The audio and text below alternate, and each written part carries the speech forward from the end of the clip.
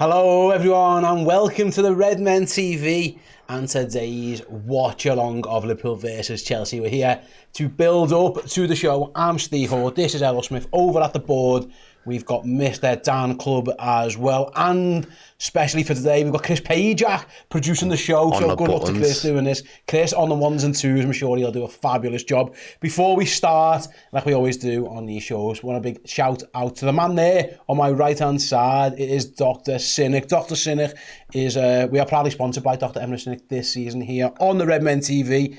Based in Istanbul, Dr. Cynic has over 15 years experience delivering, I'm going to get this word for word, effective, safe and long-lasting solutions in all treatments, Errol. Some famous faces have gone there.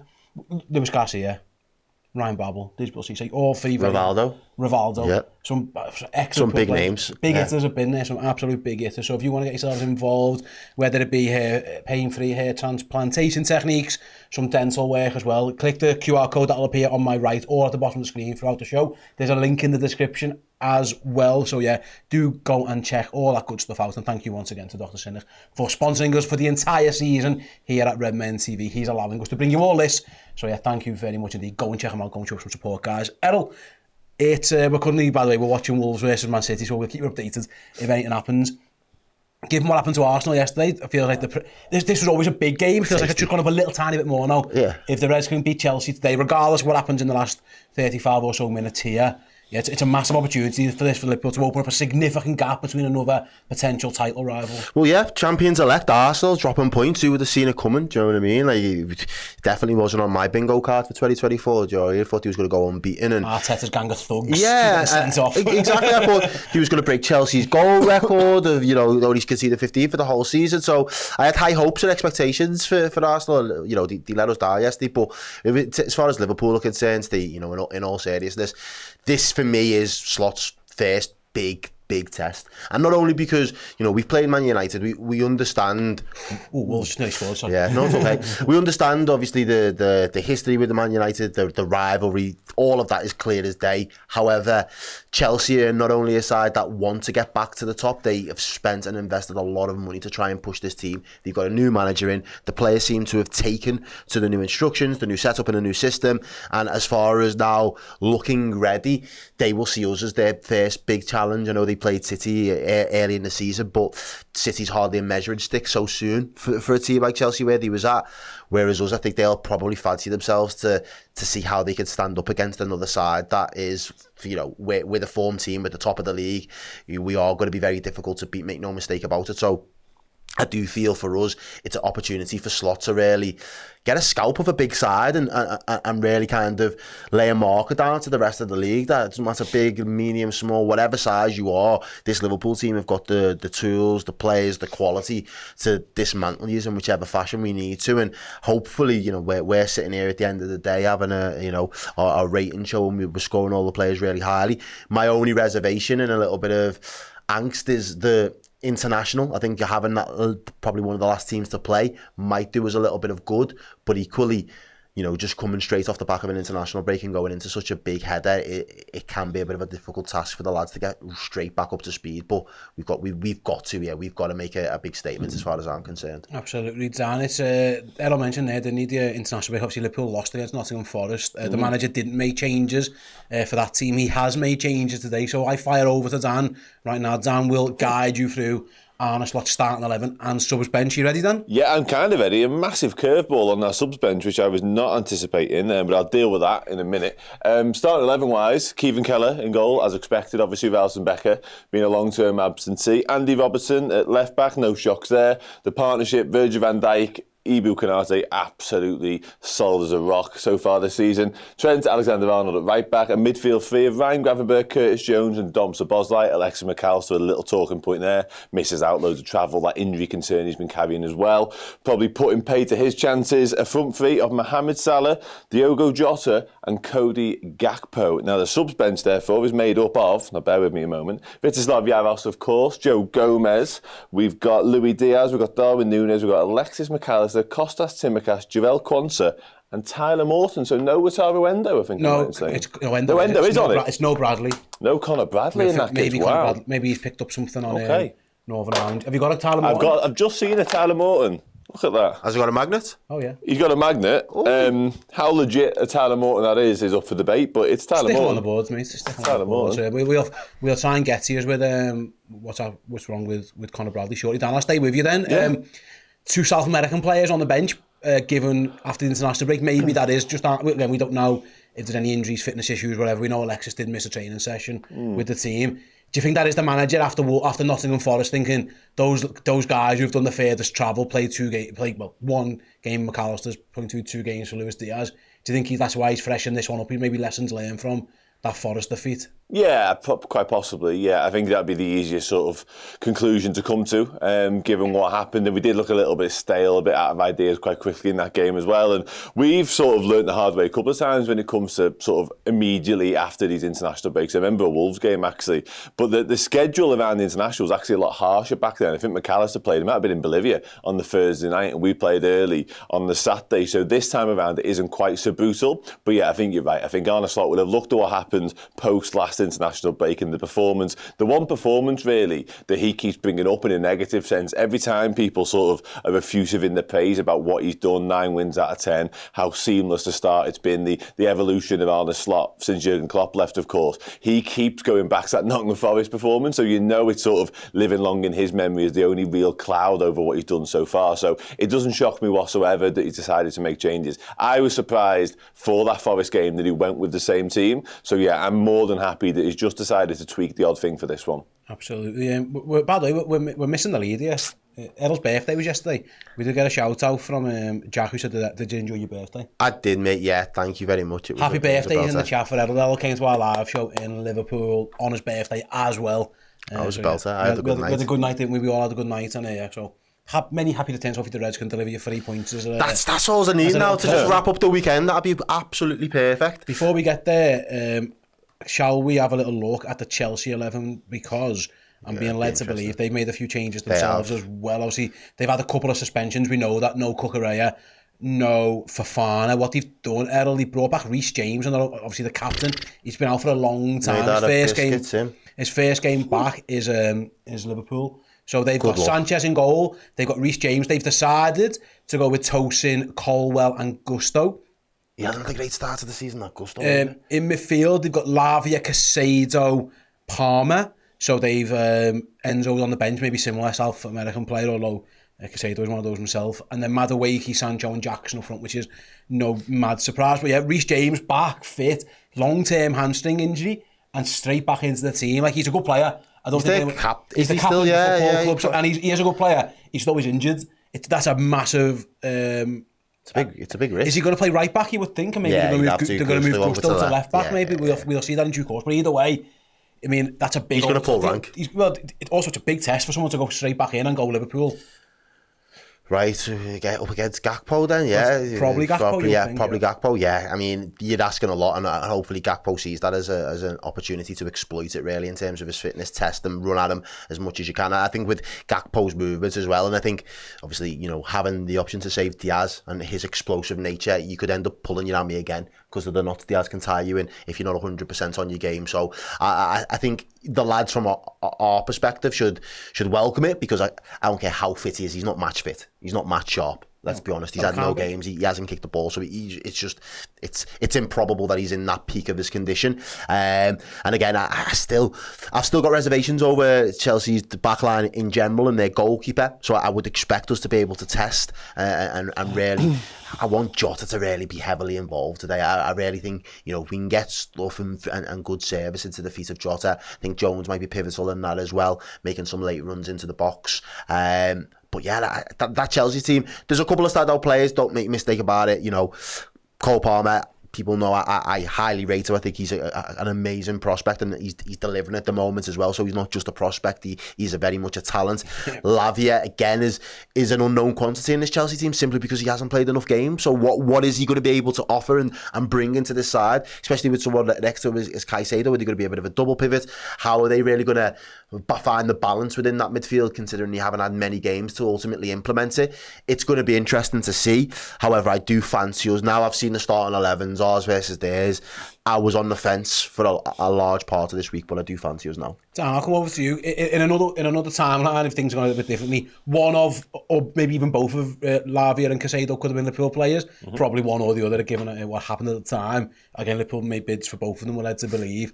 Interesting that the manager, again, it might just be, obviously Enzo's been away on international duty with Argentina as well, but it feels like they've gone for a bit more physicality in midfield. When you replace Enzo Fernandez with Lavia, that's exactly what you're doing. So do you think maybe Maresca's worried about Liverpool's physicality in midfield, given that's the change he's made? Yeah, possibly. I'm not sure about that straight swap necessarily, sort of bringing more of that. I think Lavia's not massively dissimilar. He's a ball-playing six. He's more athletic than Enzo Fernandez, definitely. I don't think it's a great deal. I think it's more a South American thing, to be honest with you, Enzo, I must admit. I don't think there's a huge disparity with those two necessarily, but it wouldn't shock me if he was trying to outwork our midfield, but that's nigh on impossible as well. The beauty of our midfield and the balance of it, even without McAllister today, I think Curtis Jones is plug and play in what we're trying to do as well, because he offers all the energy, all the work rate, all that physicality, all that athleticism, as well as having tons and tons of quality. So the midfield battle isn't one that necessarily stands out to me as one I'm really fearful of. If anything, in terms of the quality, there's actually a drop-off there from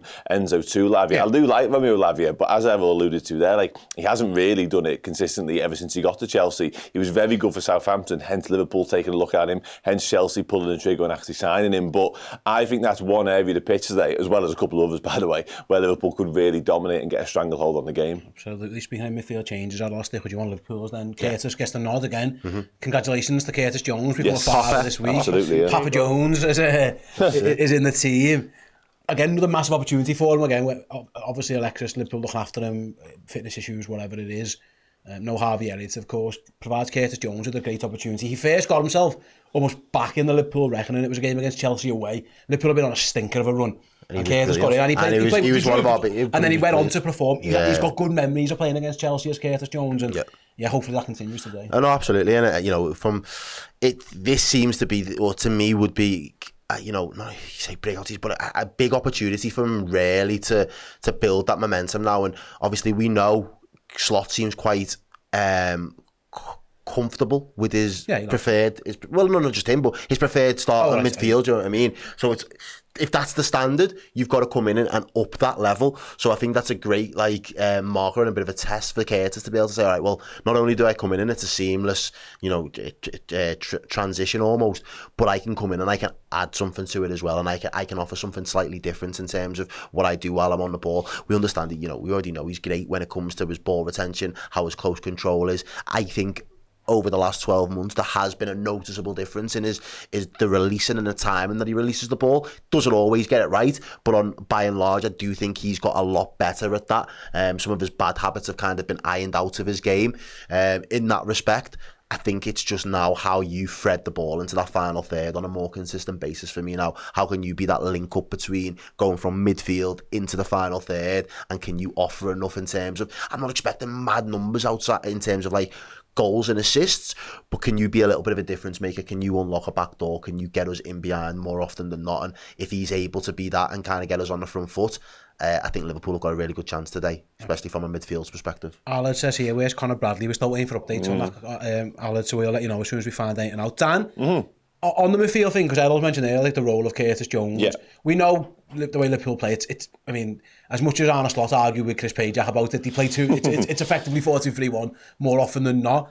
The manager's got a decision to make. Obviously, Alexis is usually the one probably a little bit deeper, and then Szoboszlai provides the energy all over the place. Do you think it is just a straight swap where Curtis Jones is the deeper of the two? Because Szoboszlai's shown he can do it as well, and maybe Curtis is better in those advanced positions. How do you see the manager going in that regard? Who's going to be the more advanced, and who do you think is going to be deeper of those two? Yeah, it's a good question. I do think it will be a straight swap, personally. I do think Curtis Jones will just take over the mantle of Alexis McAllister in doing that sort of back and forward role, the more the box-to-box type thing, while Szoboszlai does roam free and put in all the work rate that we know he's become famous for really in his Liverpool side of late. And that's really the thing that gets him in the team seemingly week in, week out. You've already spoken about the fact he needs to up his own numbers in terms of his output, goals and assists and all that sort of stuff, but the prerequisite for getting in this Liverpool team is that hard work, and Szoboszlai's got absolutely bucket loads of it. But yeah, I think Curtis Jones will play on that side. The point Errol raises about sort of holding on to the ball, I always think with Curtis, that's more like a form thing and a rhythm thing. It feels like whenever he comes back into the team, he goes back to those old habits of keeping hold of it,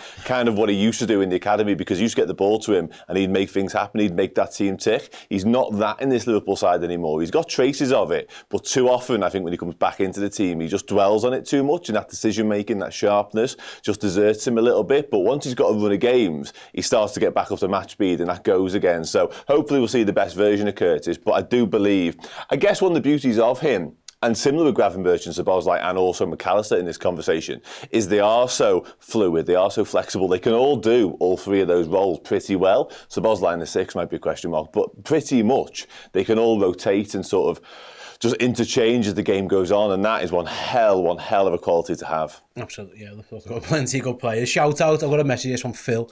He says, "Hello fellas, hey Steve, we're watching the match with Billy and the gang in the British Bulldog in South Carolina." Shout out to you guys. That's where I was on the tour. Oh. I had a couple of good nights in the Bulldog. Yeah, it was fun.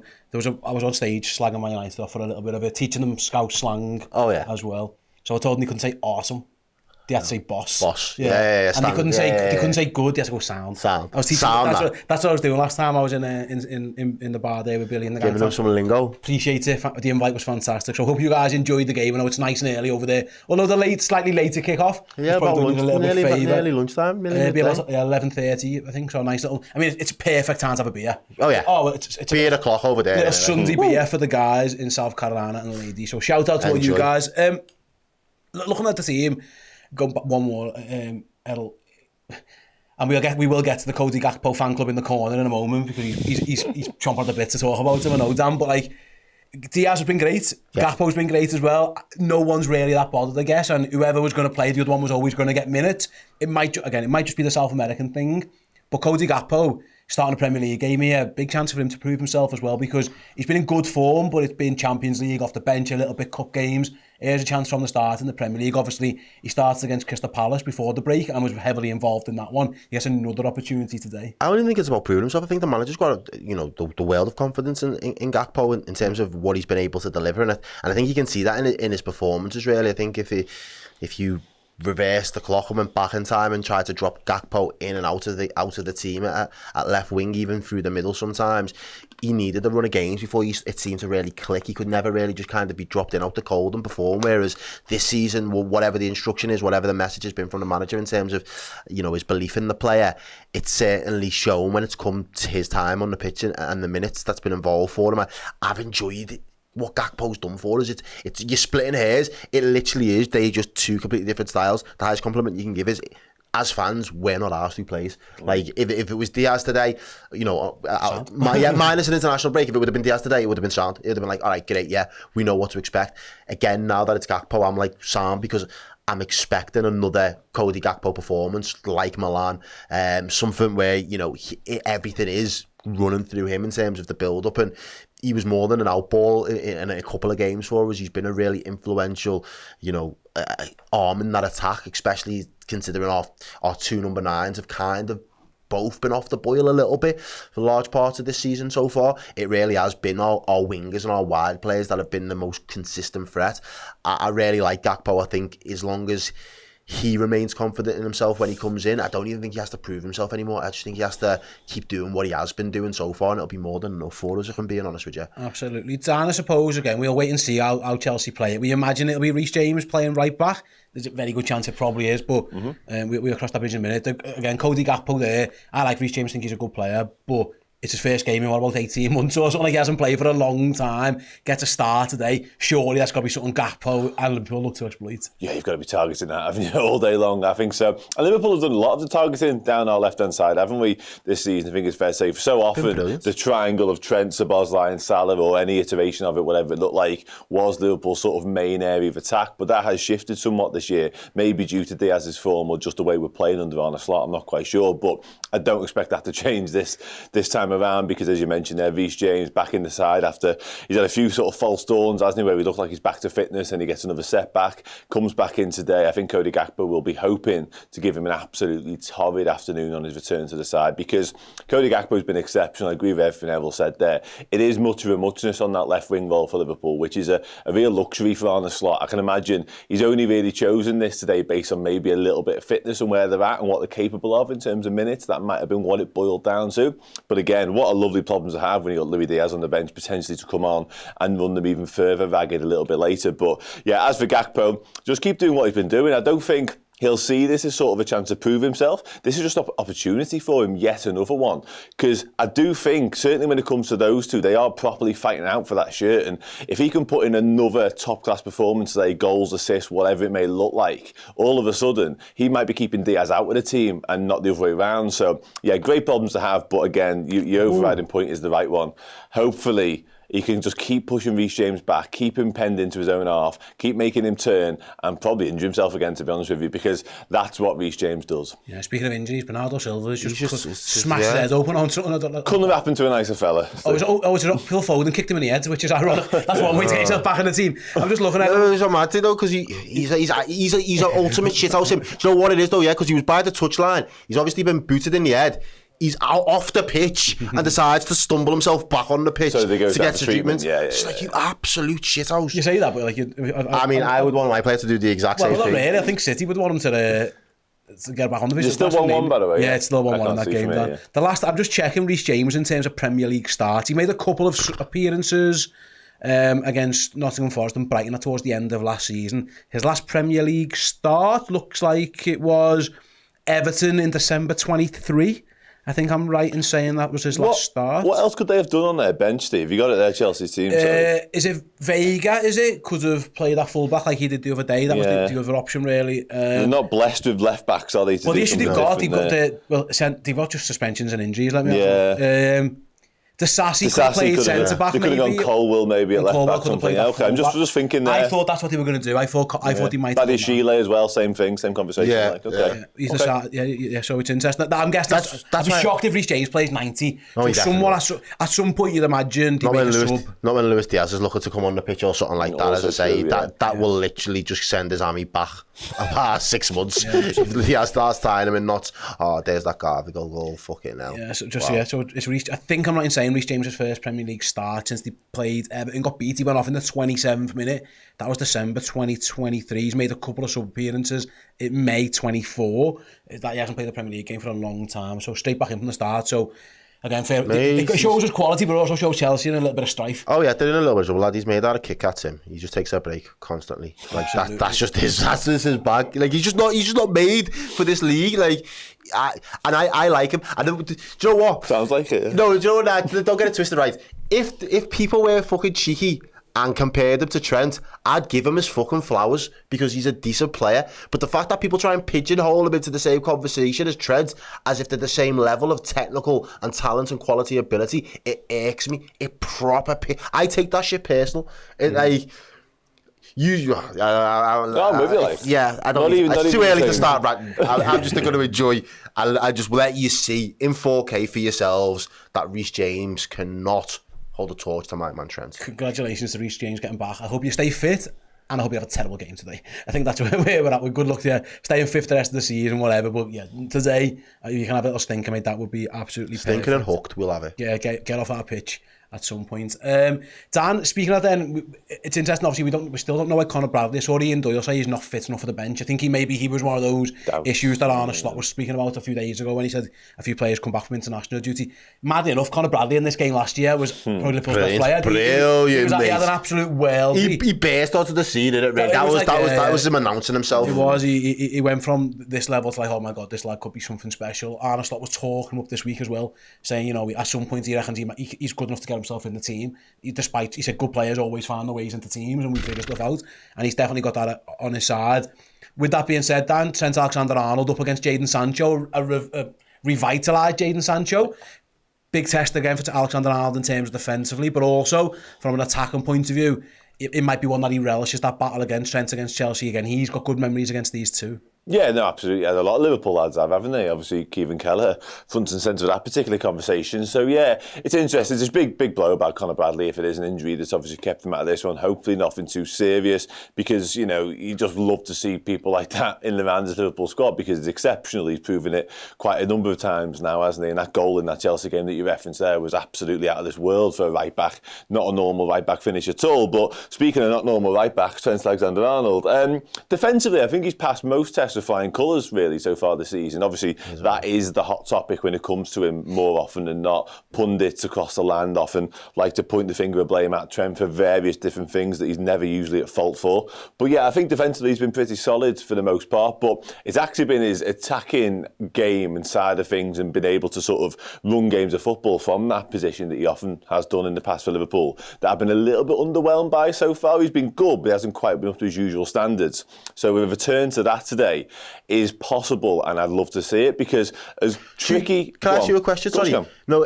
So the question basically is: do you think that's a Trent thing, not or a being system thing? Or yeah. Yeah, I think it might be a mixture of both, but Arne Slot is such a sensible and smart football man. He will know what Trent Alexander-Arnold is capable. I'm sure he referenced it this week as well.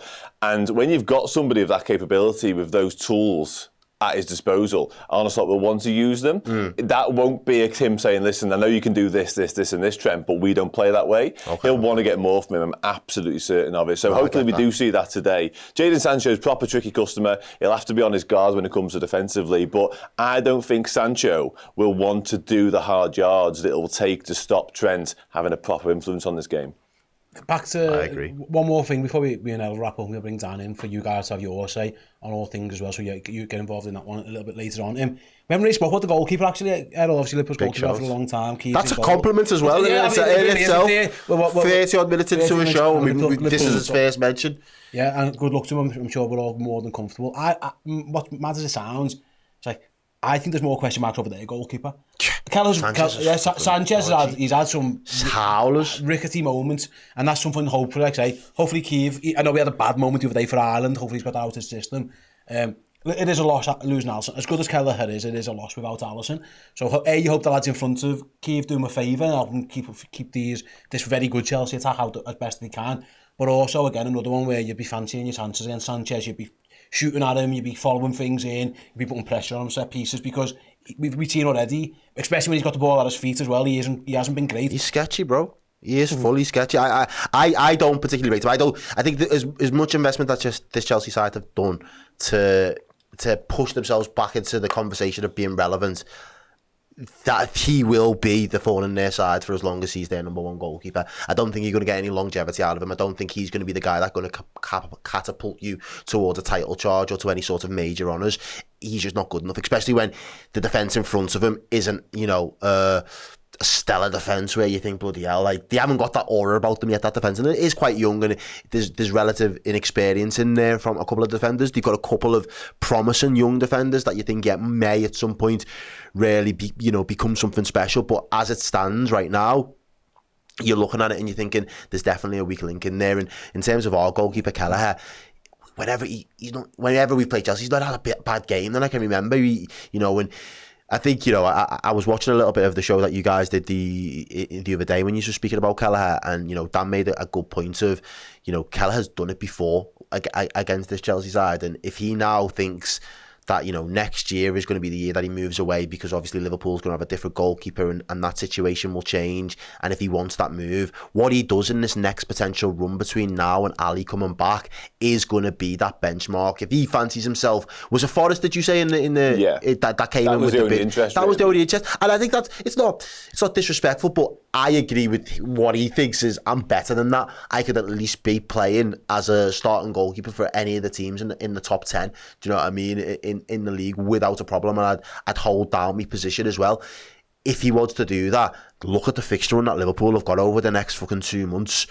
Between the back end of October now into the middle of November, it is filled with blockbuster games against top quality opposition all over Europe. As a result, he's going to be that goalkeeper for that. If he comes out of that period all singing, all dancing, smelling the roses, make no mistake about it, the money's gone up. Yesterday's prices and today's price for the start, but as a result, he will feel as though, yeah, that big move should come and I should be getting to a club now that is going to be pushing into the top half of the Premier League at least, or somewhere in Europe where, yeah, they're going to be playing regular Champions League football. And I'm confident in Gallagher. I think he's proven it, and he's another one like Gakpo for me. He's proven it so many times. He doesn't need to prove it now. He just needs to do what I've seen him do before. Absolutely, yeah. And if Liverpool can test out Sanchez at some point as well. By the way, there's like 7 minutes left in this game that we're watching here as well. Wolves City still 1-0. It's been all City since I've been watching. Oh yeah, it has. So what we'll do, Dan will keep you updated that one as well. Joe and the Fan Interactive Show. Hopefully things can stay the same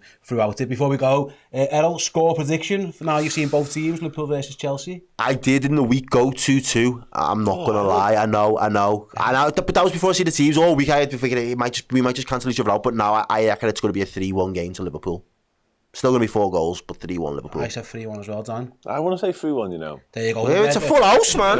The Redmen are saying 3-1 to the Redmen. As luck would have it, Diane's going for a 2-1 in the chat. Any win will do, Diane, so if that's what it's going to be, then that's what it is going to be.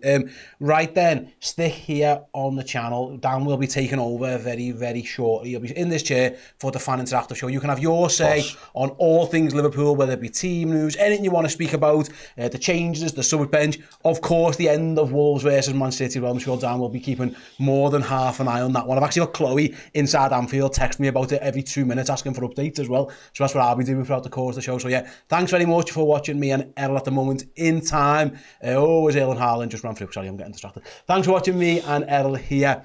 Here is a clip from this week's manager's press conference with Arne Slot, after which you'll have Dan Club in for the Fan Interactive Show. Catch you. If you look at the league table, it is. I think Manchester United is a very good team, a top club in England that has spent a lot of money to even make the team better again. Same for Chelsea in this season. Chelsea does really well. So if you look at the league table, then they are the ones that might be our toughest opponent. But it's not always about the league table. Sometimes it's about the form of the day. It's about their game plan. So we had some difficulties with Wolves as well, who are bottom of the league, I think. So, but it is a challenge, that's for sure. You faced the lowest shots in the league this season. It's clear that you're not giving teams any opportunities, particularly with Cole Palmer, Noni Madueke being in such good form. How important will it be to keep up that good defensive form against Chelsea? No, very important. If you want to achieve something in the season, you need to be defensively really stable, and we've been that till now. Again, fixture list we have to take into account as well, and now we face even better players, because I agree with you that Chelsea, like Man United, has a lot of great individuals, which we have to try to manage, to control, and that's not what one player does. That's what we have to do as a team.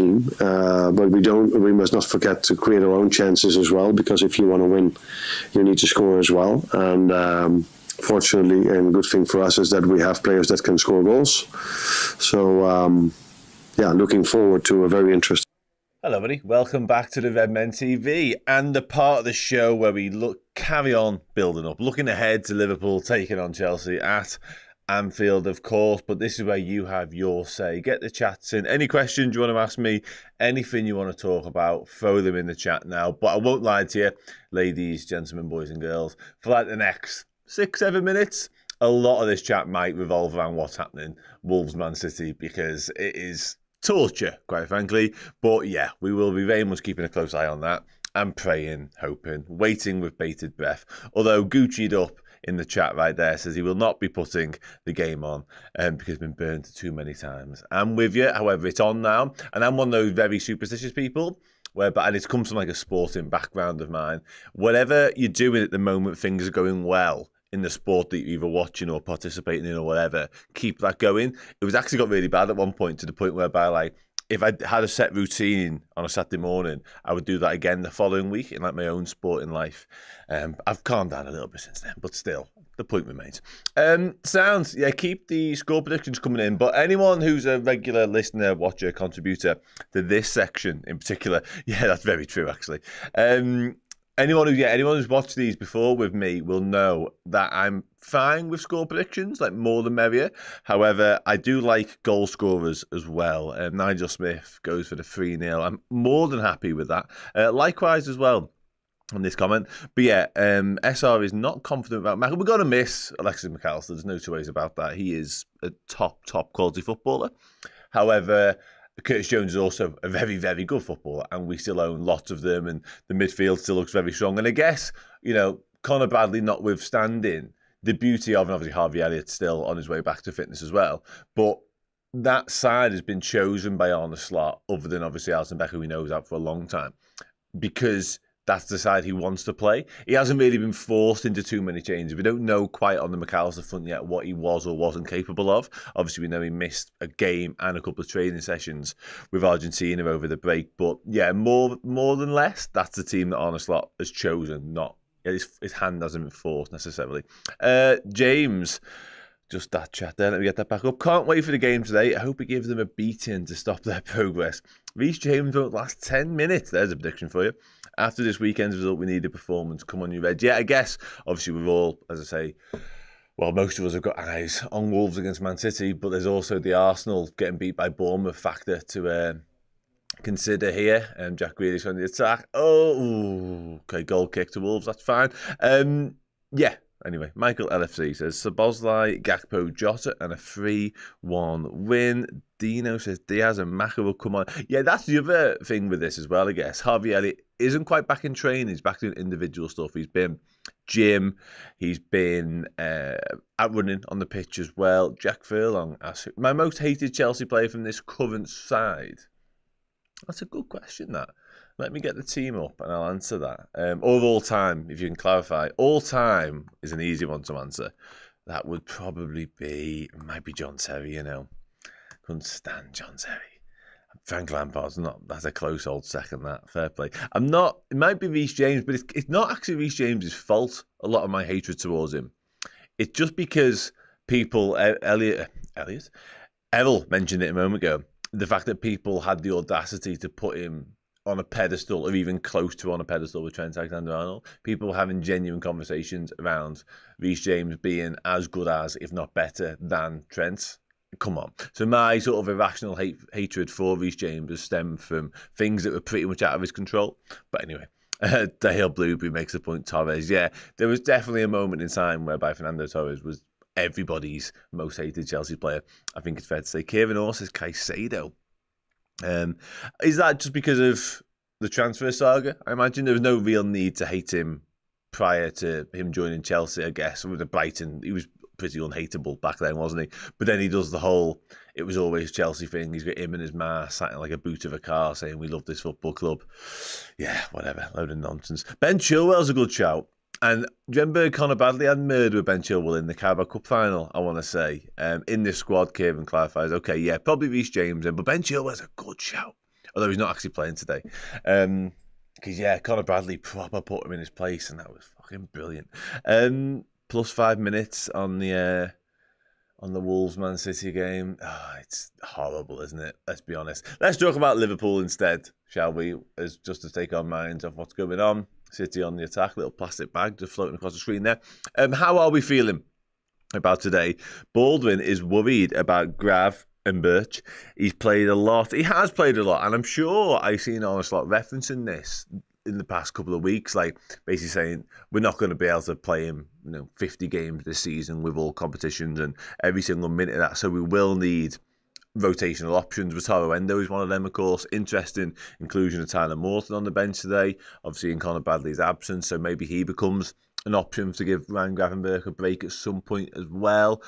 Yeah, we can't burn Ryan Gravenberch out, and that's been my main bugbear. Anyone who watches a lot of what we do will know. Thanks, Electrics. Not many people think that. Yeah, I do think he deserves a red card, mate. Absolutely.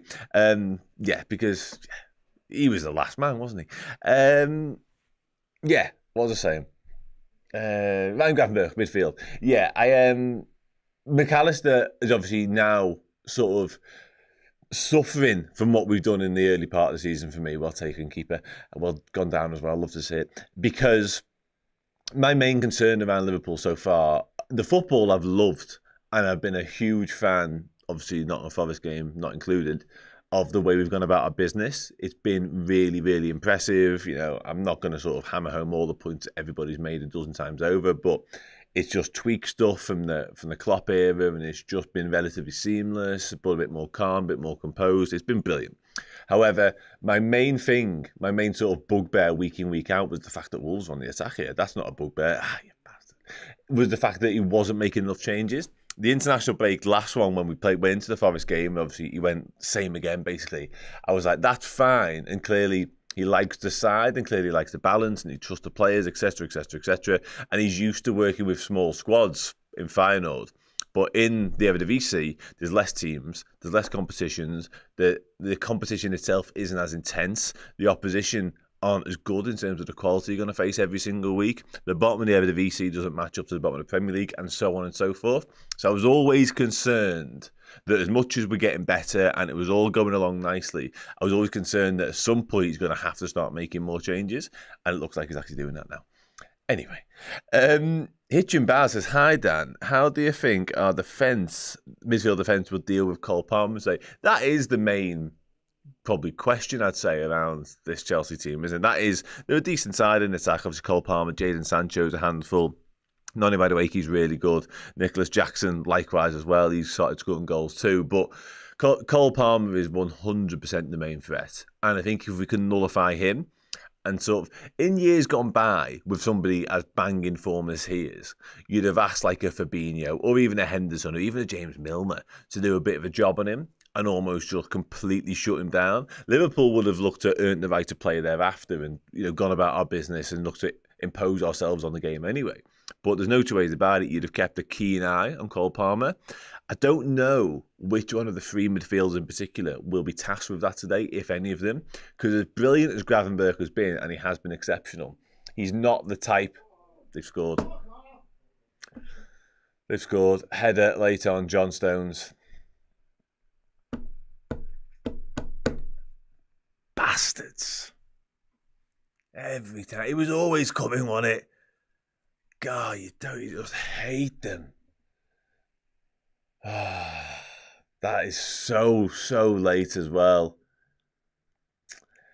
Anyway, yeah. Gary O'Neill's fuming, by the way. I don't know what for, but Gary O'Neill is fuming and looks angry and confidently angry. John Stones looks confused. What happened? Offside. It was a corner, wasn't it? Was it not a corner? Ruben Diaz is confused. I'm confused. Bernardo Silva's a tit and confused for what it's worth. Phil was it not a corner? Someone in front of the keeper, maybe. Sorry, we're living this out in. Oh yeah, Bernardo Silva's right in front of him. Oh, I don't know. You know, I'll try and talk you through it. So it was a corner. Bernardo Silva was right in front of Jose Sarr, the goalie. John Stones heads it. But by the time it gets to Stones, Bernardo Silva's already moved. That's going to be a fascinating one to see what VAR decide here. What do we think in the chat? I'll carry on talking about Cole Palmer in a minute. The ref's going to go check it. He's running over to the monitor. People are saying off. Colin Savage saying me, which went offside, you cheat, for fuck's sake. Oh, mate. Hi, Dan. Chelsea, I'll deal with this in a moment if you don't mind. This is too tense now. I mean, ultimately, there's fucking shitloads of time to go in the season, and we need to take care of our own business anyway. James Pearce has just tweeted that's offside for what it's worth. So if you believe him and you think his word is gospel, everything's going to be fine, guys. But yeah, if you're just joining, City have scored what they think is a late winner, but there's loads of appeals for offside. The refs had a look at the monitor. The ref's coming back. What's he going to do? He's doing the VAR sign. He's giving the goal. And Man City celebrate. He's giving the goal. Oh, I thought we'd got to wait. That's so annoying. Fucking bastards.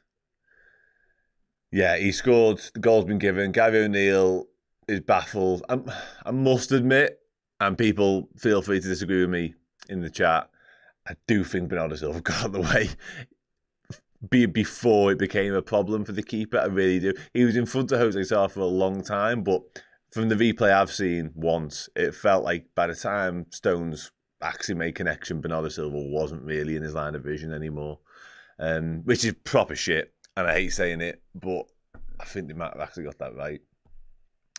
Jose Sal gives him, I don't know. That's a terrible angle to look at it because you can't see where he is. Jose Sal actually pushes Silva out the way a little bit, which actually does him a disservice because that's why ultimately they've actually given the goal. Here we go. Gives him a little shove.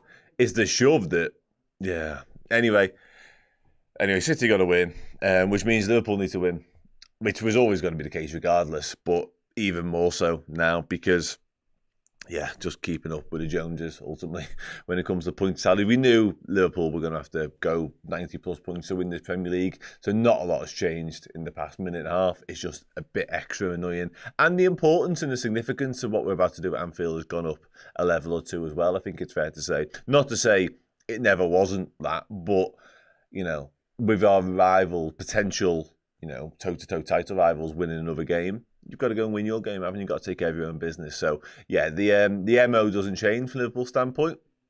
It's just a bit frustrating. Ultimately, okay, so that's different. I'll press on. Somebody asked a question about Cole Palmer. Let me just find that before and it's game over, by the way, in the Wolves City win 2-1. Late drama. Big Josh, sorry, let's get back into it. I'll speak about Cole Palmer again in a second as well. Chelsea say they have a plan for defending against Salah. Do you think the Chelsea defence will have him in their pocket? Interesting. I don't know whether they've got a plan or whether they just don't have any natural left-backs. They've gone with Malo Gusto. They've seemingly gone with Malo Gusto out there. A naturally right-footed left-back, I think I'm right in saying, because he predominantly plays as a right-back. So it's interesting to see whether their plan is have somebody who's naturally okay and comfortable cutting back inside himself and being able to deal with the fact that Salah wants to do a lot of that and Salah wants to do a lot of his work sort of on the edge of the 18-yard box, on that corner of the D, if you like, as well. So if that's their plan, sound. If their plan involves Romeo Lavia getting over there and helping out as well, okay.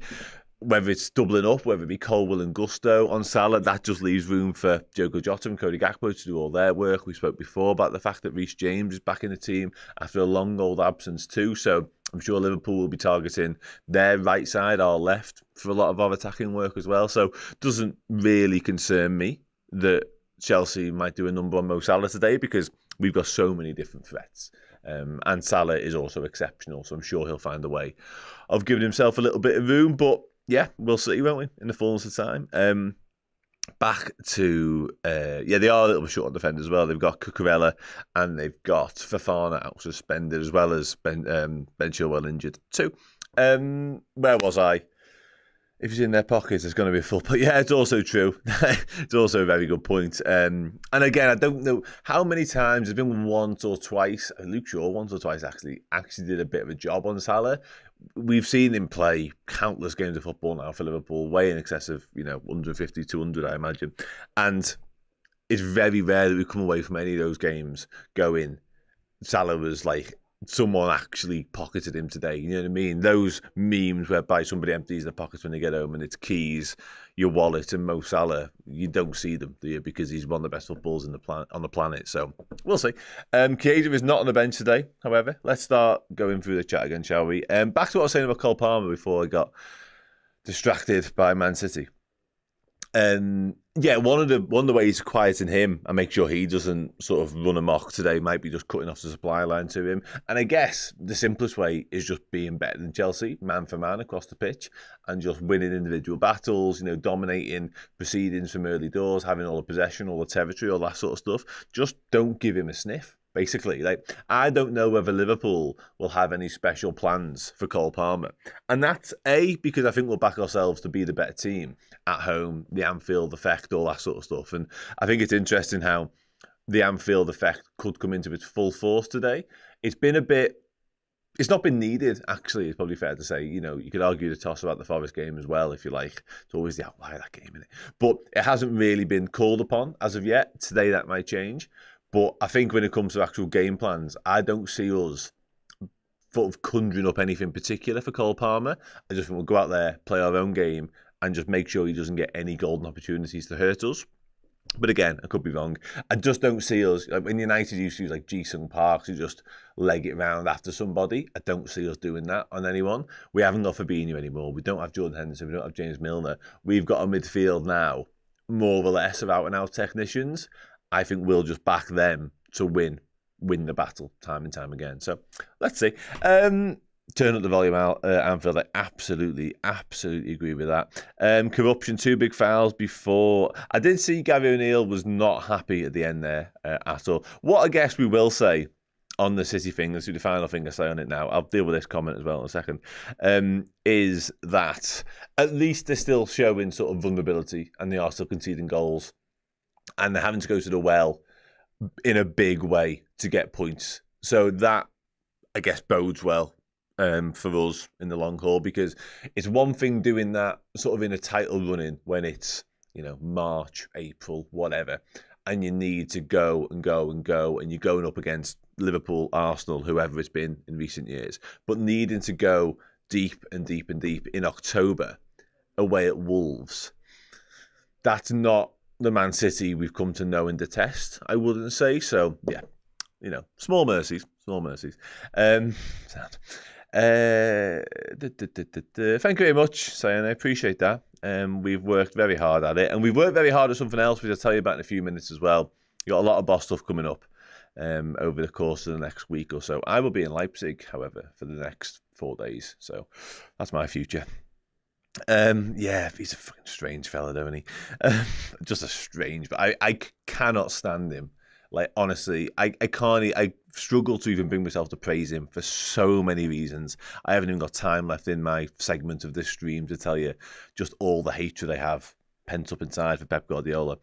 Honest to God. And this is a good point as well. I think, the more distance we can put between ourselves, Arsenal and or Man City this season bodes well. Certainly when it comes to sort of, we know this is a defining run of fixtures now. Nobody's daft. You can't sugarcoat the fact that we have had an easy start to the season when it comes to the fixture list. I would argue and contend that going to Old Trafford for Liverpool is never straightforward, as much as we make it look it every now and then. And I would argue going to San Siro and obviously making all the changes against West Ham in the Carabao Cup, they weren't easy games either, albeit not Premier League related, of course. But I think we have done what was required of us in terms of beating what was in front of us and passing tests and all that sort of stuff.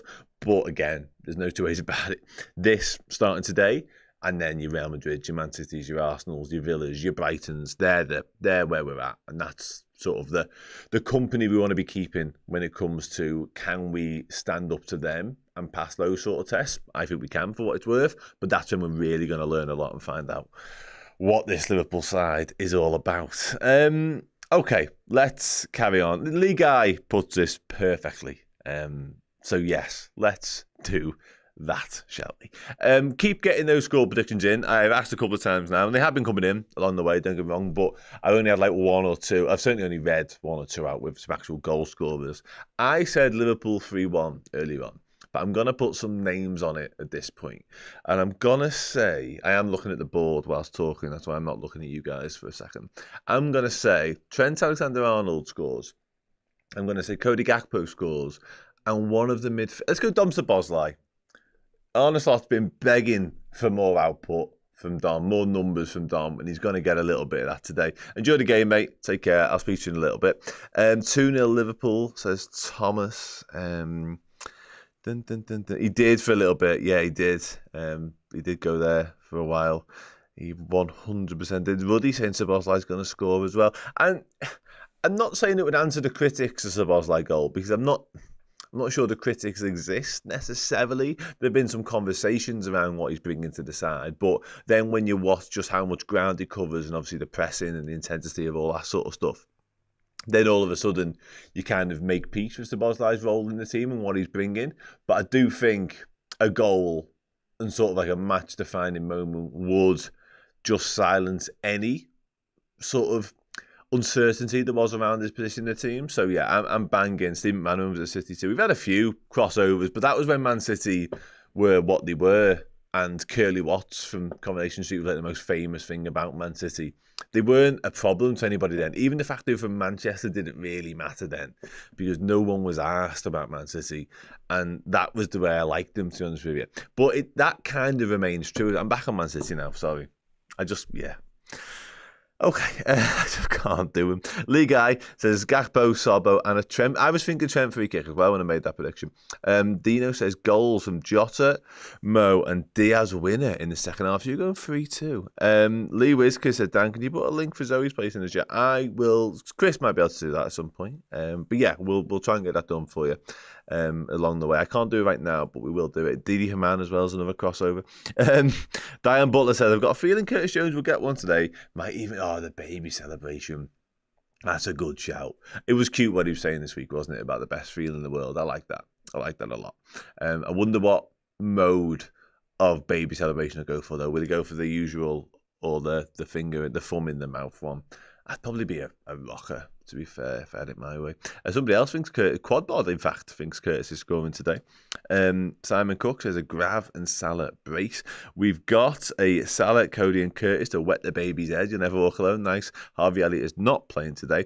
As somebody mentions Chiesa before, no update on Chiesa other than the fact he missed training again. And it was a strange one because also on the Szoboszlai thing, just before I dive into that, he got engaged this week as well, so there's lots of potential celebrations to come out. Somebody might get down on one knee for Szoboszlai if he scores. You never know. Where was I talking about? Chiesa. Yeah, he obviously missed the Palace game before the break, missed a few training sessions in and around that as well. But the last update we had on Chiesa was on the Friday before that Palace match, and it was, we'll wait and see, you might be able to train today. You know, it was quite relatively upbeat and positive. All of a sudden, 2 weeks down the line, when in theory all he should have been doing is recovering, getting back up to speed, whatever, not available again, not in training, not in the squad. Yeah, without meaning to sound too negative, that's a little bit concerning around Chiesa, because we know his injury history is far from perfect. I'm not suggesting he's got a long-term anything, because I don't know if that's the case or not, but just an unexplained absence with his track record is a little bit... yeah, annoying. Sad. There we go. We've got Stone Outdoor Adventures, the plug for your company, I imagine. It's going to be one-sided the first 80 minutes. We'll win 4-2, and we'll concede 2 late ones. That is taking your foot off the gas and then some, isn't it? Rob Davis says, Curtis promised a young fan he'd do the bow and arrow celebration when he scores. Did he do that before the baby, though? Because I'll be honest with you, if he bags today, Curtis Jones, he could do both, I guess, couldn't he? You could easily just get a couple of celebrations into one. Sadio Mane used about 15 celebrations whenever he scored. So, yeah, I'm fine with Curtis milking it for all it's worth, especially if it's a big goal like the first or the win or something. Absolutely. So, no worries, mate. Nice one for mentioning it. I will mention it in a moment as well, obviously, for those that don't know. We've got a big stream coming up this Wednesday. It will incorporate the Leipzig game as well later on in the night, but we'll be starting early Wednesday morning. Make sure you keep your eyes peeled for that one, because this did cross my mind, to be honest with you, Dinger, as I was talking. But then I instantly went, well, you can't be firing babies from bow and arrows. That is frowned upon. So, yeah, I stopped myself, but you said it for me, so it's all good. Yeah, no Harvey Elliott today, unfortunately, but I don't think we're too far removed from Harvey Elliott being back, which is good news, of course. 3-0 Liverpool win. We got 2. Robbo, Andy Robertson getting on the score sheet, ladies and gentlemen. Wow. Liverpool 3-0 win. Jota 2, Salah 1. Get a pickleball court. Paddles the one. Yes, that's true. I don't know where that's come from in the chat, but that is accurate. Okay. Yeah. Arne says, Arne Slot whips out the head polish and Van Dijk polishes his head as a celebration after scoring from a corner. If I ever see anybody polishing Arne Slot's head as a celebration, I'm reticent to say I'd give up on the game. You know that utter woke nonsense or the game's gone thing from Brian's gun? That would be getting used. As much as it would be hilarious, I just don't think we can be polishing the manager's head. I'll be honest with you, I really don't. That is not for me, Clive. Liverpool win 4-0. I'm quite sort of cautiously optimistic about going into this game today. I do think we're a better team I think we're a far better team than Chelsea, actually. What am I talking about? Cammy is on a similar line as well. 3-0 Kelleher, man, the match. Another big performance from Kelleher against Chelsea in Stall, then in that case. Yeah, Lee, I'm almost with you. I probably would watch footy, though. I can't not watch footy. I'd probably just drop down a level or two, like watch cables or something like that. 3-1 Liverpool. Yeah, I'm really feeling good. I am genuinely feeling good about this game. I don't remember that. I'm not as old as you think I am. I don't think, because that is a reference that I feel like is before my time. I was born in 91. So I'm asking serious questions about what age you think I am at this point. 3-1 chat here. Difficult one, this. 2-1 Liverpool win 3-0. Liverpool win 2-0. Ben Pryor said, let's do this. Yeah, absolutely. I think Chelsea, what fills me with that confidence that I was talking about, I think Chelsea will come with their own confidence, and rightly so, because they've been playing well. They've been winning games of football. They're on a bit of a crest of a wave.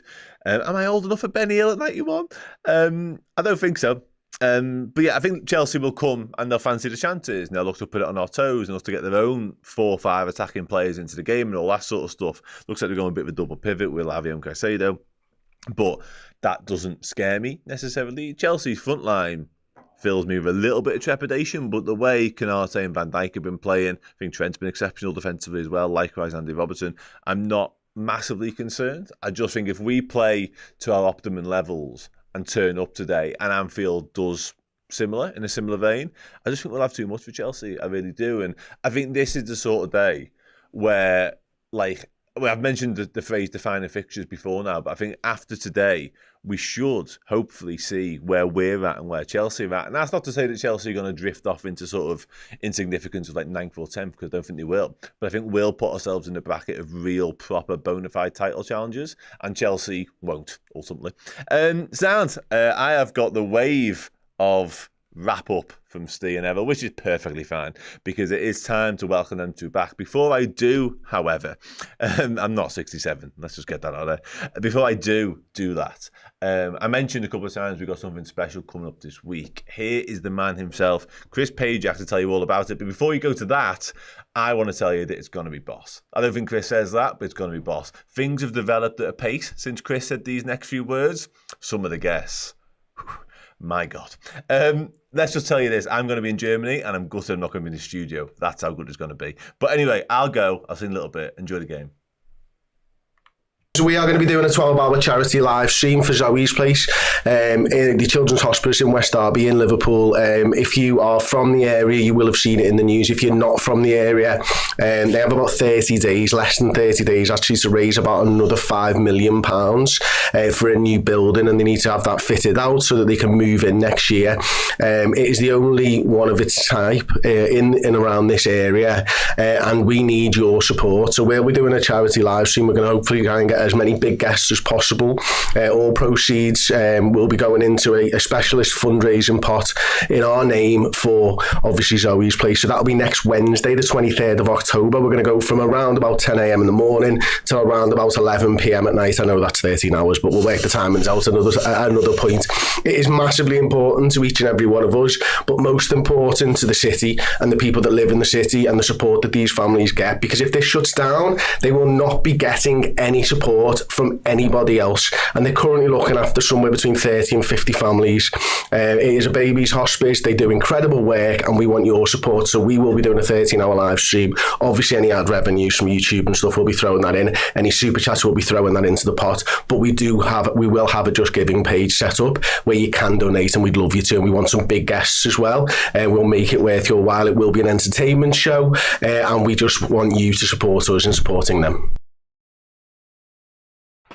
Hey everyone, did you hear what Chris had to say then? Yeah, live stream Wednesday from maybe around 10 a.m, maybe a little bit before, right the way through until after the RB Leipzig game. Honestly, we've already announced some of the guests on social media already, I say we have, but there's plenty more to come. Some absolute behemoths, I would say. I'm waiting for confirmation on them. Some of the most influential people in the history of this football club will be involved in the live stream. So yeah, get involved on Wednesday, raising money for the fantastic Zoe's Place. We'll be asking for donations. If people can afford to spare absolutely anything, then please do so. It really will help out a very valuable cause here on Liverpool. If you can't, just watch the stream. That'll help us. Any revenue we Share make, it, watch any it. revenue we make on the day from YouTube, from all that kind of stuff, we will donate to Zoe's place on that as well. So if you can donate, we please do so. We would appreciate it. If you can't, and I understand times are tough for everybody, times are hard. Just by watching and getting involved in the stream, you'll be making a difference, because all the money that we make on the day, we will be sending straight over to Zoe's place as well. So do get involved. Like I say, raise some money, but also some entertaining chats with some absolute wonderful people, whether it be ex-players, famous Liverpool supporters, the list goes on and on and on. So yeah, get involved on Wednesday. We can't wait for that one. How you doing? I'm good. I'm really good now. I'm looking forward But to annoyed it. that City scored and last second goal. They're inevitable, aren't they? They're just I know there's a lot of controversy over it. I thought it was a goal. Yeah. I did think it was a goal, to be honest with you. So yeah, them's the break sometimes. Shock. But Shock. yeah, it is what it is. But anyway, that's done and dusted.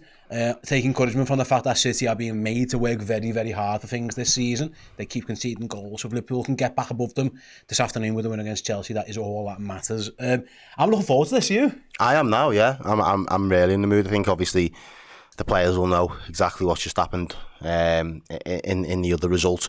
So hopefully that kind of just fuels them to make sure that there's no let off. We can't really afford to take our foot off the gas here, and we've really just got to show them. And I thought Chris made a great point last night before you guys wrapped up the live show in terms of Arnie's probably not experiencing a real Anfield atmosphere yet.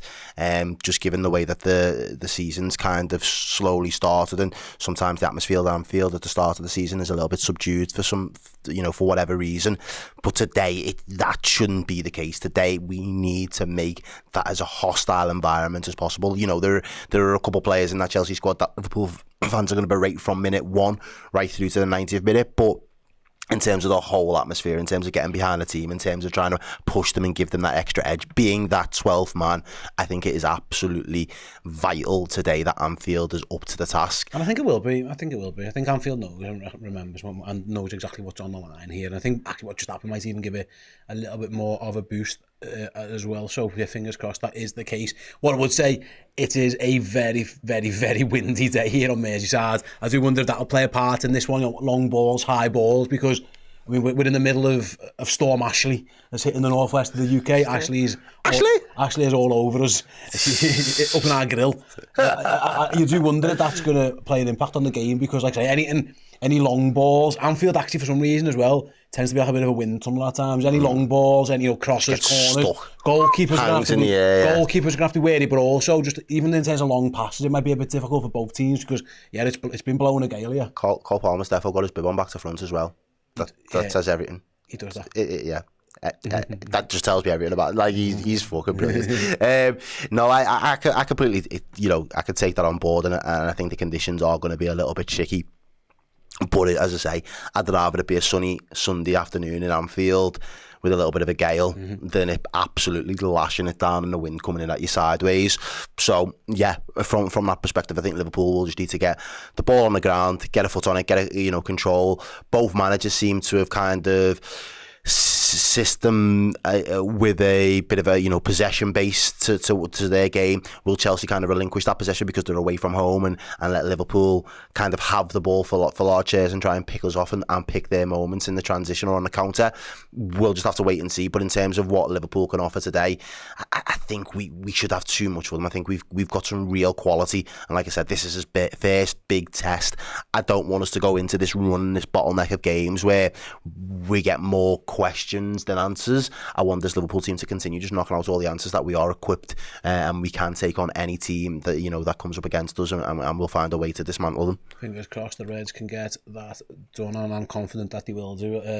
I say Liverpool are currently flying high near the top of the table. Chelsea have been equally as impressive. They've had some good moments, mate. Especially away from home. It's actually at home where they've struggled. Obviously, most they too struggled against Nottingham Forest. They got beat by Manchester City. They've had some pretty poor home results, but on the road, that's where Chelsea have really shined. It's like it's only us and them actually who are 100% away from home so far this season, and they've shown they are a team who likes going away from Stamford Bridge. Maybe there's less expectation. Yeah. Maybe other teams open up a little bit more.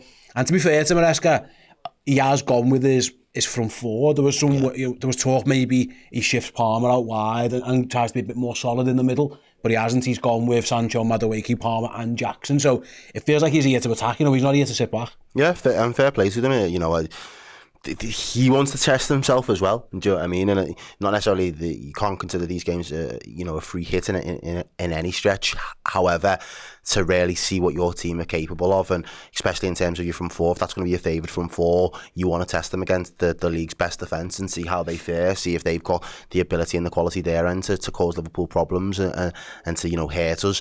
I think we're still going to be too strong for them. I'm thinking of that midfield in particular, how well it works, how well it functions, the flexibility and the way that they can interchange with each other, and really some of them, Szoboszlai can be the trigger for the press and he can be relentless.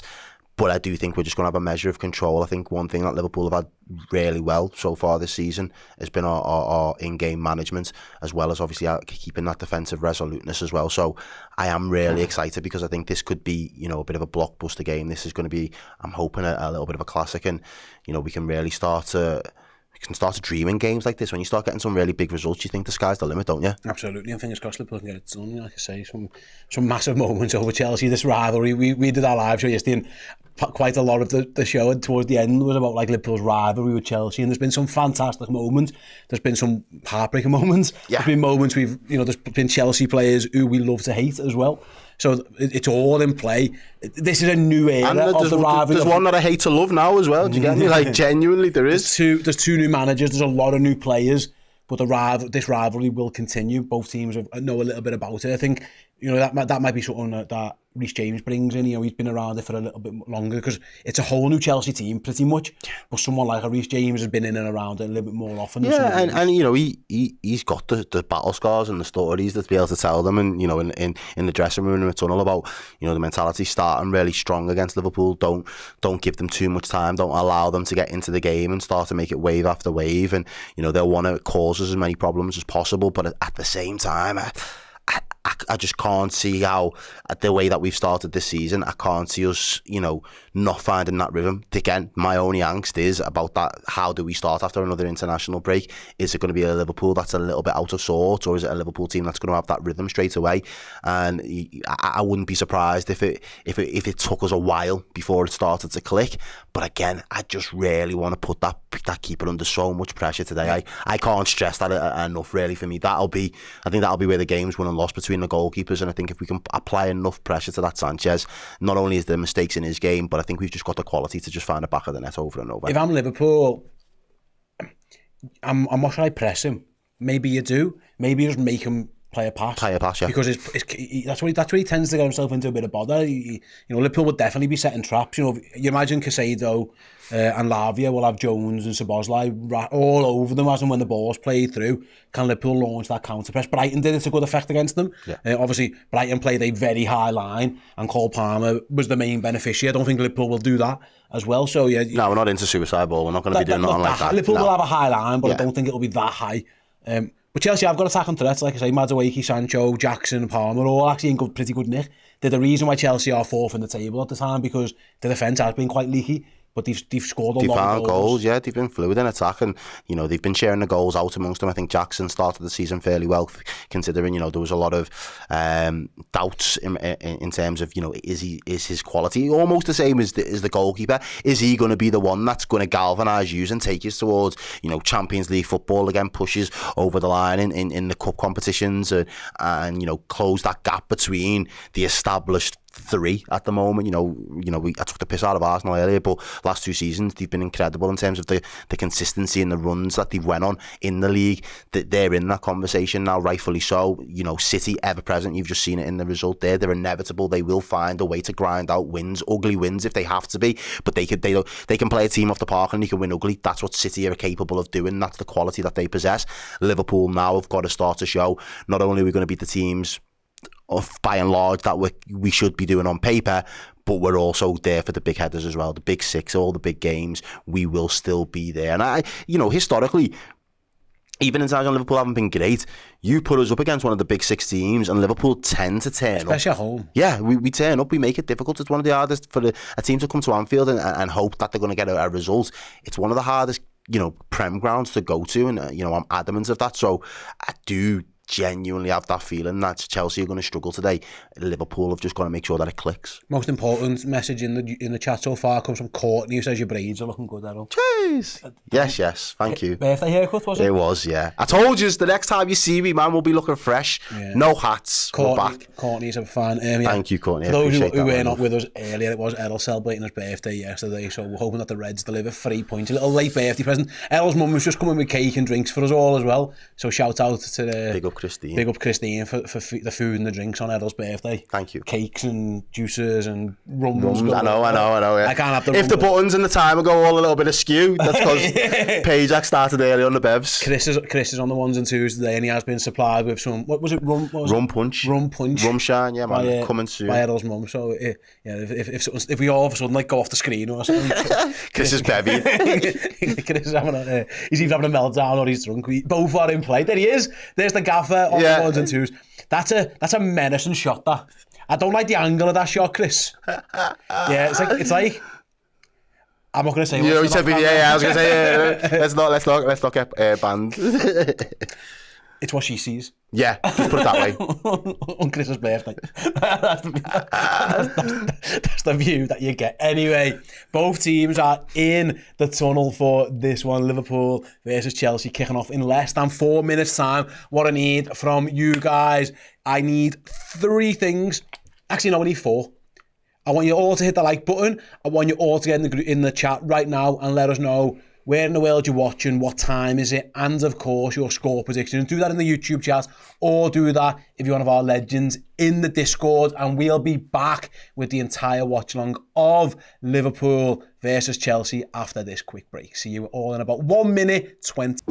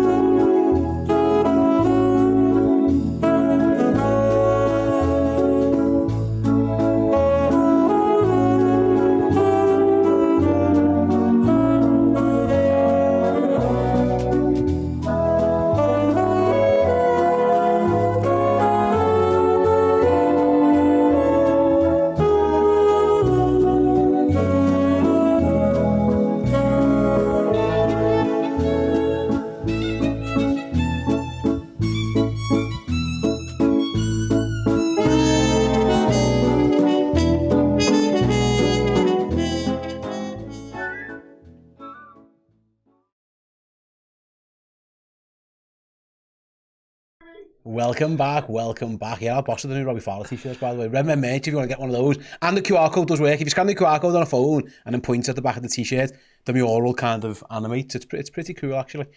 God becomes even more godlike in that manner, so yeah, get yourselves involved in that one. Right then, I did ask before the break for some things. We had a couple of sponsors. Tom's in London going for 4-0. Big score. Jay is in Taiwan. 226 going for a 3-0 win to Liverpool. Richard saying 3-1 from Vancouver. Rob's in California. Sorry, Robert California is in Singapore. That confused me for a second.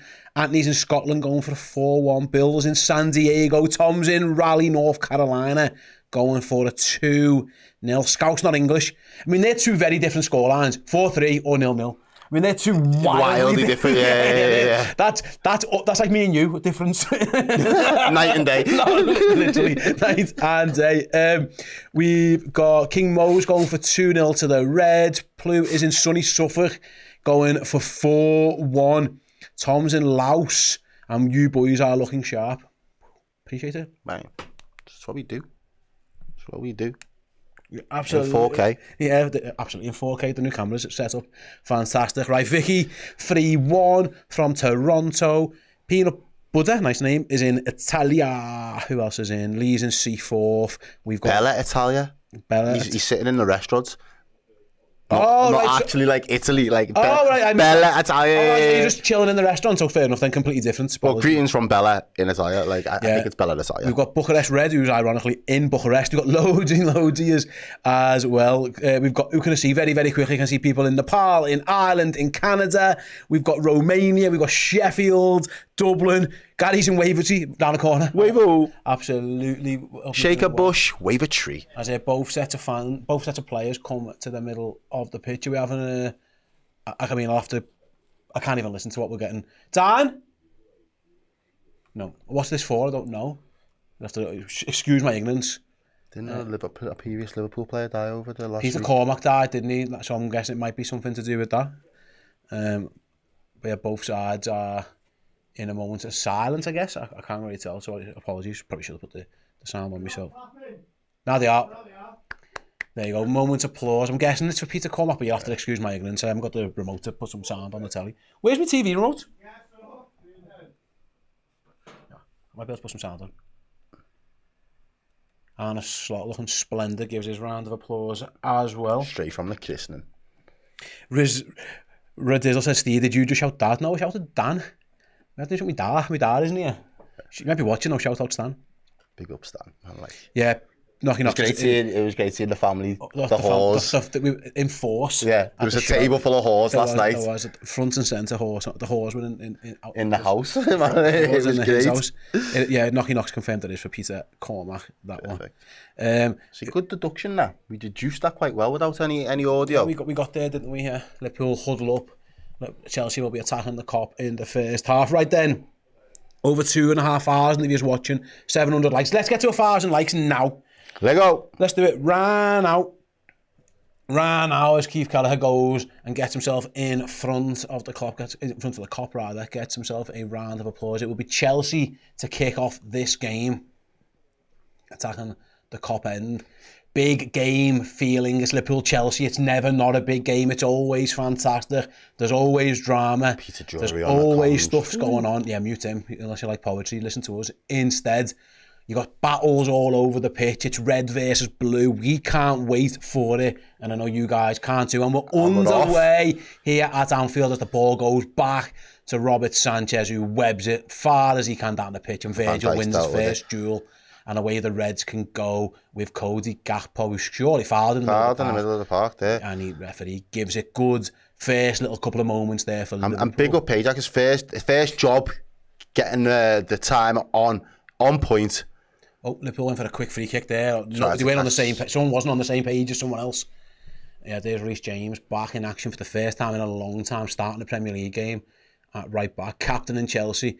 Yeah, for those who are new to Redmen Watchalongs, if you sync us up, our clock, to your TV screen, press your mute on your telly, listen to us, and we'll guide you through the entire game with our commentary. We did have a super chat in from Trig Josh. Let me bring that one up for you now. It says, hi, Steve and Errol. Hope you and your families are well. Yeah? All good. We're all good. We are all good. I know who Liverpool's 12th man is, but let's answer. For those who don't, it's the fans and the quality manager we've had, the heritage of the club. It's definitely the fans. It's all three. But Liverpool's, the fans are what make Liverpool different. Pivotal. Absolutely.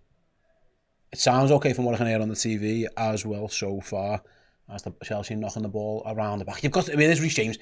He's a very good player. You've got to think there will be some type of... He can't be match fit, Errol. I wonder how long can he last? Can he do an hour? Yeah. Liverpool need to test them. Chelsea, interestingly, that looks like a back three when they've got the ball, doesn't it? Reece James almost playing as a third centre back. They give it straight away, though, to Liverpool. And here's Cody Gakpo. I'm surprised Liverpool didn't try and up the tempo there. So without the ball, they go to a back four, and then with it, they go to a three. So Chelsea very fluid.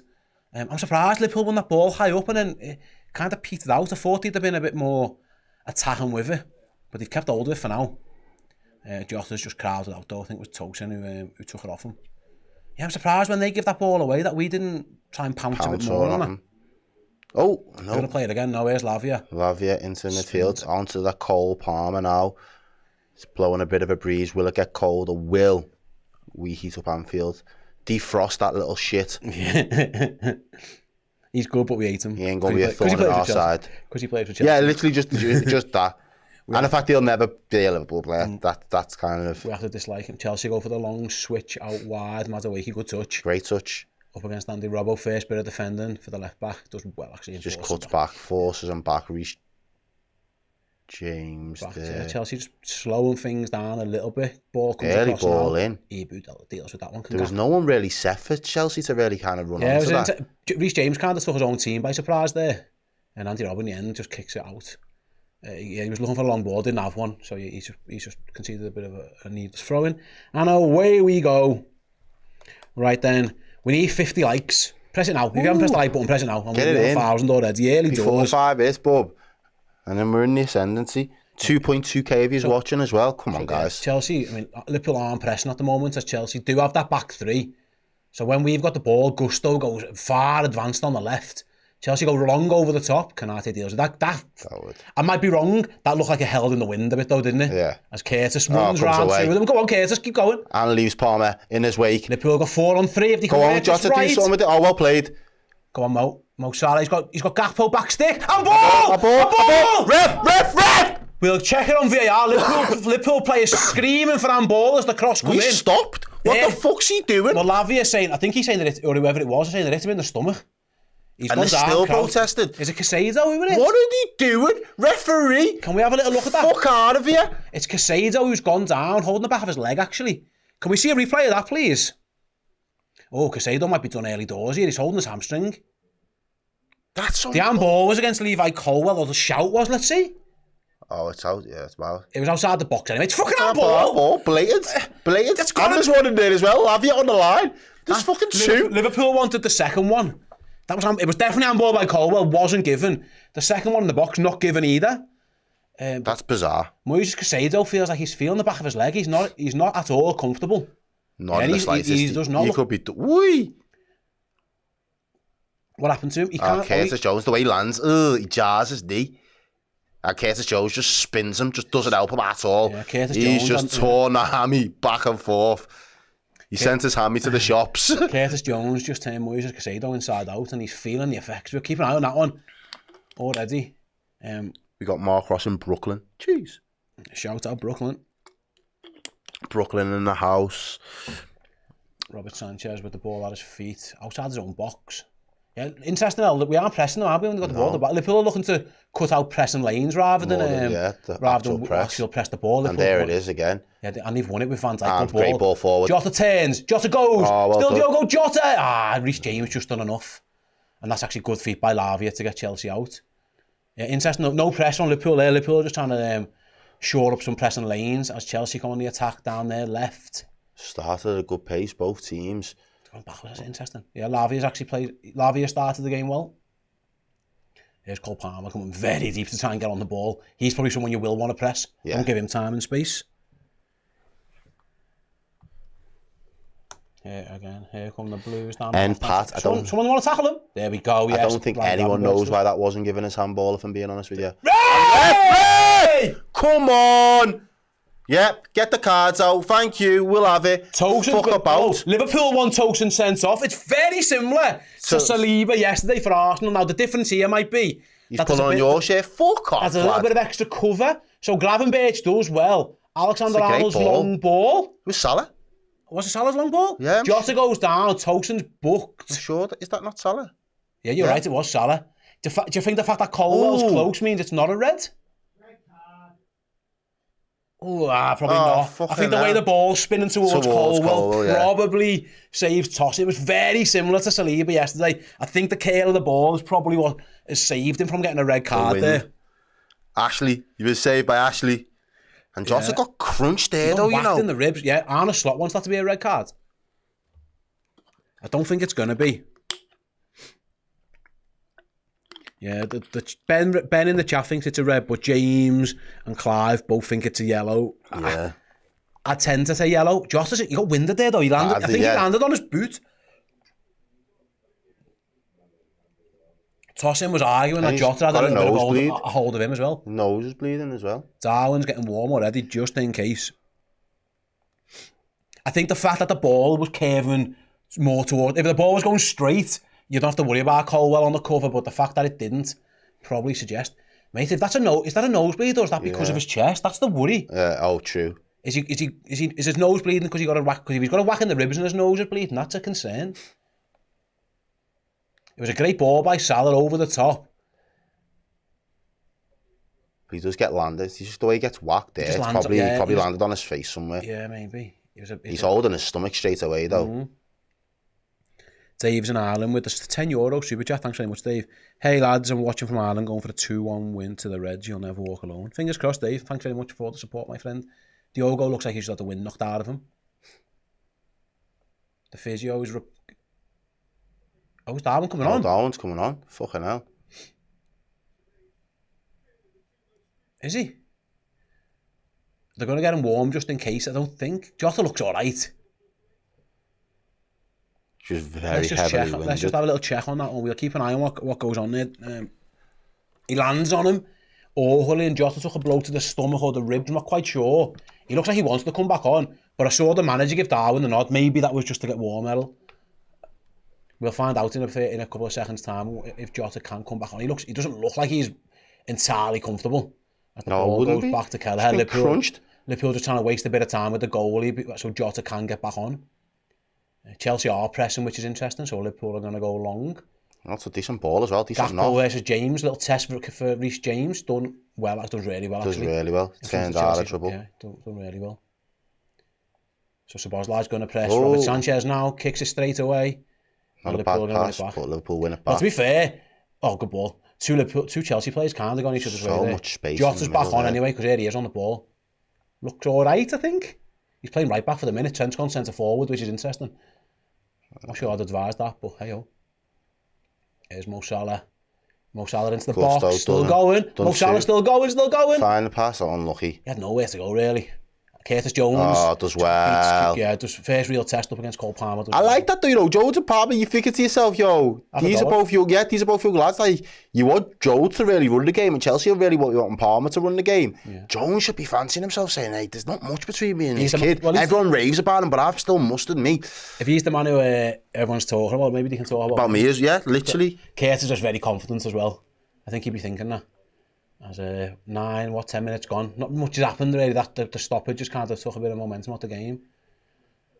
Arne Slot is screaming at Mo Salah. I think he's telling Mo Salah to get wide. That's what he's saying.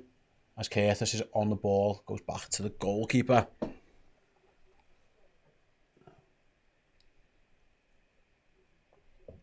We'll sip on the old... Yeah, interesting. Both teams feel like they don't really want to press the goalie. Now Chelsea do come towards Kelleher. And he just thinks it nice. Over how do you like it? To Ibu. You want to get it back done. A little bit more space of time now as well. Yeah. Cole Palmer leading. So it's not really a press, is it? He's not at all. Virgil's trying to draw them in. Chelsea aren't engaging in it, which is interesting. So you might have to go long, Mike Keeve here. Yeah, he is going to go long. He's going to look for Salah. He's overhit that. Yeah, he's well. That must be the win, that mustn't it? Because that's gone miles away from the target there. Goal kick. That went miles too far. Kelleher got the wrong club out there.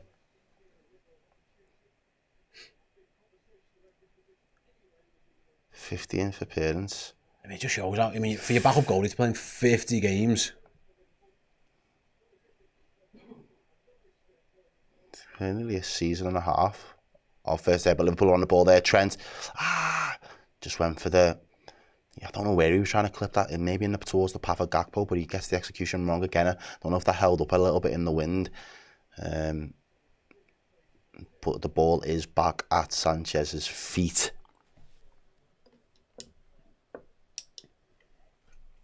Lewis J, afternoon lads, afternoon Lou lad. Absolutely, everyone who's in the chat, hope you're all doing well. Nearly 3,000 who's watching along live with us. Make sure you share the stream. Long ball forward, is he onside? We'll find out in a moment. For now, Chelsea are on the attack in Liverpool's box. It's laid off to the edge of the box. Gusto cross is miles. That's a bad ball. Was it I think Sancho got in. It was a good ball from Sanchez actually. Oh, he's onside. He was in his own half. The pace of Jadon Sancho got him in. Trent just about gets back in time so he can't cross it. He goes back to Gusto and then he just... Big Gusto wind decides to take the ball. The wind is definitely blowing towards the Chelsea goalkeeper, away from Liverpool. Look how long these balls... Look at that. Virgil's gone massive with that one. I'm not sure. The wind's going to keep taking that very far. It's already back with Chelsea's keeper. And see that? He just tried to clear that and it got stuck in the window. And it's out. Oh, it didn't go out. Did it not go out? Colwell just about did enough, but yeah, The wind is Clearance isn't the wind great. is definitely playing its part in this one. Something to keep an eye on. Throw in to Chelsea on the halfway line. See that? He went to kick that ball and it just went straight to Hunter, almost back over his own head, almost. That's why I want to test him. Make him kick long now. yeah. Now, when I was saying before, not pressuring him, I think He it just will be gives now. you no confidence, does it? If he's behind you there, Yeah. you've got no confidence in Just his something kicking. for everyone to keep an eye on. Just long balls need to be so precise and when it's like that. Or keep it on the deck. You've got to kick it and adjust for the window. It's that type of day, isn't it? Really. Yeah. Here's Reece James. Good ball out wide to Madueke. I like him. He's an alright player. Yeah. Gakpo comes Bit of a out. tricky customer. Here's the first real chance for Cole Palmer on the ball in the attacking third, but he's foot. Plays, keeps it simple. Yeah, and Chelsea go backwards. Knocky Knock says, massive shout out to Dan and anyone else who did kip on the cop, much love. Thanks for the super chat. Yeah. Knocky Knock, yeah. Big achievement. Dan said it was freezing. Frabs. Absolutely frabs. Here's Madueke up against Robertson, goes past him far too easily for Liverpool. Big chance for Chelsea. Headed clear by Alexander-Arnold, and again. And Robertson got done there. Liverpool's going to launch a counter. Lavia stops it. Madueke ran around Andy Robertson too easy there, Errol. Beat him far too easily. Gets the byline. Just outburst him there, just turn on the afterburners. Robbo couldn't live with the pace. Warning signs there for Liverpool. I think it was Casado who dinked it towards the back post and Trent just about got it out of the way. Liverpool back on the ball. So far, like we said, Liverpool would be the team in possession. Obviously, Chelsea have seen a lot of it though. they have. If they won it back again, Szoboszlai loses out to Tosin. Here's Casado into Jackson. He's got a lot to Three do Liverpool there. players Just around crowd him out. And Liverpool Jones win it. does well. Yeah, nice. Well done by Szoboszlai. Jones has tidying started up. well, hasn't he? Yeah, I think so. Few tidy touches. That early one where he was able to drive as well a little bit. Look at that, Kelleher goes long and it just gets stuck in the wind. If Liverpool are going to go long, it's going to go really long. Got to be careful. We just keep giving the ball back to Chelsea here.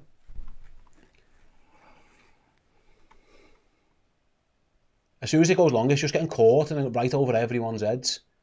Here comes Sancho, have a little chance to run, is it, against Alexander-Arnold? Chelsea are having a better... They're doing okay so far here, aren't they? Building up to getting into the final third, a lot better than Liverpool are at the moment, and they're defenders almost do in good again. crosses, And is that a Liverpool ball? Yeah, should goal be a kick. goal kick.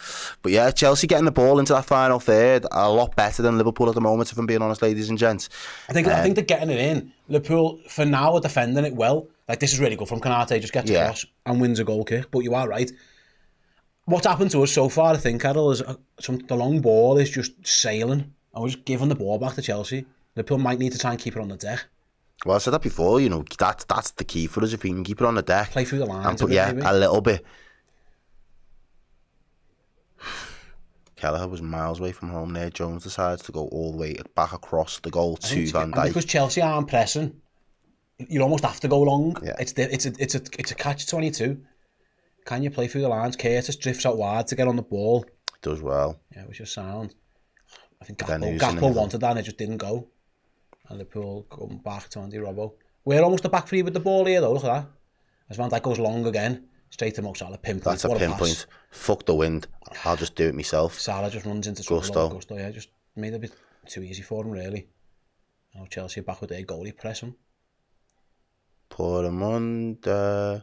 Reece James. Liverpool trying to set traps for Chelsea. Can they play through it with Lavia? They have brilliantly as well. Chelsea's and they done really Gusto. well. And now they've got 4-on-4 really, and it's that Liverpool needs to get some midfielders back Trent there needs to cover, hold them up on and he goals. does just that. Jadon Sancho. It was 1-on-1, Alexander-Arnold v Sancho, Alexander-Arnold won. But you're right, it was 4v4. That Lavia, a couple of times now, has really beat Liverpool's press. Shout out to Dr. Cynic, sponsoring the show, by the way. There he is there, which was just below Errol. With Ryan Babel. Check him out. Scan the QR code, click the link. Maybe at half time. Chelsea throw in. Oh, well, poor really. Straight through to Kevin Kelleher. In Liverpool's goal. 17 minutes gone, and I'd say, Errol, I don't think the goalies haven't made had a shot to save, really. No. Not too much in By way of attack. in terms of goal malfunction, really. Two teams maybe feeling each other out, dealing with the conditions, or trying to figure out how to deal with the conditions. As Mo Salah, loose pass, really. And here comes Cole Palmer. Yeah. I did think it'd take us a little minute to get into the proper rhythm of things after the international break. I don't think the weather conditions have helped really, but I don't really want to make too many excuses for Liverpool. Chelsea look like they're in a better rhythm than we are so far. Yeah, so far. We've started a little bit slower than ourselves. And like you said before, when we had that opportunity to turn them over and we didn't, that was it for me. Liverpool up to speed, fully up to speed with things. They would have just went for that. They'd have just sensed the opportunity. I think this Liverpool team just played a little bit within themselves to be a little bit more reserved. Maybe pick their opportunities, but again, the ball's just gone forward there. Robbo's done well. Curtis Jones now on the ball. Cole Palmer's trying to stand them up. Curtis Jones does well. Man on. Curtis has done well there. Yeah, he's done really well. Cole Palmer there really wanted to stick to him like glue. Yeah, Chelsea seeing much more of the ball, like 60% possession really. Well, they are used to being a bit of a possession team at the moment anyway. At Anfield, I think no, you don't, but Liverpool could do with getting on the ball a bit more. We haven't quite figured out when they don't press, what's our plan? That's probably a better plan, trying to feed it into feet. Someone's got a show for it though. What's Curtis, that? That was a... Curtis is looking to test Reece James again up against Gakpo. James gets there, back to Sanchez. He's good for giving you one. And he gets away with it. He tries to play a risky pass. Cody Gakpo blocks it. And thankfully, if you're Chelsea's goalie, it pops straight back into his hands. Look at that. It could have went anywhere. Oh, he's lucky. He's a lucky boy. He'll give you one. He's not at all confident on that ball, but he acts like he is. And I think that's worse. I think if at least you know your shit, you don't do stupid things. Yeah. When you think you're boss, but you're not. It gives you like this false air of security almost. I wish Liverpool really should be looking to exploit as much as possible. The ball's just gone back out wide now. Here's Sancho. Looking for Jackson. Good ball. Ibu does really well. Liverpool want a handball, not given. So we're going to carry on. It's Sancho again. Trent does well again. Dealt with it. I love to see that. Sancho stayed down in the box. And Liverpool just giving the ball away. Why have we done that? I don't have a fucking clue. What was the point? What was the point in that? Liverpool just need to be a little bit better with the ball, yeah. Yeah, Liverpool have been a bit wasteful. Gentlemen, what's your favourite ice cream flavour at random? From Alan. I like mint chocolate chip. Yeah, I was going to say, I like a good mint chocolate chip. Don't mind some of the Ben and Jerry flavours as well. Got like a caramel cordy one or something. Caramel or cookie dough. Yeah. Thanks for the super chat. Good question. Right, then 20 minutes gone. Again, both goalkeepers haven't really had to make a save. Very tactical battle so far. A game actually quite littered by a bit of mistakes from both teams. Right? Liverpool give it away again. Liverpool just can't get on the ball at the moment. They need to sort this out. Really struggling. They're just giving the ball back to Chelsea every single opportunity. Yes. It's not been a great start, no. I don't think Slot will have seen too much that he'd be praising at this moment in time. 20 minutes played. Liverpool have been... Shape-wise, yeah, we've been fine. Chelsea go through the lines now with Casado, though. Curtis Jones. Too easy, lightweight. Should have put more of a tackle and more of a foot in there. Let him know you're there. Left. Trent dealt with it. Yeah, Trent's doing really well. But Liverpool have just kicked it forward and can't get out here. And the crowd again on the back, you can sense it now. Trying to give them a lift, I suppose.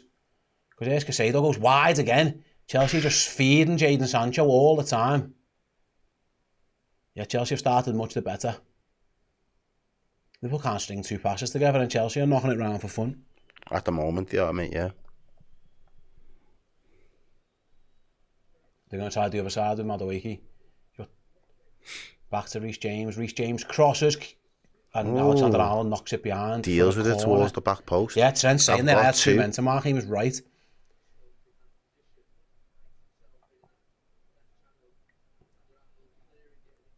I see they wanted the foul and Reece, that's not a foul, is it? That's never a foul. No, that's not a foul. Chelsea wanted the foul. I don't think that was a foul. It's a bit of a coming together. Yeah. But anyway, Liverpool have got a corner to deal with. Short one as well. Chelsea with a little bit of a set piece of their own. Liverpool have... I thought he'd won it back, but he didn't. Is the cross going to come in now? No, still not. Now it is. Got to be alive to it. Oh, Keller does well. Yeah, good punch by Keller. And the foul on the goalie anyway. Done well there, Keller.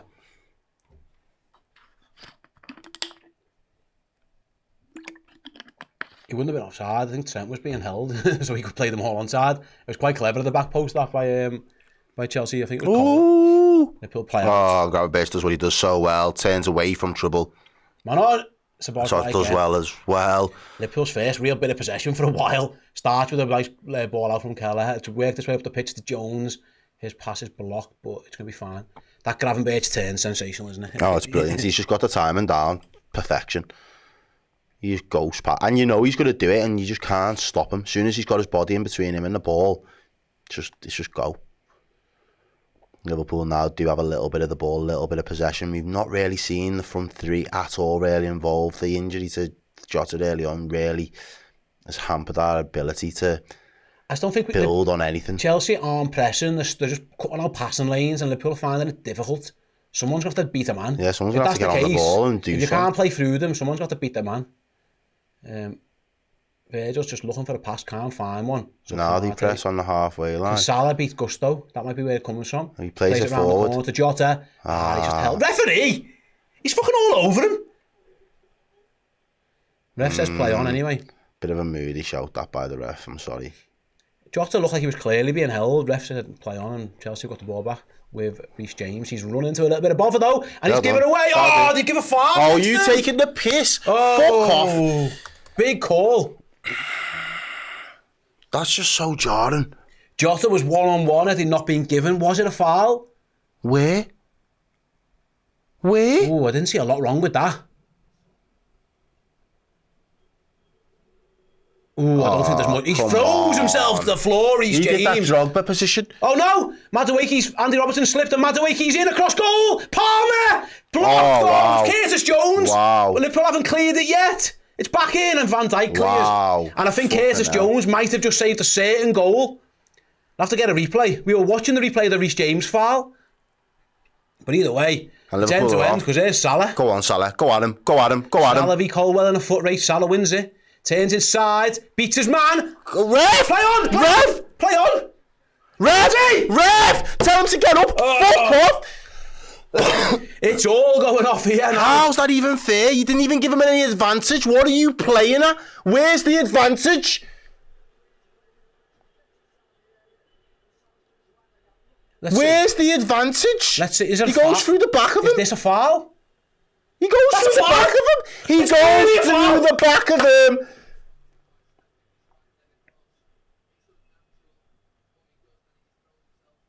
Oh, fuck off. Gary Neville saying he threw himself to the ground. Bellend. The referee says, no, I don't think we're going to get that. Someone's been booked for Liverpool, I think, for complaining. Was it Arne Slot who got booked there? Oh, well. Wow. I think that's a foul. Wow. Shocker. Arne Slot got booked for that one. The first foul was definitely a foul. Liverpool played advantage. But there wasn't really an advantage. Was he allowed to get him back up to make another foul? And then Gary You Neville, robbed him of the advantage by fouling him again in the box. not ungiven. And Liverpool Maybe that's just woken Liverpool and Anfield up though. I hope so, yeah. Salah had Colwell on toast though, didn't he? Liverpool There we go. again. Play it! Play the fucking ball! There you go. Jones to Salah. Mo Salah on one. Mo Salah into the box. Mo Salah shoots. Falls to Jones. Right! Penalty! Yes! Yes! Thanks, fuck for that, you absolute cheating scumbags! And Levi Colwell Take the piss! fouls Curtis Jones in the box. It's a penalty for Liverpool. All day! He can't believe it. His mouth is wide open. He can't believe it. Let's take a look at the replay. Gaping like Astrid West, man. It's true. Let's see. Oh, it's a penalty. It's a pen. It's a penalty all He just day. hacks him. Doesn't kick the ball. Kicks the man to foul. All day. Absolute All cheating. day. He goes to clear it. There he is. There's the He couldn't game. believe it. He goes to clear it, doesn't he? Kicks the shin of the player. I'm certain it's a penalty. Mate, it's a pen. It is a pen. No, Jabba, it was, but I'm not bothered. Today is not the day. Let me tell you, we need 3 points. Yeah, penalty given. Yeah. Jack Hoss has 4 fouls by Colwell. And he's I think that it looked a foul straight away. nailed on. Cody Gakpo's holding the ball. Is that just to give it to Mo Salah? Yeah. Come on! And Mo Salah with the chance to put Liverpool 1-0 up at a windy Anfield. I mean, it'll be Liverpool's first shot. It will, to be fair. But it's Salah.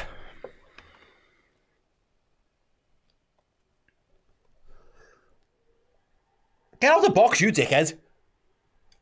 Get him on his line. I don't think they're trying to slow Mo Salah up. Someone's got booked there. Jackson's got to be, Jackson. Yeah. Absolute idiot. Mo Salah was walking into the... Mo Salah wanted to take the pen. Jackson just walked into the box to speak to his goalie. The referee books him. So it's Sanchez against Almost Salah. half an hour played.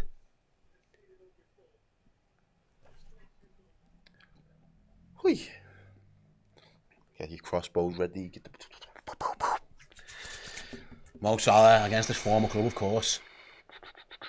Takes a deep breath. Mohamed Salah sidesteps, runs up to the ball, shoots. Oh! Mo Salah gets the up, does it again, fires the arrows, gives it the beans, and Mo Salah puts Liverpool 1-0 up, fires it kind of to his right, goalie's left.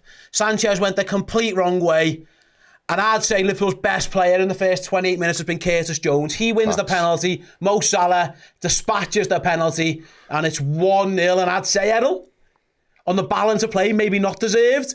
But you said before, it felt like Liverpool had just woke up a little bit there. Maybe the ref not giving that Colwell one. Gives that one. Maybe felt a little bit of pressure of not giving it before. And yeah, if you... when you're not playing well, keep them out. Liverpool did that, and then there's your just rewards. Yeah, 100%. And you mentioned, Curtis Jones. We said in the build-up, if he can make those late runs into the box and become a bit of a problem for us, we've got that fluidity. It doesn't matter if it's him or Szoboszlai. Someone else will make themselves available, and he does. He's had a great start to the first 30 minutes of this game so far for us, as you mentioned. Best player is Jack Jota's 30 minutes done. Looks like Diogo Jota's going to come off as well. Liverpool tried to let Jota play to play through the pain barrier. He couldn't. He's clearly got a problem with his ribs or his chest or something, so Liverpool forced into an early change. Look at that, he looks like he's struggling to breathe. Big blow for Liverpool, really. Diogo Jota spitting blood up there, fucking hell. He just a bit of blood come out of him. I mean, hopefully he's not too seriously injured, but Diogo Jota's going off. Darwin Núñez is coming on. Hopefully it's nothing serious. Liverpool got a big week ahead of them. Big chance here for Darwin now. Coming out the cold, Darwin. Show me what you've got. And Darwin Núñez on earlier than you probably wanted to be. Well, definitely earlier than you wanted to be. As Arne Slot's getting a talking to off the fourth official. I'm not sure. He got booked earlier. Either way, Liverpool's Egyptian king, the Egyptian archer, puts the Reds 1-0 up. And what I would say, Errol, to reiterate my point from before, is that Chelsea have had the better of this game, but Liverpool have actually stopped them. Yeah. Just about, you know what I mean? Kelleher hasn't been forced to make saves. There hasn't been too many shots. They've just seen the better of the game. Getting the ball into the final third, that was it. But Liverpool again, flowing again there. Darwin, nice little flick. And he's on his bike. Sanchez is going to... Oh! Chelsea all over the place. Goalie left it for defender. They're rocked right now, Chelsea, that little flick. The goalie and defender left it for each other. And in the end, Sanchez concedes a throw when he could have just picked the ball up. And Liverpool are back in. Quick throw into Szoboszlai across goal. Oh, corner. Colwell's in it. He knows he's in a game. His head's gone. He knows he's in a game. Levi Colwell's in the washing machine at the minute. But it just about dealt with that one. He just fell asleep off a throw-in. Completely. And Anfield's up for it now. All of a sudden. See, sometimes old man and the refs make a fucking mistake like that, because that's what it needs sometimes to really get us riled. Get us pissed off. I want an angry Anfield sometimes. Yeah, can Liverpool put the pressure on? They've got a corner kick. And it comes near post, headed clear by Chelsea. Ball's going to be recycled. Trent. He's going to go back post looking for Robertson. The wind again. It's not going to happen. Doesn't help him. Oh, Sanchez has gone long straight away early doors. Wind again. And Szoboszlai just nods it down. Can Jones win it? Brilliant, he does. And Núñez wins it. And Jones has got it. Go on. Curtis Jones Pass it. Gives it to Salah. Salah across goal. Yes. Fucking gets it. He's offside. Is he? Oh, you son bitch. And I was getting gassed, bro. Brilliant by Jones. And Núñez, nice little hold up. Is he offside though? Salah's offside. Salah. It was Salah who was offside. It wasn't Gakpo, and he was offside. Rotted. Chelsea. Could Jones have played at a touch earlier? Yes, maybe, possibly. But it was half a yard. It was a split second.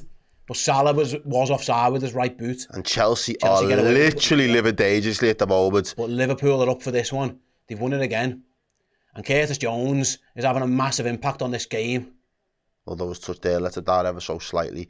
But yeah, he is being influential at the moment in terms of being that additional midfield spark for Liverpool, putting in a really big shift. We had a super chat here from T. Josh. It would be so sweet to win against Chelsea and not deserve it.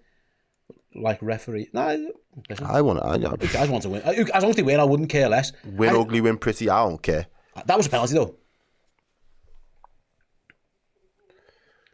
And here come Chelsea down the sides looking for Jackson. Jackson in a foot race with Canate. Shoots! Oh, off the outside. The outside of the post, I woodwork think. as well. What's he That's asking for? A for? corner, bro. It hit the fucking woodwork.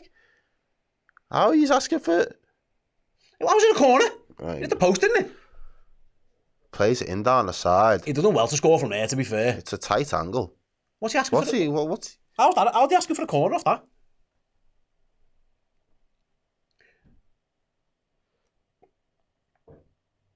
It is definitely a goal kick for Liverpool. Another ball on the pitch there. Get that off.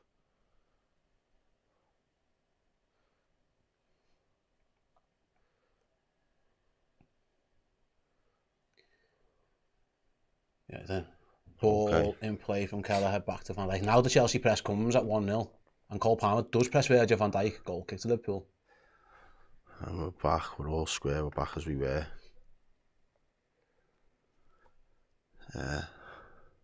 33 minutes gone. Liverpool 1-0 up. 1-0 to the Reds as Kelleher goes long. And I was going to say, keep going over there. And you get Nunes in. Salah penalty dispatched excellently.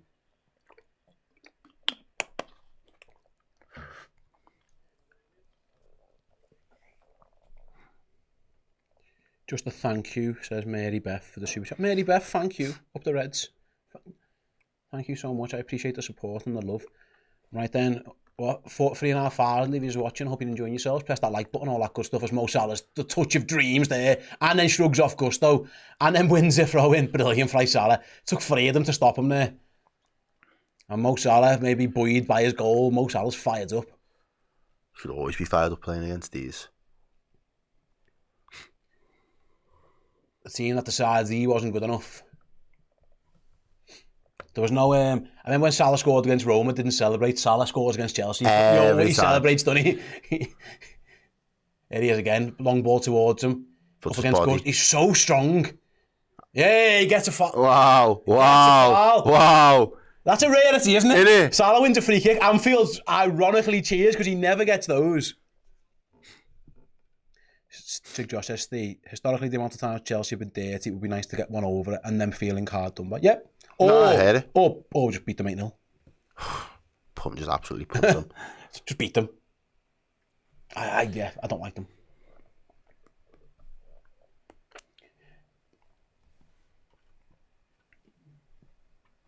Kelleher then got the ball at his feet, gives it out wide to Ibu. Goes back to Kelleher. No press still from Chelsea. It's just sound. We're 1-0 up, lads. Now the press comes, so yeah, just keep thinking it's Salah. Until Gusto says he proves he can stop him, keep giving it to him. He's done well there, has he? Salah's won it back though. Hey, no foul given, Gusto, and he gets away with it. And plays in Sancho, he's going to have a little dribble at Trent. Gravenberch is going to come and hold him up. Liverpool have got themselves back into some semblance of a shape. But there goes Sancho inside, man goes down. Get up, lad. Wasn't a foul. And gives a away. what a pass that is. What Gakpo a pass that. Gakpo cuts inside, tries to find some balls lying in the box. That's a shite. The ball's running away from him a little bit, but that is a shite finish. I am sorry. Just couldn't get sort his feet out in time, so I was like, and ends up with a weak finish straight at the keeper. That was a chance, man. What a pass by Nunes, what a pass by Gakpo. And Szoboszlai just couldn't sort his feet out. At the minute, he's the last person running into the box I want on the end of that. Hawks with the super chat, thanks very much, Hawks. Just getting back into my chair. I've seen Mo get a free kick for being mauled as usual. He doesn't really get them, does he? Thanks for the super chat, Hawks. Here comes Madueke into Liverpool's box, cuts across the face of the box, gives it to Palmer, and gives it away. Well played. Liverpool counter with Alexander-Arnold, gives it to Nunes, going to have to hold it up. Does well. He's done well. Ref! He's still doing well, yes! Great centre-forward play by Darwin Nunes, wins a free kick, and just releases the pressure on the Levi Colwell, again penalised. 37 minutes played. Curtis Jones on the ball. Say Josh, another super chat. Thanks so much, Josh. Said, Chelsea bought their success and didn't work for like Man City, and that's why we hate them. It's one of the reasons we hate them. There's a lot of reasons why we hate Chelsea.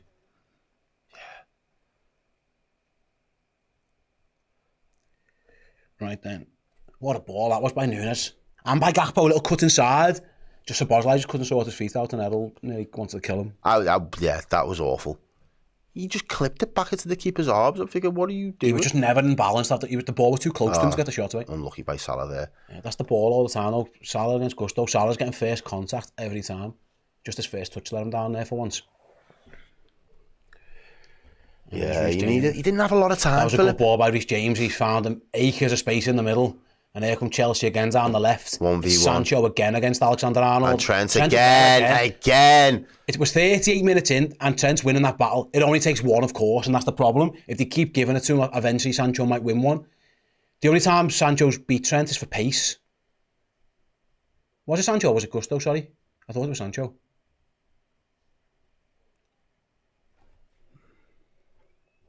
Corner for Chelsea. Yeah, Trent playing well. Started the game well. Liverpool were closing on the 40-minute mark now. Chelsea are going to take this corner and not go short. Thing to the near post. Dealt with Szoboszlai, done well. Straight back to the corner taker though. He's going to come back in from Palmer. Good ball. Nunes at the back post. Wants a foul, not given. Not given. Are you mad? So here's Casado trying to get to the byline. He's left the ball behind him. Trent there now in left back position. Does really well. Trent's having a good game at the minute and he knows. Alexander-Arnold playing left back at that point off the corner.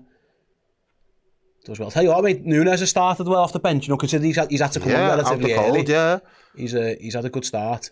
Chelsea throwing. Here's Moises Casado. Boo. Chelsea on him.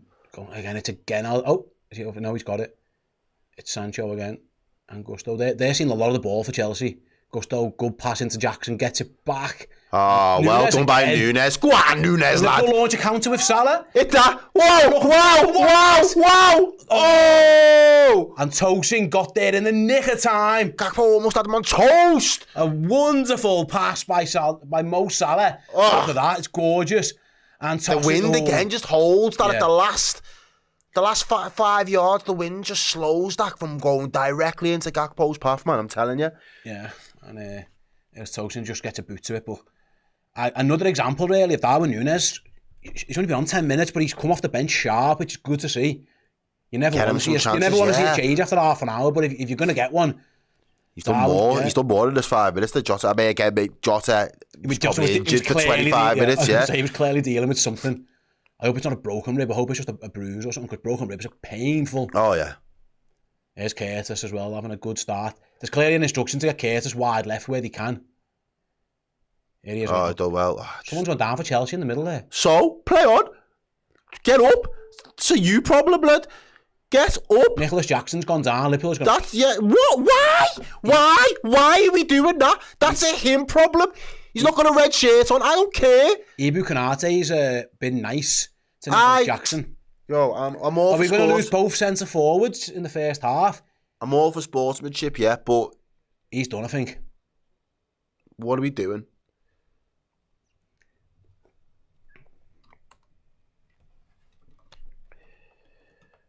Ibu deciding to be the bigger man. Errol wouldn't have done it. No, not a chance. Head injuries. Yeah, Scott says, I hate when we kick the ball out for players who go down. Yeah. Scott in the Discord, you're right, Scott. Head injuries all day, I get it. If he's got down, he's holding his leg, that's a you problem, I'm afraid. Was it on the shot where he might have got injured? What's he doing? I don't know. Is that where he got hurt, maybe? I don't know. Has it been since that? Yeah, he's holding his back. It's his back or his hip, maybe. Is that where he picked it up on? That shot from earlier. He's in a bit of discomfort.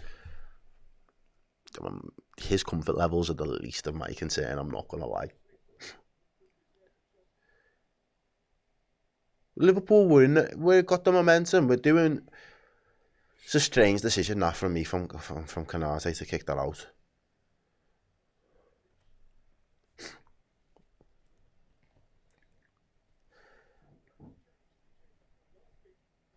Considering it was a slow 20 minutes for Liverpool to really find their rhythm, Steve, I think the latter parts of this first half have been pretty well in terms of, again, that game management. We've mentioned it a couple of times already, but managing the game, weathering a little bit of a storm. Storm Chelsea, we managed it, we navigated it, come out the other side, like 1-0 up of Keller, it. The only thing Keller's had to do is have to kick a few and he's had to make one punch. Like Chelsea were certainly on top in terms of possession, because they definitely were, and they were trying to get the ball into it, but they weren't really creating too much. I think they've had one shot. If this prick doesn't pass us the ball back, I'm going to be fucking fuming. Yeah, Chelsea have had 2 shots. One was that Jackson one that went wide. I don't even remember the other one.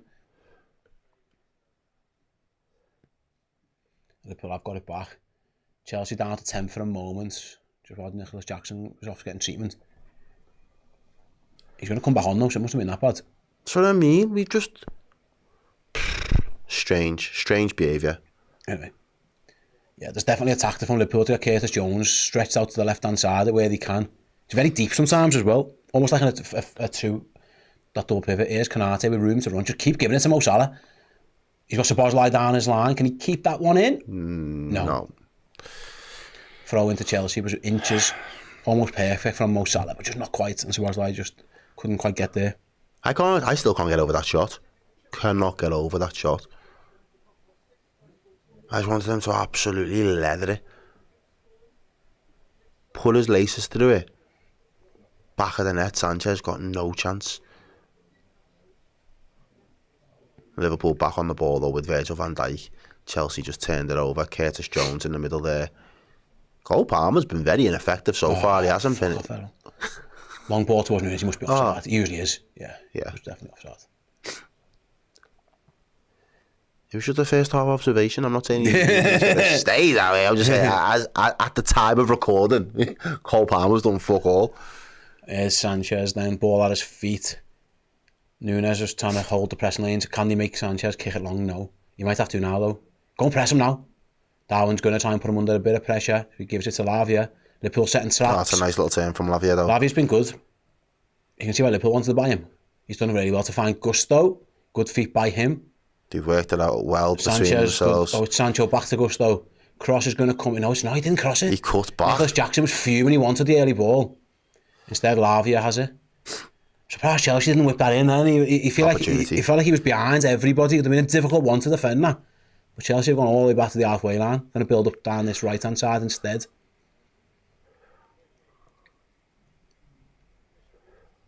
Madueke going to have another run around to Robertson. Oh, done well. Times the tackle. Excellent. Learn from the last one, maybe. It's interesting when he gets it. Have you seen how close Cody Gakpo's helped up?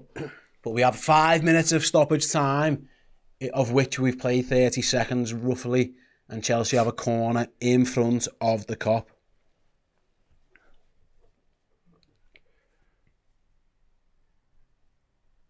Five minutes as well. Yeah, Reece James is over there now. He's left it. It's Cole Palmer. Left foot. He's gone for it. Swinger comes in. Dealt with. Heads there by Van Dijk. Chelsea knock it back in. Robertson heads it clear. Can Nunes get there? No. Can Salah get there? Can Nunes get there? Oh! Caicedo just about mopped up. But there's a cushion dead down there now for Gravenberch. There's a counter on here. There is. Look at the numbers. Get it over there. Salah to Nunes. He's got Gakpo to the left. He's gone down the middle to Jones. Hit that. Is it? Oh, ref! It's good. Yes! He's done it again! Fucking come on, you daft bastard! What are you playing at? Just takes Curtis Jones out. He does him twice. He's done him twice. And for the second time, Curtis has won a penalty. Chelsea can't believe it. It's clearly a pen. Bro, what are you doing? He's done you. What are they complaining for? He's done him twice. Let's see. Look at this. Well done by Darwin again. Nunes plays it in. Jones. It's a penalty. He just clatters into him. You can't do that. You've got to take the ball, not the player. You Jones stupid bastard. What are you playing at? Bro, through your legs. Oh, I don't know, That might not be a pen. What do you mean? He gets a touch on the ball into Jones. See, you taking... But it's not clear and obvious. That is not clear and obvious. He's going to the screen, yeah. I don't think that's going to be a penalty. He touches the ball onto Jones. and then it goes through his legs, and then he hits him. So I don't think they're going to give that. Why is he fucking hit it? He couldn't get, could he be off balance? He was Yeah, desperately trying to get a touch on it. I don't think that's going to be given. I think they're going to overturn this. Boring. Why'd you freeze it in that moment? That doesn't give the context. So he kicks it there onto Jones and then wipes him out. But he gives the ball back to him. But because when it hits Jones, does he then wipe him out? He wipes him out. Yeah. It's still a pen. That is still a penalty. Kicks the ball onto Jones. You've wiped him out and then you flung him over your shoulder, bro. Give the penalty and stand on your business, referee. Do not be a shithouse. It looks bad, doesn't it, though, when he does that? Mate, do not bail it. It's a fucking pen. It's a blatant pen. It's a pen. Stand on your business. Stand on business, referee. He's not going to give it. He's overturning it. You rat man. I think that kick on the shin, and he's gonna wipe off the booking as well. Right. I don't. It's one of them. I'm not sure. It's this. Let's see this angle here. So Jones. This football thing's just. What are we doing here? What are we doing? What are we doing? He's not even looking. His eyes aren't even open. No pen anyway. If I speak.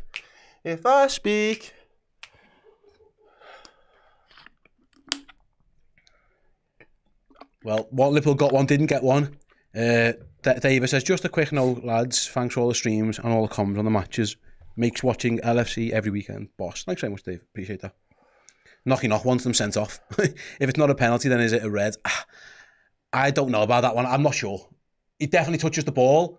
It's then how's that still? You can still touch the ball and give away a foul. There's nothing in the rule book that says as long as you have contact. Curtis Jones got the ball at fucking Spurs and then still got sent off because of the fucking challenge. Like, what are we doing? Liverpool needs to wake up because there's Jadon Sancho in the box, and Szoboszlai helps take it off him. Lavia wins it back. Is it? Nice. Who's Nunes again? Yes, go on, Darwin. And Darwin Nunes has been brilliant since he come on. And Liverpool have got it back with Salah. He's going to go long for Gakpo. Reece James does well. So Szoboszlai picks the loose ball up. But he kicked the ball, so it's not a foul. Who's that shouting at him? Casado having a word. Didn't like Szoboszlai, went down. Anyway, back with the goalkeeper. Yeah, not even dangerous play. No, nothing. I don't know. It's tough. I'm not sure it's a penalty, but I'm not sure it's like obvious to overturn. But it's what I mean. It's not clear and obvious to say you need to overturn it. You could have still given that and nobody would have grumbled. Anyway, he clearly clatters him and takes him out. Here's Madueke up against Robertson, 2.5. He had him doing the role that you tried to do. Cole Palmer, get close, shot! Oh, over the bar. It's the first real chance for Cole Palmer. He was closed down. He thinks he should have scored. And with him at the moment, the form easy, you'd half expect him to. Van Dijk just about does enough, to be fair, to get in front of him. Space is there as well. Now, Curtis Jones did the role that you tried to do last night. No lie. Oh, I tell you what, my Virgil does well there, just to make him rush it a little bit. Say, Josh, has any refs ever been replaced at half time? He's fucking. I know Errol thinks it was a Stonewall penalty, but it is. I don't. I'm on the fence, I'll be honest. I'm going to get you off that fetch, right? Watch this. How can you get a touch on a ball and still not be given a foul? Like, we see it all the time. Oh, yeah, I think, I see your point. I don't know. Because the goalie hits it onto him, I think it's difficult, but I'm surprised he overturned it once the ref had given it. Yeah, that's what I mean. He was quick to overturn it. As the second he saw the ball on the shin, who's that gone down now? This is game. He's might have taken the piss. He's might have taken the piss. It's Darwin Nunes. He might be happy. My mum's right. My blood pressure is going up. Yeah. I need to. I'm sorry. Mm-hmm. I need half time more than these players. Probably is a foul, to be honest, that one.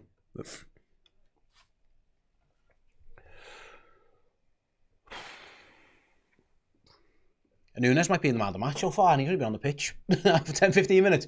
Him and Jones, being Liverpool's best players. Oh, anyway, a lot throw in for Robertson. We're still playing out of time, of course, because of that extra VAR check. So that 5 minutes, it's well longer than that. And there's Szoboszlai gives a foul away against Cole Palmer.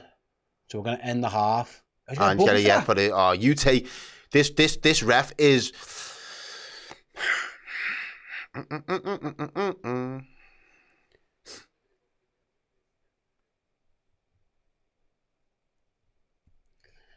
Szoboszlai on a yellow now. He did drag back Cole Palmer.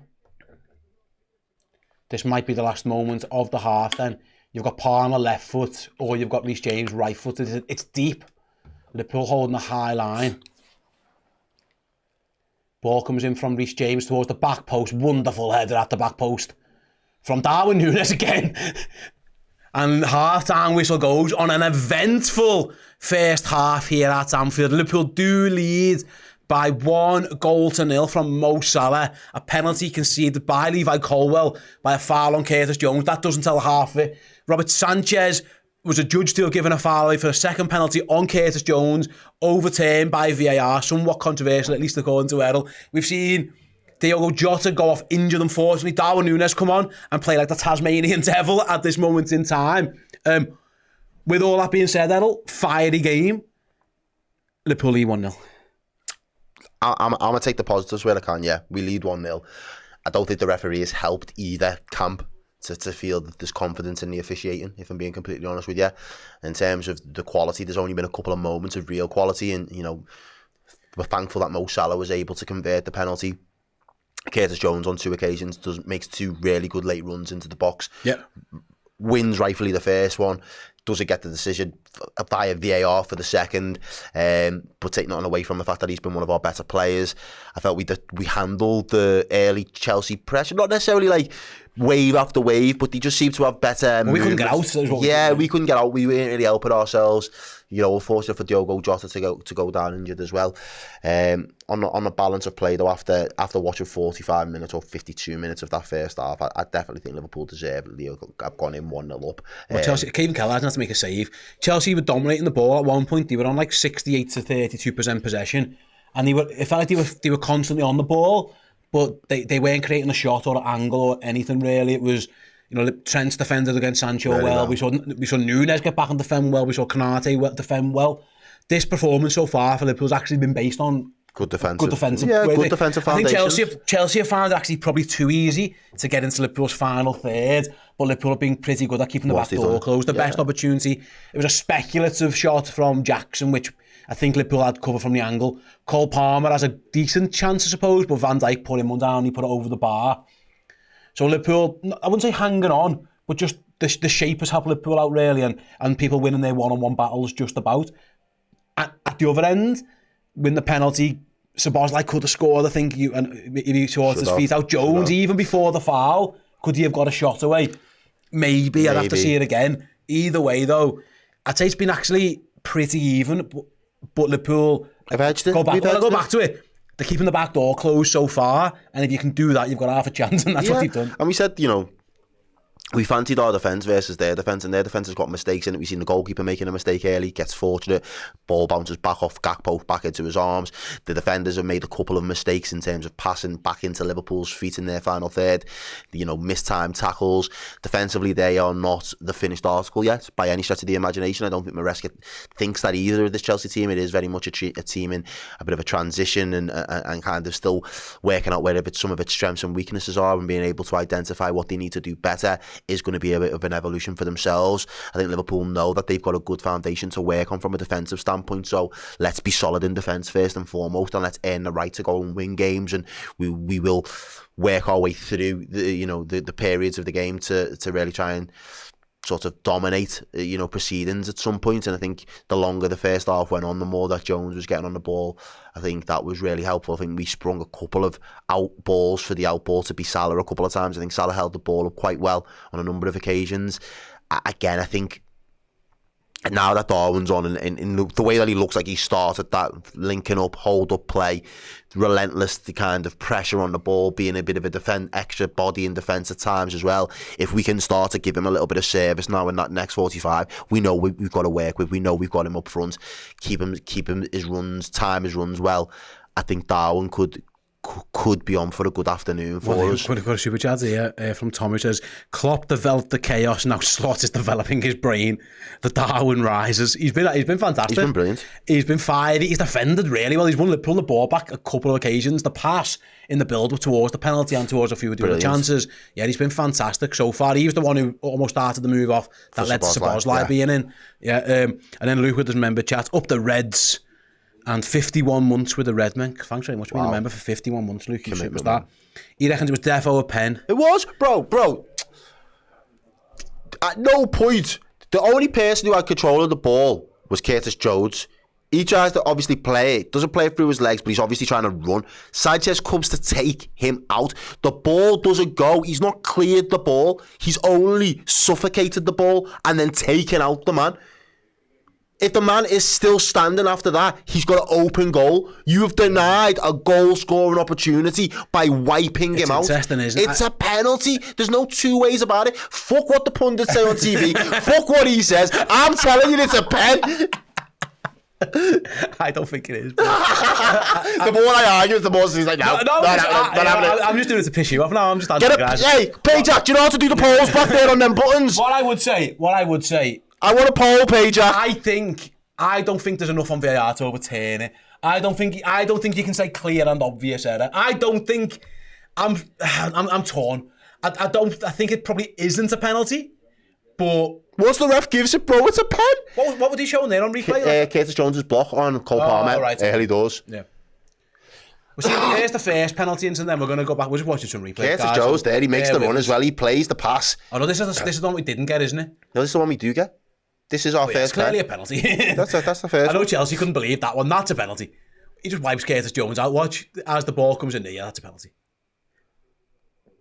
Rav says he wouldn't be happy if it was given against us, but Motor Ali agrees with Errol. There you go. It's kind of 50-50. Everyone's all over the place on that one. Regardless of that, we're never going to get to the bottom of it. As Chris does puts the poll in. Vote honestly, guys. Let us know. Yeah. Don't be biased. Don't be biased with your favouritism. Just let us know what you think. 70% of people are agreeing with you so far, so I might be in the minority here. It's a good pen that from solid as well. Leaders on the second one. Why doesn't Jones just shoot? I'm gonna have to see the replay again. I think he's off balance being held, but I'd have to go back and see it in a moment. It's just a check. If you're a striker or anybody running into you're screaming for the pen there, I'm sorry. Here we go. Josh says Errol has spoken, so it must be fact. Yeah, true. Let's see. So Nunes plays it through. Good ball by Nunes round the side. What's he waiting for? I'm trying to see it again. When could he have shot? He doesn't have the ball. He never has the ball to shoot.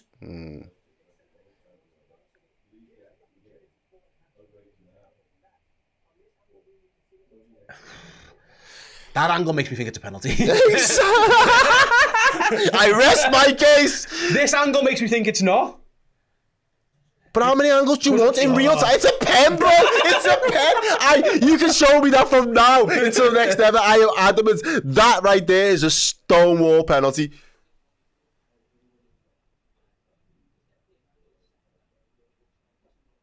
Oh, Jamie Carragher saying no. Carragher saying what we're saying. I'll speak to him on Wednesday and tell him, Carragher, what are you on about? He says that angle makes me think it's not. The other one makes you think it is. This angle, I think that angle makes me think it's a pen. Yeah. It makes me think Curtis Jones just tried to meg him. Yeah. It's difficult. I'm not sure they should have overturned that. I'm voting in the poll as well, just so people know that. 67% just think it was a penalty. 33%. Use no ball. 67% use no ball. On that played the game. It wasn't given. It is what it is. Liverpool have to move on. Yeah. What do you think they've done well first half, and what do you think they have to do better second half? Well in the first half defensive, we need to keep that same sort of resolute defending. I think the game management as well. Obviously, we know that Chelsea have got quality, so Chelsea being able to have periods in the game where they are not necessarily going to be on top, but going to move the ball well, going to get a little bit of momentum. Liverpool have to withstand that. They have to keep that back door shut, as you said before. So that's going to be pivotal, because I don't think this game is just going to be won by one goal. And I also think, in terms of what we need to improve on, what Darwin seemed to do there, threading the ball through. I want Darwin to be the one making those late runs. I want Darwin to be ahead of the Curtis Jones running into the box in those situations. Just want to see him try and get some shots off. I want to see us put that goalkeeper under pressure now, because we're in the Reds. We are well and truly in Chelsea fans' heads, players' heads, managers' heads. We've got them rattled. I think we can put them on the ropes, and I think they're there for the taking in the second half. But Liverpool have really got to make sure that the execution in the final third now, time and runs, execution of shots, final ball into the box, all of it has to be perfect if Liverpool are going to take away 3 points. Yeah, absolutely. I think you're right on that one. Right then, 5.5 or so minutes left until the start of the second half. Liverpool, of course, already have made one substitution. Darwin Núñez on for the injured Diogo Jota, who took a whack to the ribs. Hopefully, it's not too bad, but he did try and play on and then had to come off. I'm pretty sure when he walked off the pitch, I'm sure he spat a bit of blood out, which is never a good sign. Never a good sign. I might be wrong on that, it just looked like it on the TV screen. So Liverpool have got 4 subs left to play with. Chelsea, Moises Caicedo and Nicholas Jackson both look like they had little knocks in that half, so we'll see if Enzo Maresca decides or has to make any changes for the second half. Let us know, guys, in the live chat as we are going to our break, and in the Discord chat as well. What would you like to see from Liverpool in the second half? Anything you'd like to see them improve? Anything you've been mightily impressed with so far? Let us know, either in Discord, in the live chat, and we'll be back with the second half watch along for Liverpool versus Chelsea after these quick messages. See you in about 2.5 minutes. Hey guys, how would you like the chance to win this? A retro LFC shirt signed by an Anfield icon, John Barnes. At the end of October, we'll be giving this away to one of our Redmen Plus Legends subscribers. So if you head over to redmenplus.com now and join us as a legend, you'll be in the prize draw at the end of the month, and you could win this. Not only that, you get access to our amazing content, both in video and podcast forms. You get access to the Discord group, you get priority on live event tickets, but most importantly for you guys, you got a chance to win this, a shirt signed by Mr. John Barnes. redmenplus.com, become a legend, and yeah, good luck, one of you will be.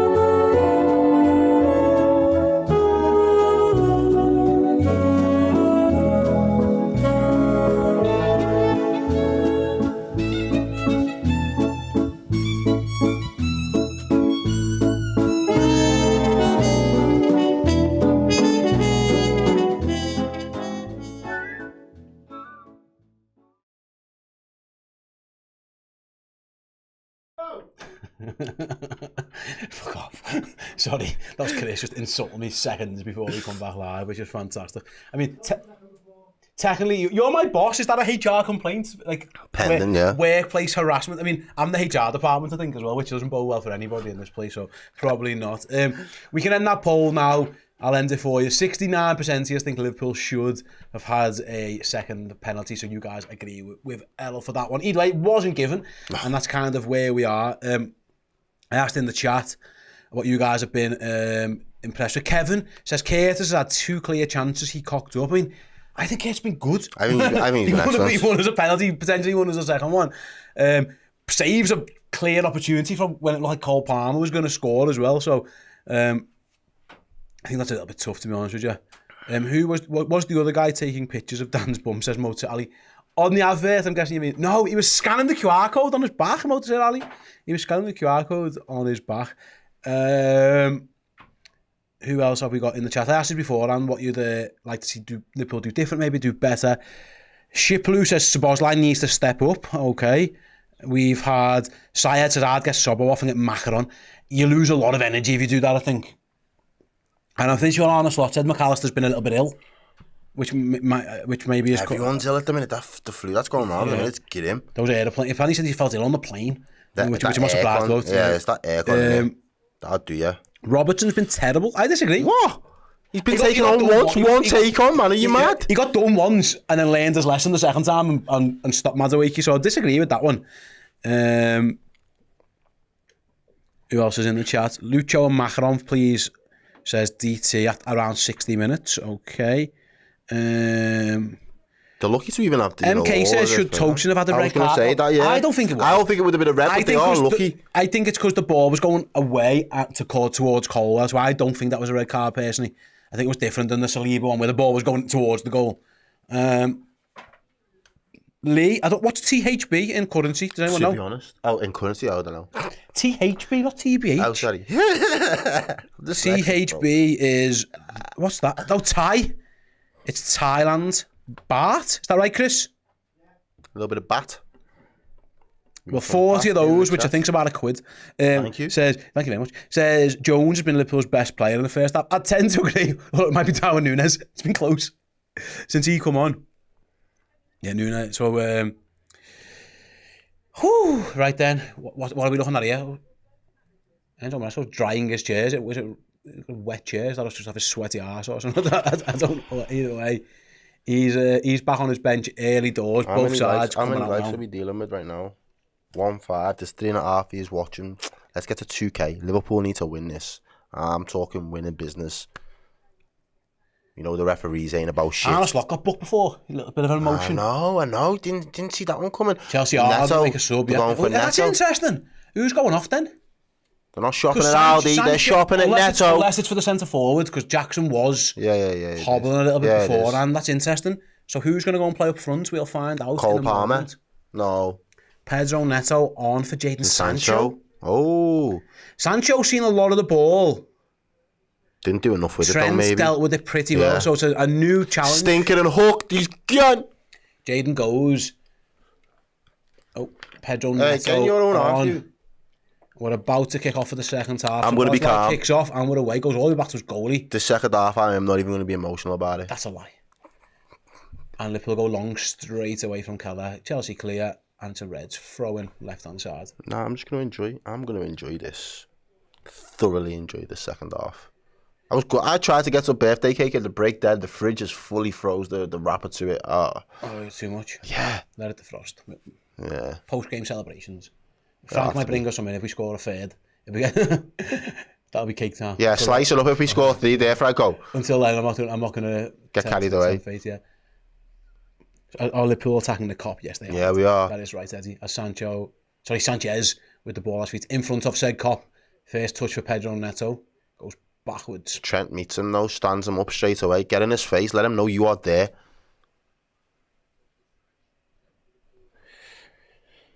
Wee. Let's go Oilers. Does that mean anything to you? No. I don't know who the Oilers are. An early second half goal, would that do you? I'll take it. Chelsea with the ball at the moment. Colwell finds Neto. Chelsea have the ball on the halfway line again. Reece James down the right hand side. Madueke again against Robertson. Robertson watching, eagle-eyed, gets him into the box. Gravenberch does really well. Yeah, it's going to come out. Out to Reece James. Back to Madueke. Back to Reece James. Reece James back to him. A little bit of 1-2s there. A little bit of possession here from Chelsea. Early doors. Cross comes in low. Fans like clears. And Liverpool need to go and chase that one down the wind. Again. Holds that one up. And it goes all the way back to Sanchez and goal. Núñez are going to pressure him. He knocks it around. Can we do a poll on how many people think that Errol might get emotional in the second half? Yes, thanks for the super chat to Josh. Yeah, Errol will get emotional. Don't even do the poll.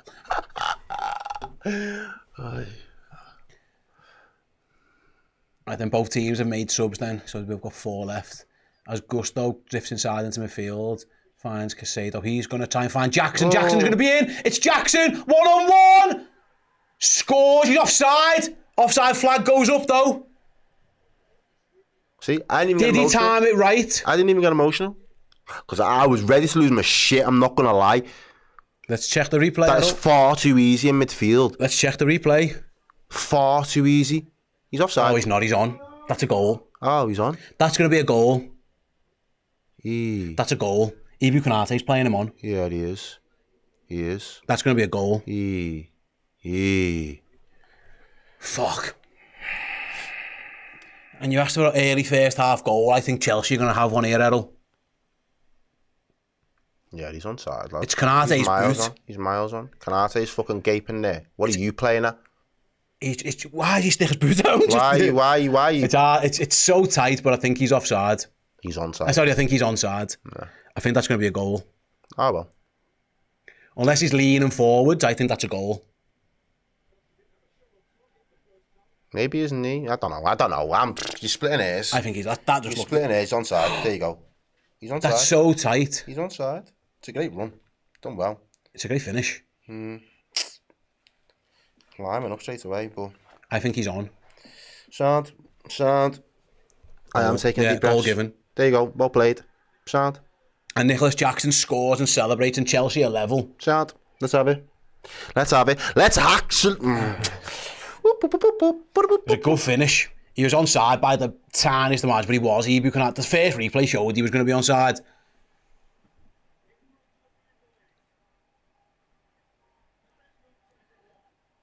So it was inside to Casado. He goes down the line. Oh, it's just down the side of Van Dijk. No, it was a good run. Robertson tries to get back, can't get in front of him. Jackson scored. It's a good finish. And it was so tight, but he was onside. And Liverpool won, Chelsea won. I think.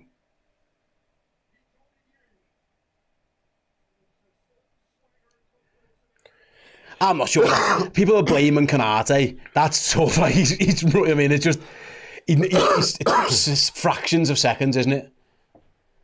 Anyway, it's 1-1, and Liverpool got it work to get back in front if they can. They might do that now. No, referee gives a free kick against Cody Gakpo.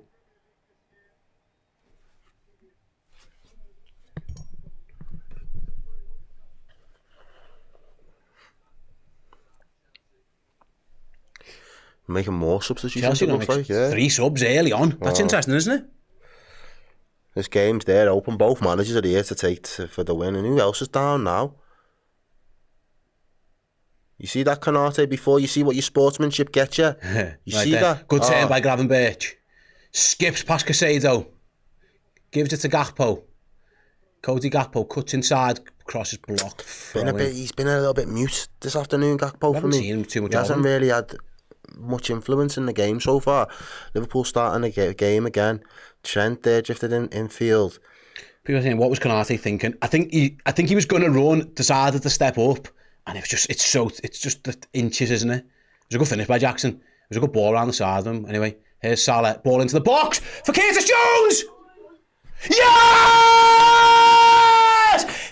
Ear to the cough for Curtis Jones. Congratulations, such is fun. Curtis Jones! Talk to me nicely, blood, come on! He's just become a daddy. He's Chelsea's daddy today. He's all over them as Curtis Jones. Every time him making that run. Wait, are you mad? Don't piss me off, come on! What a pass again from Mohamed Salah. Liverpool respond. That you mentioned before, time and time again, running from deep, midfield runners from deep. Jones is miles onside. They leave him and finish. Sanchez at sea tries to wipe him out again. Curtis says this time, fuck off, have a bit of that, back of the net, get in! I was ready to kill him for not shooting. Bro, I didn't say nothing until the ball was over the line. Why didn't you shoot? But it worked out perfectly for Curtis Jones. He slapped Chelsea about. Mohamed Salah, goal and assist. Once again, what a touch. In a bit. Ta-da. Oh, it's brilliant. It's brilliant. It's fantastic. I knew he was going to have a game today, though. I knew it. Yes. What a way to celebrate becoming a new dad in the week. Scores in front of the cop. Gives it the big one. Whee! Pats the chest down as well. The Scouser in our team. Fucking two of them. Are you mad? And people doubt us, you know. Are you... And Liverpool leads again. Chelsea had just got themselves back level. 48th minute, in the 51st minute, up steps Curtis Jones and Chelsea triple sub. There's your answer. Rhys James got to do 50 odd minutes. Who's coming on here then? Batshuayi, I think, come on. Lavia's coming off. Who's Vega? I didn't see the first sub though. It was Enzo Fernandez. Let's get somebody. So Chelsea have used 4 subs inside 52 minutes. It's James, Lavia and Tosin off. Vega, Fernandes and Badiashile, and we'll see how that means Chelsea line up. I'm guessing Vega's going to go to left back is the obvious suggestion. With Gusto going to right back, I guess that's how it's going to work. Actually, they might be 3 at the back here, Errol, with Pedro Neto as like a wing back. We'll see. As the ball goes back to Sanchez, and Darwin's going to try and put him under pressure. First touch with Badiashile into Vega, flicks it around the corner, good by Chelsea, they're out. And then Pedro Neto sprinting towards Ibu Konate, cuts inside, gets the ball away, Van Dijk clears. Dealt with. We're on the same page, the 2 Chelsea forwards. That was poor by Virgil. He had time there, didn't just kicked it away.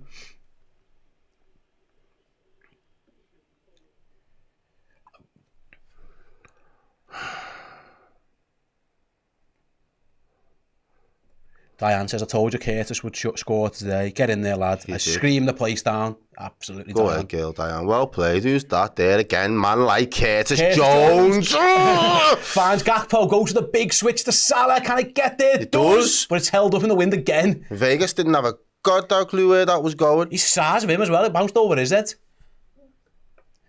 Carl Martin, get in there, Reds. Mo's passing is spot on and Jones is driving them crazy in the final third. Liverpool top of the league.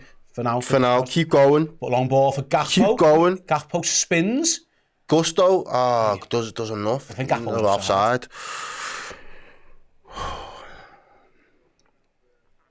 What? Took me 9 minutes for me to lose me shit, yeah. I thought I did pretty well, to be fair. Honestly, it was the most biggest banker of all. If I could put my house on it happening, it was just obvious. Yeah. Pedro Neto then have a little run at Liverpool. Mo Salah back defending Liverpool, all hands to the pump.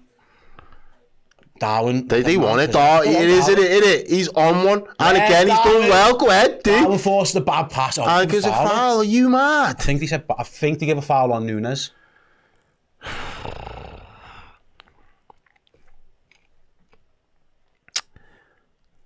This game Chelsea trying that long ball of their own. Andy Robertson, good header. Dealt with it. So how far did that go? Gakpo's going to give Gusto a run. He's going to beat him. Oh, no, he's not. He's just got there. He's just took him.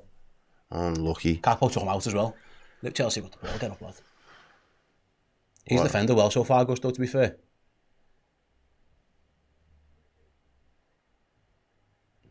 Fernandes going to switch it to Neto. Trent's got something to deal with over there now. It's a good touch on Neto. He likes to cut inside, this guy, innit? That's his game.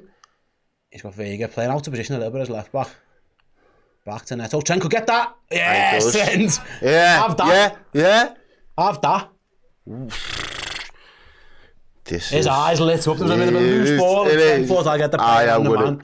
Every opportunity and belted it. Right then, Chelsea having a bit too much of the ball for my liking here. Can Liverpool try and regain some possession? At this moment, it's Neto down the left again. Crosses towards... Oh, well done, Kelleher. Palmer was coming in. But Kelleher comfortable. Get out the way. Move! He's been booked him. Anfield's rocking. Yeah. Manugu Gaiman says, great defending, Trent. It was. Put that long. No messing about. Yeah, Kelleher under pressure from Palmer, forced to go long. Not the best, but he had no other option. He had to just clear his lines.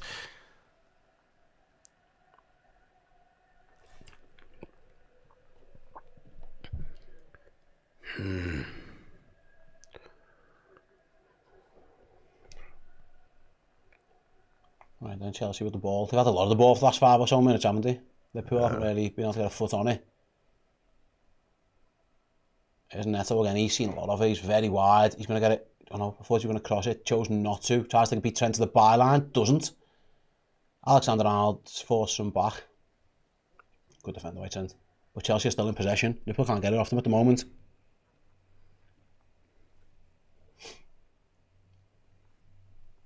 With the birth rate declining in the UK at the minute, I feel like Curtis Jones needs to plant some more seeds. Do us all a favour. Yeah. Chelsea's seen a lot of the ball. Liverpool's in a shape though. Break us down if you can. Break us down, yeah. It's effectively 4-2-4 for Liverpool at the moment, and just saying, can you beat us? And Andy Robertson just pick the ball. And Liverpool launch a counter from the left. Gakpo cuts inside. Not a bad ball. Yeah, it's a good one. Looking for a play pass forwards. Nah, that's not like you, bro. You got to play that. There was not on though, to be fair to him. I think Gakpo should have went the other way. I think Robertson was in, but anyway. Ooh. I didn't see Konate there. I thought to Bosley, just give that one away. Go now, go. Ooh. Liverpool, nice build-up down the left. Gakpo. Patient. Stay on side, Curtis. Gakpo into Jones. Poor ball. Can you win it back, though? Should do. Should do. Can he? Should Yeah. do. They have, yeah. Well done. A combination of Gakpo and Jones. Liverpool give it away now. And then we win it back. Yes. Jones did well there. He just looks gormless, doesn't he? I like him though. He's a good player. There's just sort of out of his personality. He's just great. Not a bad ball. Oh, not a bad ball back. Come on, suppose like do something with it. Do something with it. Do something with it. Suppose like go to the dink towards Gakpo, doesn't get there. Under hitter, maybe the wind. Into midfield for Casado, just runs away from his body. Don't foul him, you've been booked. Oh, does well, Casado. Skips around a couple of challenges. Oh, Chelsea. Oh, go on, Mo. Mo Salah with the defending. Yes, Mo. No, Mo. Why yes, Jonesy. No. Again. Yeah. Oh, again, this is on it. Bro. And then Ref. smack. Ref. Thank you. Curtis Jones. Fantastic. He's running them Chelsea man in midfield ragged. Got a couple of super chats here. David says, get in, Curtis has been class all day. Thanks very much, David. The Lim Report says, I'm watching from New Zealand and the Cricket World Cup final. Oh yeah, the ladies' final that New Zealand are in. And then Raj says, get Diaz on and get a third. Congratulations to Curtis as well.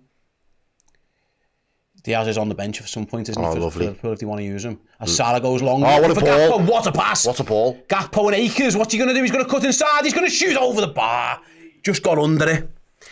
Very reminiscent of where he scored against West Ham.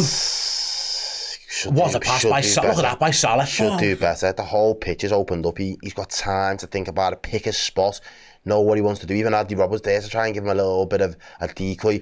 He uses the decoy perfectly, cuts inside, tries to bend, he just gets way just well under it. It's over by a couple of yards.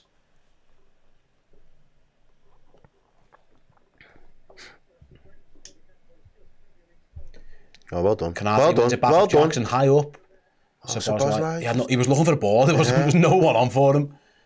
So he kept hold of it, which is the Arnold Slot way. Don't take the risk if there's, don't be too risky. If there's a pass, try it. If it's not there, keep the ball. Salah, whoa, see you later. In a bit. That Vega tried to take Mo Salah out. Mo Salah said, no chance, lad. Ran past him and tries to find Gakpo with a Hollywood pass. It wasn't on, though. And gives it away. Liverpool win it back. Foul, though. Yeah, that was more Nollywood than Hollywood. Mm-hmm. If you know, you know. 1 hour gone. I can see someone behind the manager there getting ready. Was it Luis Diaz? The camera's panned away. Luis J says screaming for Lucho this game now. Yeah. Arnold Slot's telling Mo Salah to be a little bit deeper there, I think. Just in the when Chelsea have the ball. Still only 1.5 of you that have liked the stream so far, ladies and gents. Nearly 3,500 of you watching.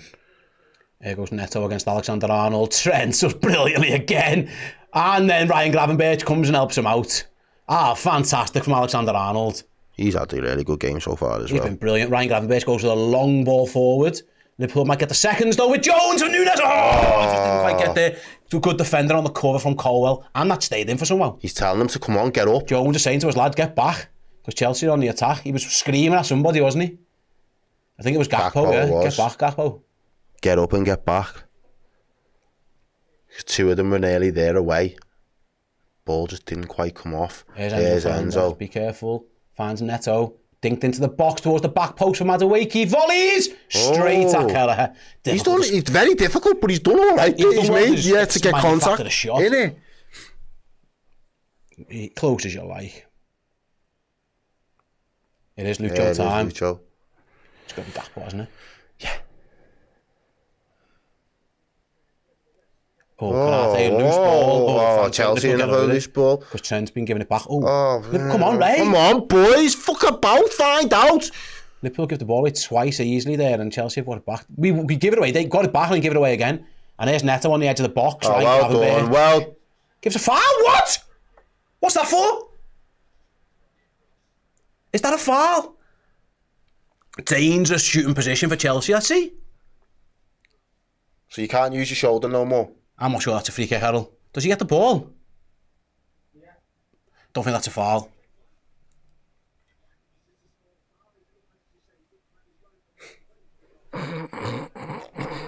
Dangerous position. This game. Shit, And Cole Palmer. we know, can score a free kick. Fuck about, find out. I said that, didn't I? Literally said, when we give the ball away, you fuck about, you'll find out. I hope. Dangerous shooting position for Liverpool here. I say danger. It's for Chelsea. Danger for Liverpool. Enzo Fernandez and Cole Palmer over it. So the Kelleher's got to be prepared for either of them. You've got to think Cole Palmer is the favourite to take it. It probably favours the right footer though, doesn't it? But he's good enough to score from there. It favours Fernandez, doesn't it?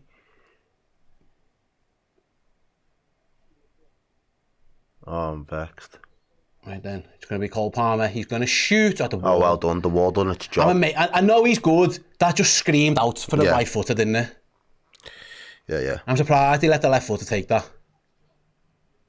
It's Trent, is it? Yeah, Trent's got a head on it, yeah. On the wall. I'm surprised he didn't let the right footer take that. Right then, Chelsea short free kick. Liverpool need to get out. As Gusto whips it in low. Ooh! Madueke juggling it. Edge goes out and is he fouled? Yeah, foul. And Liverpool get a free kick. Nunes. There, though. He's caught him. It was Madueke stamped on down Nunes' foot. And we can just have a little breather there because it's been a little bit too much Chelsea and Liverpool going up. Liverpool took the quick free kick, but we were making a sub. Yeah, Mike Nolan, we've been telling you this for a long time. The Sky commentary is always going to be painful to watch. That's why you mute them, you sync up the clock with us, and you get the best Liverpool commentary, home and away, when you tune into the Redmen TV. It's just kind of what we do. Liverpool, second substitution sees Luis Diaz, Lucho come on for Cody Gakpo. What have made a Gakpo, all right? Quiet, yeah. One real big moment for him, about 5 minutes before he comes off. Slightly, probably just below the level today for me. Gakpo probably didn't get him involved enough, but another one that's worked hard for the team. Then we're back underway, and Chelsea have got it, which is disappointing really. Put out the ball there and just give it straight back to them. We've got to start taking care of it now. This is where the game management again. In the first half, they've given it away to Salah, and Salah's gone long. Rushed it. That was an opportunity to be patient. But obviously with Diaz with fresh legs on there as well. I think this is where I said to you before, though, the game management in the first half is what we did really well. Oh, good skill. With that Palmer just skips away from Jones. That's the first time he's had Jones like that. The pass was poor though, and it's gone behind Neto, and that's brought Liverpool back into shape. Good to see Mo Salah working half of the team. They're sprinting back to get in. You realise there was danger. Everyone's screaming for some sort of performance from Lucho here today. Reece Williams, that's lovely, thank you, bro. That is just the best way. Like people tell us, mainly me mum, she tells me all the time. She just mutes it and just listens. But yeah, it is a thing.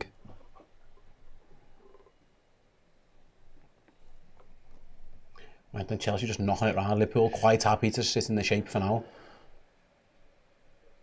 They do pop it round well, Chelsea, don't they? You do. The confidence on the ball, you've got that. The swagger back a little bit in that respect and fair play. They're going to go long this time, though, looking for the long ball. Trent's got to head it. Oh, brilliant. Nods it back to the goalkeeper. I feel like he's enjoying defending at the minute, Trent. Yeah. He looks like he's just in that. Yeah. Canate plays it into Nunes. He's bundled. Fouled. Come on, referee. Give us the ball, lads. Get away. Trent, Glenn Trent has been solid. Yeah, that's it. Very much. Yeah, it was Paddy Sheila who followed Nunes in. Just fouls him and Liverpool get a free kick in their own half. Trent's going to take it quickly. Why? He was looking for Sabozlai, just missed it. And Liverpool needs to get the ball back, which Salah has done for now. Can he keep it? He's running to a bit of bother though, he needs to be careful. Where you going, Mo? Fuck's sake. Free kick to Chelsea on the halfway line. Oh! What's happened there? I think Nunes was offside. He fouled Badashile and then Darwin's ends up on the floor. I didn't see a replay of how he ends up on the floor. Right, super chats. What have we got? Knocky Knock says Endo for Sabozlai. It's an option. It's too early. You might be inviting a bit of pressure. McAllister might be an option at some point.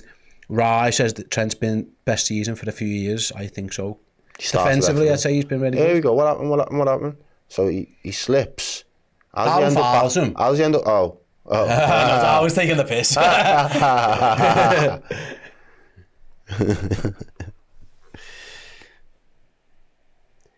Jamie, Sandro, I see you two commentators as Robin and Daniel Sturridge. I'm Robin. Which one are you? Robin? I'll be Daniel Sturridge. Sound. Who's getting booked here? Darwin's going to get himself booked now. Calm down, Darwin. What was that for? I was too busy dancing, sorry. I don't know.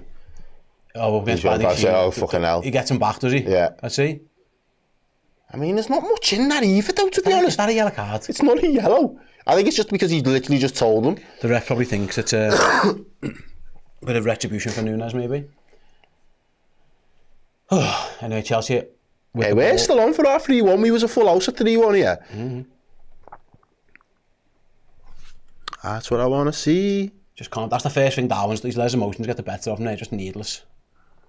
Chelsea go long again, looking for Fernandes. Alexander-Arnold, deal with it. He was waiting for a goal. He didn't come. Finally got there in the end. Wow. Trent done well to shield it. I think Keller should have been. Oh, Gravenberch is. Oh, he's giving a foul away though. I know he's going to get it booked. No, surely not. This game is starting. Fuck off. This game's starting to get a little bit fiery. Casado's been a knobhead now. He's trying to get Ryan Gravenberch booked. He was running away. A third goal would just be nice to just shut these lot up, send them packing. Get on that. Yeah, get in. Yeah, that's what I'm saying. Get on that early train back home to London Euston, bro. Get out of here. You are not valid in this city. Liverpool just in a shape 4-2-4 effectively. Diaz just there as well. That with a bit of a press. They should be on their necks. Neto goes inside. He's left Trent though. Liverpool needs to be careful. It's Neto again. Still going. Edge of the box for Palmer. Goes what a block. It's Curtis Jones in the mix again. It was Szoboszlai. Oh, was it? The two of them were in there though. And he celebrates it. Oh. Liverpool get away with one. And Gusto fires over the bar. So it's the first time Neto drifts inside. Trent looked like he was running in quicksand. Yeah, it was Palmer going for the shot. Oh yeah, it was Szoboszlai. Jeez. He takes ages to make his mind up though, Cole Palmer. And then Szoboszlai gets annoyed and then Gusto fires it over the bar. But Liverpool are... need to fucking put these to bed. Yeah. It's difficult though. We haven't had the ball for a while, have we? No. The long ball forward. It goes all the way back to the goalkeeper. He kicks it. Oh, not the best kick. Come on. Deal with them now. Can Liverpool capitalise? It's Mo Salah. Cuts inside. Mo Salah dinks it into the box. Finds Szoboszlai on the rebound. He ain't going to do shit. That's all right. Keep hold of it. Nice play from Liverpool. Trent is tackled fairly, I think. Yeah, just about. And Chelsea just can about. clear. Even I can't be mad at that. The goalkeeper again with his kicking for them, no. He's not good at it. Just to put them under so much pressure, just giving them...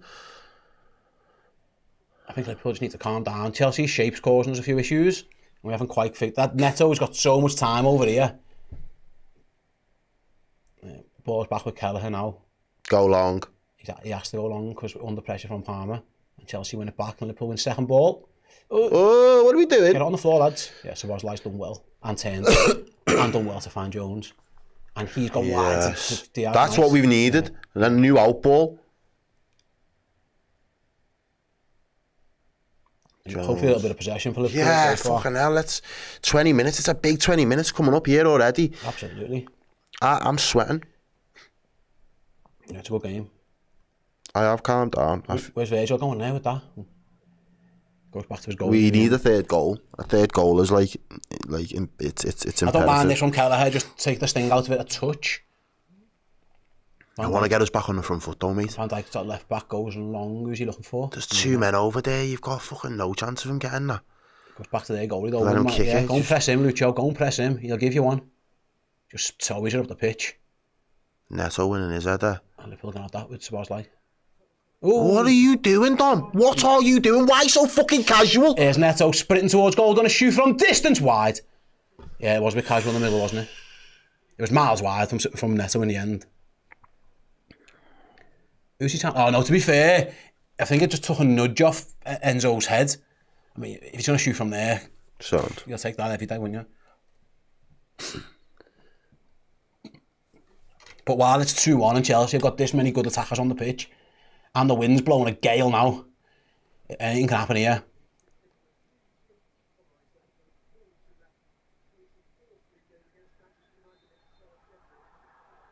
The ref has taken the piss. The ref is absolutely ruining in this game.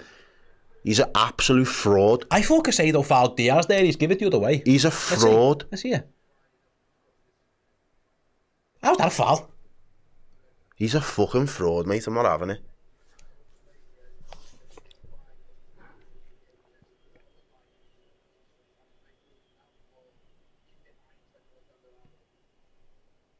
Got so much space that net, he's hugging.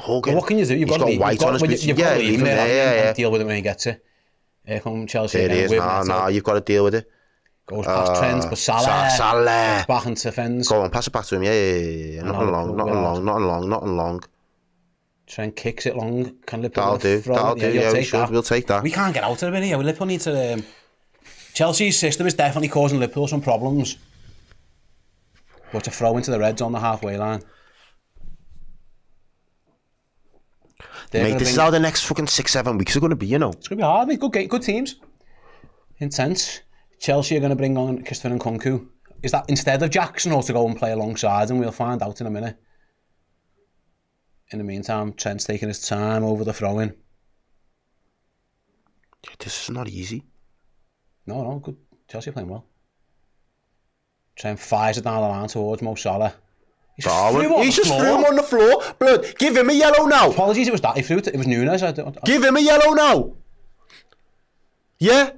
There's a little ongoing battle with these two. It was Nunes up against Badashile. That was more. It's clearly a foul. Chance for Liverpool to cross, maybe. Dangerous crossing position. Badashile, he's a bag of shite, mate. Fuck off. It's going to be Madueke who goes off. Oh, so he'll be up to go up next. Will Jackson go and play wide right, maybe? Or Nkunku over there. They've got plenty of options, haven't they?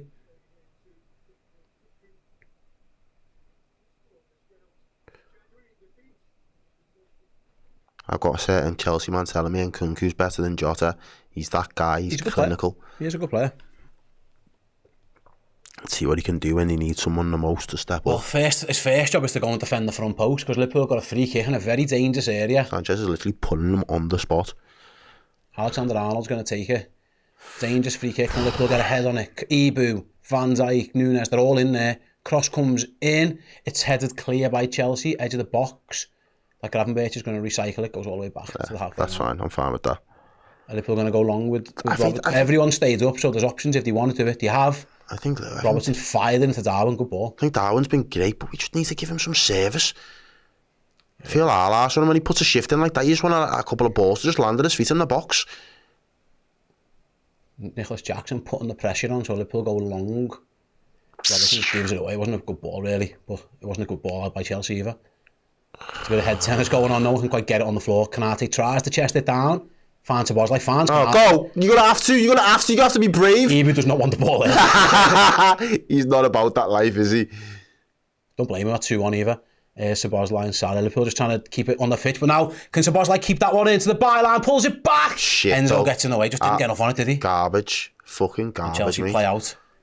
Now he's miles out of position. Look at Nunes, Foul, you're on a yellow. Oh, he's thought about it. He gone wide to committed Neto. it. Wrong side this time for Neto. No, Neto. I thought Neto might go the other side. They switched Neto onto the right, yeah. They're going to play Nkunku off the left.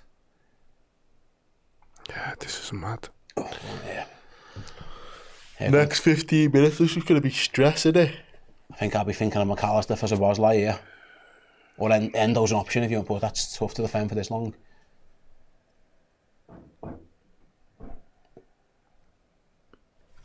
Fernandes dinks it into the box, deflection clear by Liverpool. To Diaz, can he run it from there? He's going to try. He's going to try, and he's taken out. Play on! Oh, okay, we'll take the yellow. That's fine. How many yellow cards these men had now? That was really good by Diaz, wasn't it? Just eased the pressure, lifts it over skipped round the lad. That's awful, that. That's proper cynical if I've ever seen it. Yeah. He just puts his, he probably knees him. And Renato Vega gets a yellow card, deserved as well. Renato Vega. Right, come on. Big 15 or so minutes. If you haven't already, like the stream. We've got nearly 4,000 of you watching. is coming on. We'll find out who it's for. You'd think it'd be supposed so? On performance levels. Yeah, I wouldn't be half. shocked if it was Jones.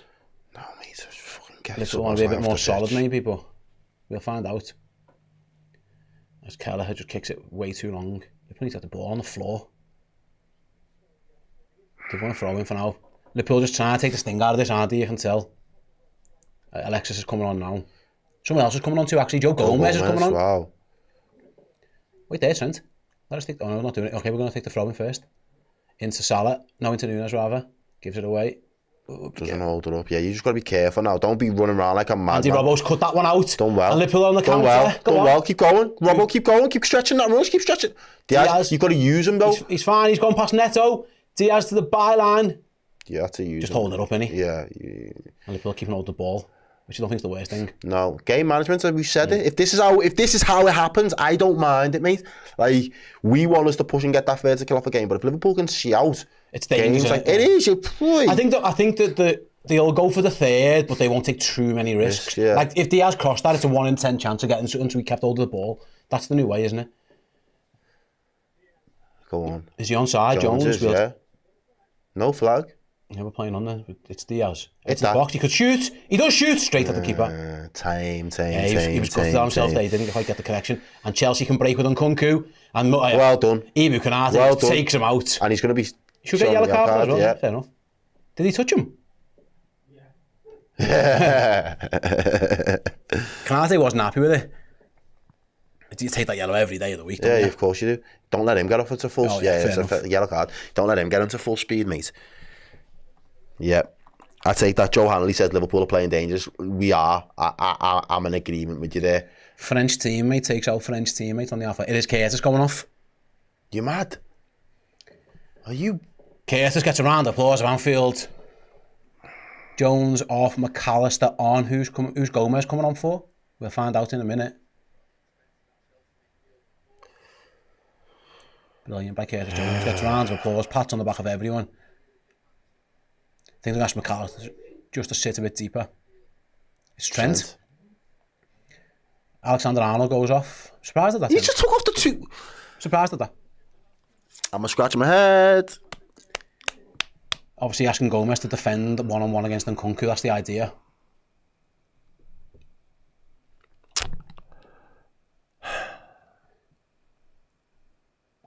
In 9 minutes plus any stoppage time to go. As Chelsea have the ball at the back with the goalkeeper by the Chile.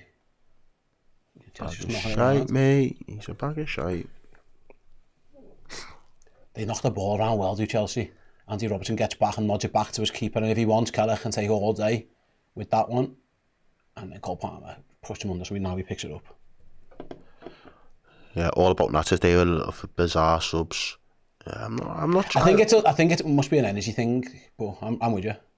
He did say, didn't he? A few players have been carrying stuff. I wonder what. I know Trent had a bit of an back issue, but yeah, I wouldn't. It's not what I would have done. I wouldn't have done it either. But that's what he's done. Just forced that ball down the line far too quick there for Nunes to have any chance. That's what I mean. The service into him's absolutely piss poor at times. Right, then here come Chelsea, right hand side. Gomez right up against Nkunku, forces him back. And Chelsea are going to go back to the keeper. He'll give you one. He'll give you one. Just put him under.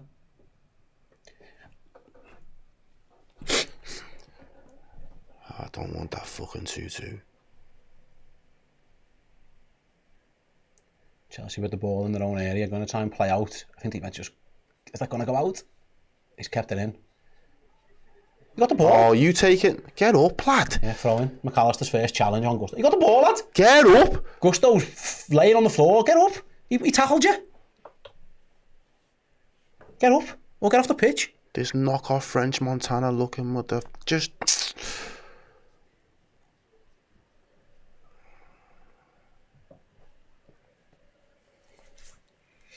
Get up, lad. He's clearly in some type of pain.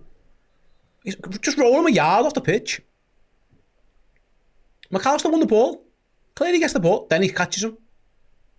It's not a foul though. We learned that in the first half. No, well, he gave a throw in. He didn't give a free kick.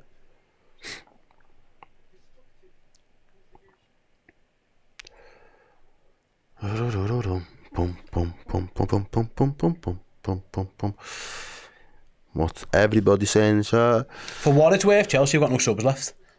Ah, okay.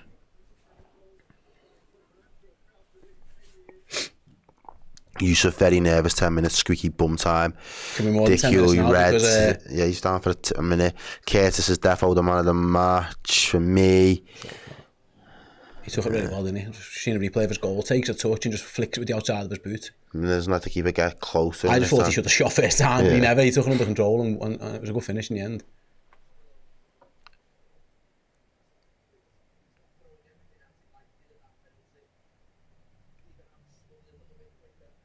I don't think the goalie does great there, you know. He kind of Just waits too long, stay on his line. He's half-arses it a little bit. hugs on his line for too long, mate.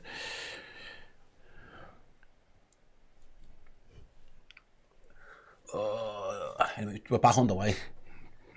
6 minutes plus stoppage time. I don't know how much there'll be. A couple of injuries, about couple of 10. subs, couple of goals. There's probably going to be about 10. It's back with Sanchez at this moment in time. Nunes is going to put him under pressure. He kicks Goes him. Come on, long. that should be our ball. It's got to be our ball. Yeah, Virgil should deal with that. You think No, Robbo Robbo, one of them, two of them. back to his keeper, and Kelleher nods it, gives it back to Robbo. Liverpool ball deep in their own half. Decide to pump it Good ball, into Szoboszlai. Nice, you've got a little bit of time there, a little bit of space to manoeuvre into as well. It's not on the The same ball page. was dreadful. To be fair, I'm not sure why Diaz is running in behind there. He's got to come to feet.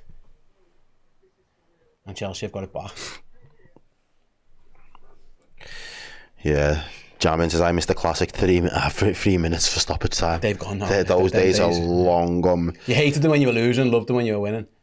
Here's Nkunku first real chance out on this left-hand side.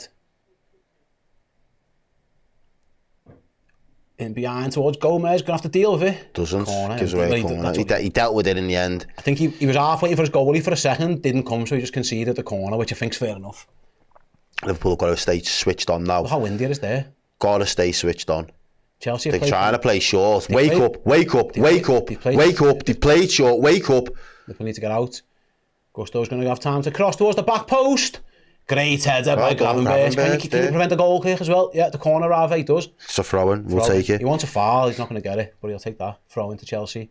Right hand side. He kept everyone No up. one's going anywhere. Everybody's either glued to the screen or eyes on this ground right now. The whole league is watching. The most watched football team in the world, well, in English Joe football. Gomez ends up at left back for a second, takes it off Neto. Can Diaz get out of there? He's in a tight predicament, wins a throw. Brilliant. That'll do you. Excellent. That'll do you. That'll do you, Lucho. And he pumps up the crowd. Let them know. 4 minutes plus stoppage time to go. Andy Robbo's going to make his way over to go and take the throw in. Him and Gomez have swapped sides, of course, for the corner. Anfield trying to do its bit. Come on. Come on. I think Nunes has been... Oh, be careful with this one. Bouncing ball. Oh, well Nice done. pass Dealt to with. Gravenberch. He knocks it over the top looking for Szoboszlai. That's too much on it. Ball goes back to Sanchez. He plays a good pass for once. Liverpool are pressing now. Liverpool are trying to take the ball. Can we get it? Can we win it? Can we win it? Oh, just about get away with it to Chelsea for now. Just about got away with it. And they've managed actually now to work someplace. And they're running themselves back into trouble, though. Chelsea pushing up the pitch. Liverpool just getting back into a decent shape. Just getting bodies behind the ball now. Liverpool, everybody goal side. And one of the defenders will unit where we can. Gomez against Gomez didn't, Nkunku. yeah. Go on, Joe. Go on, Joe. And Fucking wins the free there's a kick. foul there as well. Come on. Yes, Joey. Joey G. You saw the misplaced pass, steps in and wins the free kick, and he'll take his time over it. Right then, what's that? 2.5 plus stoppage time to go. Gomez with that big switch towards the corner flag. It's too easy to head it that way for Chelsea.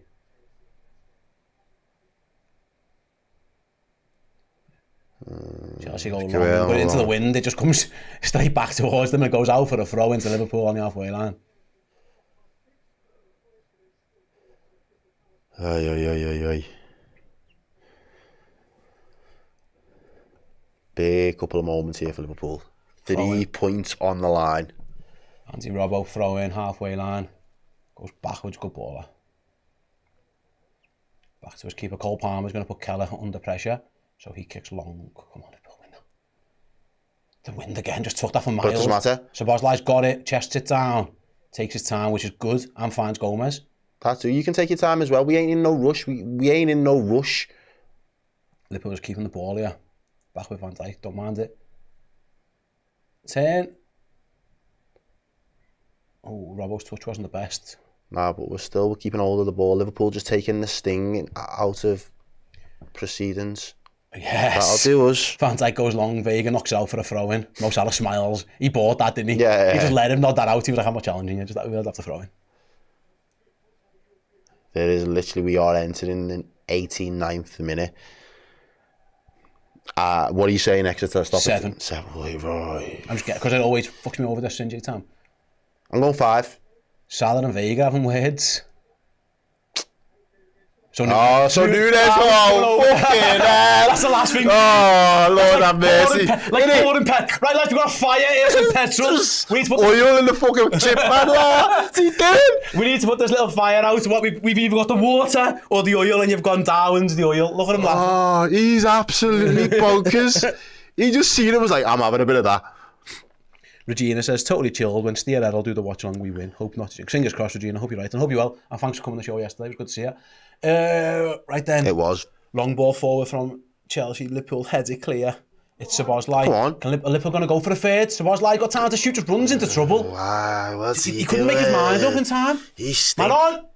Hey, Red Yes. Yes, even paycheck, you can hear it. Casado stinker. Gravenberch has absolutely ran. 7. I said 7. Right then, the 7 minutes of stoppage time. So it's like me, he ain't happy. He's asking the crowd to get up a little bit. There's Arne slot there. Don't let my demeanour have you nervous. Yeah, you said you weren't going to be emotional. I'm not being emotional. I'm just nervous.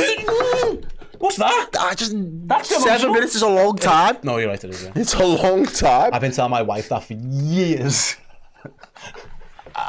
Szoboszlai dinks it towards the back post. Van Dijk nods it down. Liverpool got to be careful of a counter attack as it comes clear towards Gravenberch. Oh, interesting header by Gravenberch. Oh, dealt with, and he's on a little run now as well. Gravenberch looks for Nunes. He's going to go for a goal kick. Don't be nothing stupid there, Nunes. Don't do nothing stupid. Goal kick to Chelsea. 4K of yous watching, thank you very much for tuning in with us today. Make sure you stick around after today's game because we have still got content coming every angle from the ground, here, behind, on Redmen, plus as well. We'll be doing a show. Brilliant by Joe Gomez to cut that one out, gives it away though. It's Fernandes wins it. And here comes Cole Palmer down the right. That'll do it. Foul. The fucking hell. McAllister stepped across him. You're going to book him for that as well, fucking hell. He's been cards happy, this ref. No, not half. Yeah, probably. That's a set play for Liverpool to defend.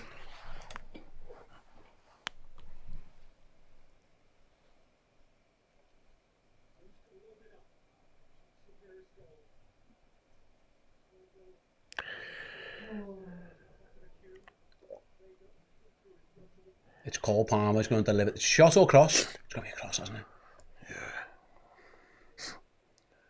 5 minutes left to play. Big 5 minutes in Liverpool's game here, boys and girls.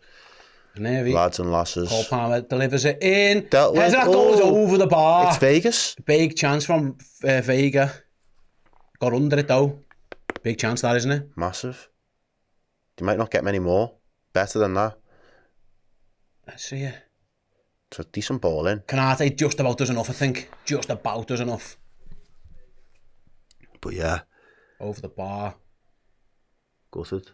Sorry for you, lad. Maybe wait a few more seconds. As it goes long towards the left. Too easy. Chelsea win the first header. Gomez wins the second. Chelsea get the loose ball, do they? Nunes helps stick it away. Can we have it? Can we have it? Can we have it? Yes, Ryan Gravenberch finds Mo Salah over the top looking for Nunes. It's a bit of a battle, a bit of a scrap. Chelsea, oh, they've got rid of it. Thought he'd give it away, they hadn't. And now here's Jackson on the halfway line, spins past Canate, danger for Liverpool. Vega up against Gomez. Yes! Joey! Dealt with. Can we do one of these games with a heart rate monitor on Errol? Says Dan with the super chat. My heart rate's all over the place just watching him. He's not emotional though, he's fine. Doesn't get emotional. Like a drum roll. Ooh. Still a long time left. Here's Cole Palmer trying to find his man out wide and Neto. Oh, it's going to come into the box now. Liverpool don't have to deal with it. It does. Back post, Uncle doesn't get there. Oh, clatters himself. Is he all right? Oh, thank God. Fuck do I care? Oh, shit myself. I thought that was a goal. It's gone wide and I don't know how. Talk us through. He just misses it. It's a lovely ball. It's a lovely ball from Neto. He goes with the wrong foot is what he does. It spins out of play and then Kunku crashes into the boards. I thought that was a goal. What a pass. The crowd desperately trying to get Liverpool over the line as it battles in the midfield. Van Dijk comes across and wins good ball as well. And finds Diaz. Can Liverpool get it down, just get it down. No fucking about now. Here's Diaz. What's that? Fucking about. He's found Salah. Salah round the corner for Diaz. Back heel corner. Offside, I think. Yeah, you saw him be.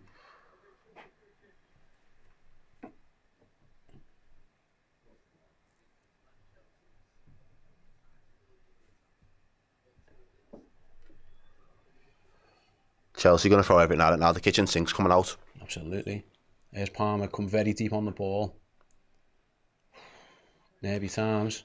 Oh, good pass. Oh, well done, Gomez. Elite. Gravenberch finds his pass out as well. That's the out ball. That's the out ball now. Diaz is the out ball. Fine. Spin it, let him go. Let him go. Go on, Lucho. Is he going to go for this? Darwin's still outside. Darwin's still outside. You've run offside. Diaz was never passing him. No, it was. McAllister on the ball. Good ball out wide. Yeah. Keep it there. Keep it there. Just keep it. Put your foot on it now. Lucho's going to go for a little run. Still going. Shoots! Yeah! Oh! Damn. Show. Liverpool were effectively trying to waste time, but Diaz just found himself going. Went for the far corner. Yeah. A couple of yards wide. Goal kick to Chelsea. 1 minute left. Oh, dude. We're hanging in. That'll do us. Nice. That'll do us.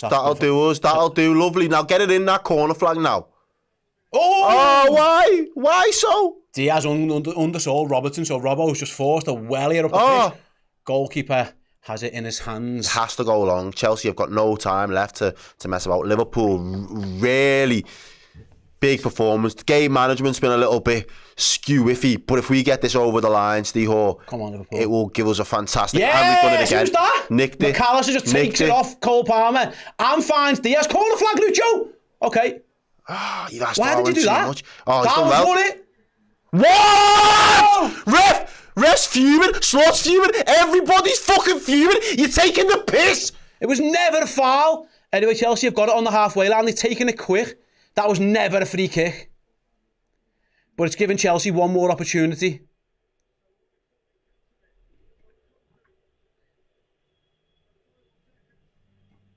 Here's Neto. Crosses.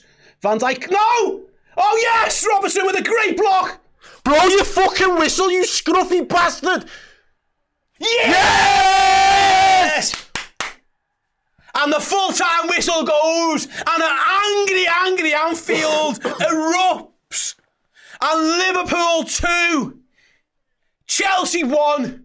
The Reds go back to the top of the Premier League in exhausting, exhilarating, quite nervy and quite angry fashion towards the ends. It means so much to Liverpool, who celebrate a big 3-pointer at Anfield. It wasn't always easy. It was a bit nervy at times, but goals from Mohamed Salah and the man of the match, Curtis Jones, Errol, sent Liverpool back top of the league. And I think, tough game, win them. Yeah, fucking not half. We had to do that the hard way. Chelsea were always going to make it uncomfortable, always going to show a little bit of quality at times. But Liverpool, again, the togetherness in this squad, the desire, the hunger. We've seen Salah running back, defending, covering for Trent at times. We've seen Nunes running around like a madman possessed. There was so much more than just quality today in terms of how we approached having to do it. As I said just before, if they'd have scored then, sorry to say, I'd have went and found that ref, found his house. Bro. And it would have been... It would have been on. It would have been on, bro. It would have been on. I'm not a fan. He wouldn't have been making it out. He would not have reached the 62. I'd have cut him off at the Rocket. I said, yo, come chat to me. No. I'm not an angry man. I am. I'd have had to step through. Yeah. You'd have had to get it. It couldn't have happened. Yeah. Certain things you just take personally. And that would have been one of them. I'd have had to take that personally. Arne Slot was on the floor and how angry he was at him. Fuming. If they'd have scored off that when Nunes clearly won the ball and was about to make it 3, I'd have had to throw hands. But you know what? It's all smiles. It's been a good weekend. Redmen were boss live yesterday. I've had a boss birthday, and Liverpool are top of the league. Fucking have it. Yeah, absolutely fantastic. Curtis Jones puts Liverpool back top of the Premier League. He's just having a little chat with Cole Palmer there, going, mate, if you ever need some tips on how to do it, how to do it, come and see me. Just come chat to me. Yeah, he turned into a daddy this week. I said it before. He's Chelsea's daddy today. That is Liverpool too. That is Chelsea one. Stick around, guys, because Dan will be here in this very chair very, very, very shortly with the fan interactive show. You can have your say. You've listened to me and Soft Arse here for about 3 hours. Now you guys can have your say on all things Liverpool 2, Chelsea 1. Stick right here over on redmenplus.com. Me and Errol are going to chill out for about 5 minutes and then do the player ratings show as well. So go and check it all out. Stick with Dan. Keep an eye on the channel as well. We've got loads in terms of Chloe and Paul from the stadium as well. Very, very, very thanks. Very, very much thanks rather to Chris, who's on the 1s and 2s today. Big up, Paige. Fantastic job in replacement for Joe. Don't forget Wednesday as well, ladies and gentlemen. We are here all day live for a very good cause as well. So tune in at the least. A bit more information on that right this second. So thanks from me, thanks from Errol. Stick around, we'll be back with the fan interactive show. Have your say right now. See you in about a minute and a half. Ciao.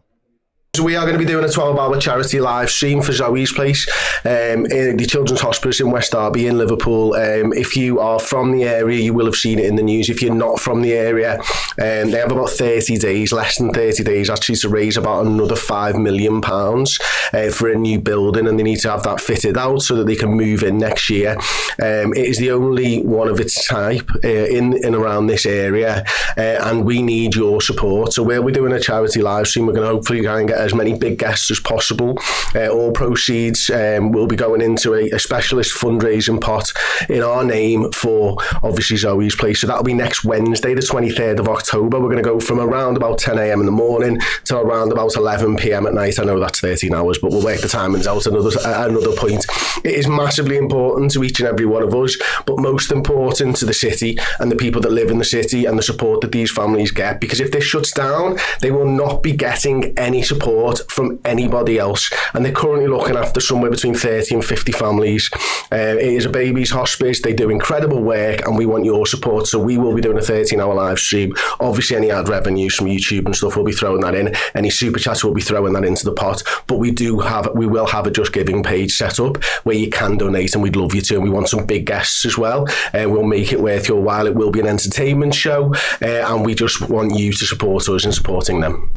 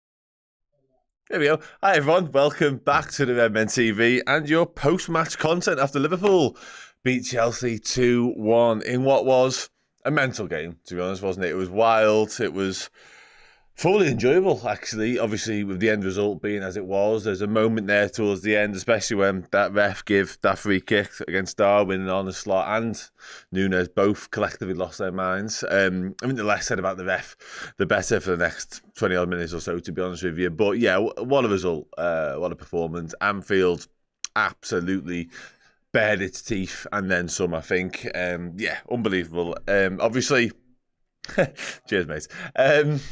Yeah, goals, Mohamed Salah, Curtis Jones. We could probably do a good old chunk on Curtis Jones, to be honest. And Mosey kicks us off with exactly that theme as well. Unbelievable he was today. Baldwin there. I'm never a doubter of Curtis. I knew he had what it takes. I'll have to take your word for it on that. I don't have your chat history to go scrolling through and find out exactly what your longer-term opinion is on Curtis. But honestly, he was absolutely outstanding today. He was everywhere. Defensively, it was a proper all-round midfield performance actually from him. Made up to see him get a goal, of course, and we actually discussed in the pre-game stuff about Curtis scoring and what celebration he might pull out the bag if he did so. There was some discussion that he'd already said he's going to do the bow and arrow. He abandoned the bow and arrow to obviously mark the birth of his first child this week with a thumb in the mouth. But yeah, he was just, honestly, he was brilliant. He was absolutely brilliant. Won a penalty and a half in a way as well. Obviously, we had the one that was overturned. We'll debate that, I'm sure, long into the night if we need to. Liverpool picked up 3 points. Liverpool top of the Premier League. Ultimately, who's asked whether the penalty was given or not? For what it's worth, I don't think it was a nailed-on pen. The first one definitely was. Absolutely no two ways about that one. I think the second one can go either way, but I must admit, once it's given, I'm a little bit surprised the threshold and the bar is low enough to overturn that. I thought once the referee had given it, because Sanchez, it's clumsy, it's reckless, it's a bit daft from your goalie, to be honest. Yes, he gets that tiny touch on the ball first, which probably saves him. But yeah, anyway, let's talk more positive. Yeah, mate, it was not good in there. Like, I hate Chelsea, but we all hate Chelsea, let's be honest. But it just felt like a moment, like it was a statement, of course, a statement performance, a statement win, a statement 3 points to go back at the top of the Premier League, given what Man City managed to conjure up earlier on. It felt like a necessity almost in a way, because we as Liverpool fans believe we're capable of doing something special this season. I think we've seen enough evidence of that already. I'm not ultimately that arsed whether other people do or don't. It doesn't really faze me. But in order for us to actually be in the conversations towards the business end of the season, we have to win games like today. So I felt like it was vitally important that we did. And I thought Chelsea were decent. I don't think they were great. I think we were okay at periods. I think the midfield in the first half an hour especially, was a little bit non-existent, if I'm being brutally honest. A little bit easy to play against. The goal Chelsea scored actually comes from a little bit of that, a little bit too open, too much space in that midfield department of ours. So far from perfect, but to come through in the manner that we did, and it potentially could have been more comfortable. Mention the penalty non-decision as well. Anyway, let's dive into it, shall we? Marcus Ward says, the referee was an absolute disgrace. Do you know what, Ahmed? This is a great shout, by the way, and the ref was a disgrace for what it's worth. Terrible. One of the worst refereeing performances I've seen at Anfield for a little while, actually. I don't think he ever got control of the game. There was moments in the second half, especially when he was booking people left, right and centre. There was the Nunes and Badiashile incident, and I almost thought in my head, he's lost control here. But then I almost had to check myself and go, I'm not entirely sure if he ever got control. Maybe for like the first 5 minutes. But as soon as he started giving free kick, it just ran away from him completely. And by the end, he didn't have a clue what was going on, to be honest.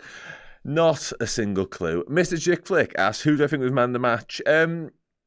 Without meaning to not keep me powder dry before the player ranking show that we do after, my personal choice for that would be Curtis Jones.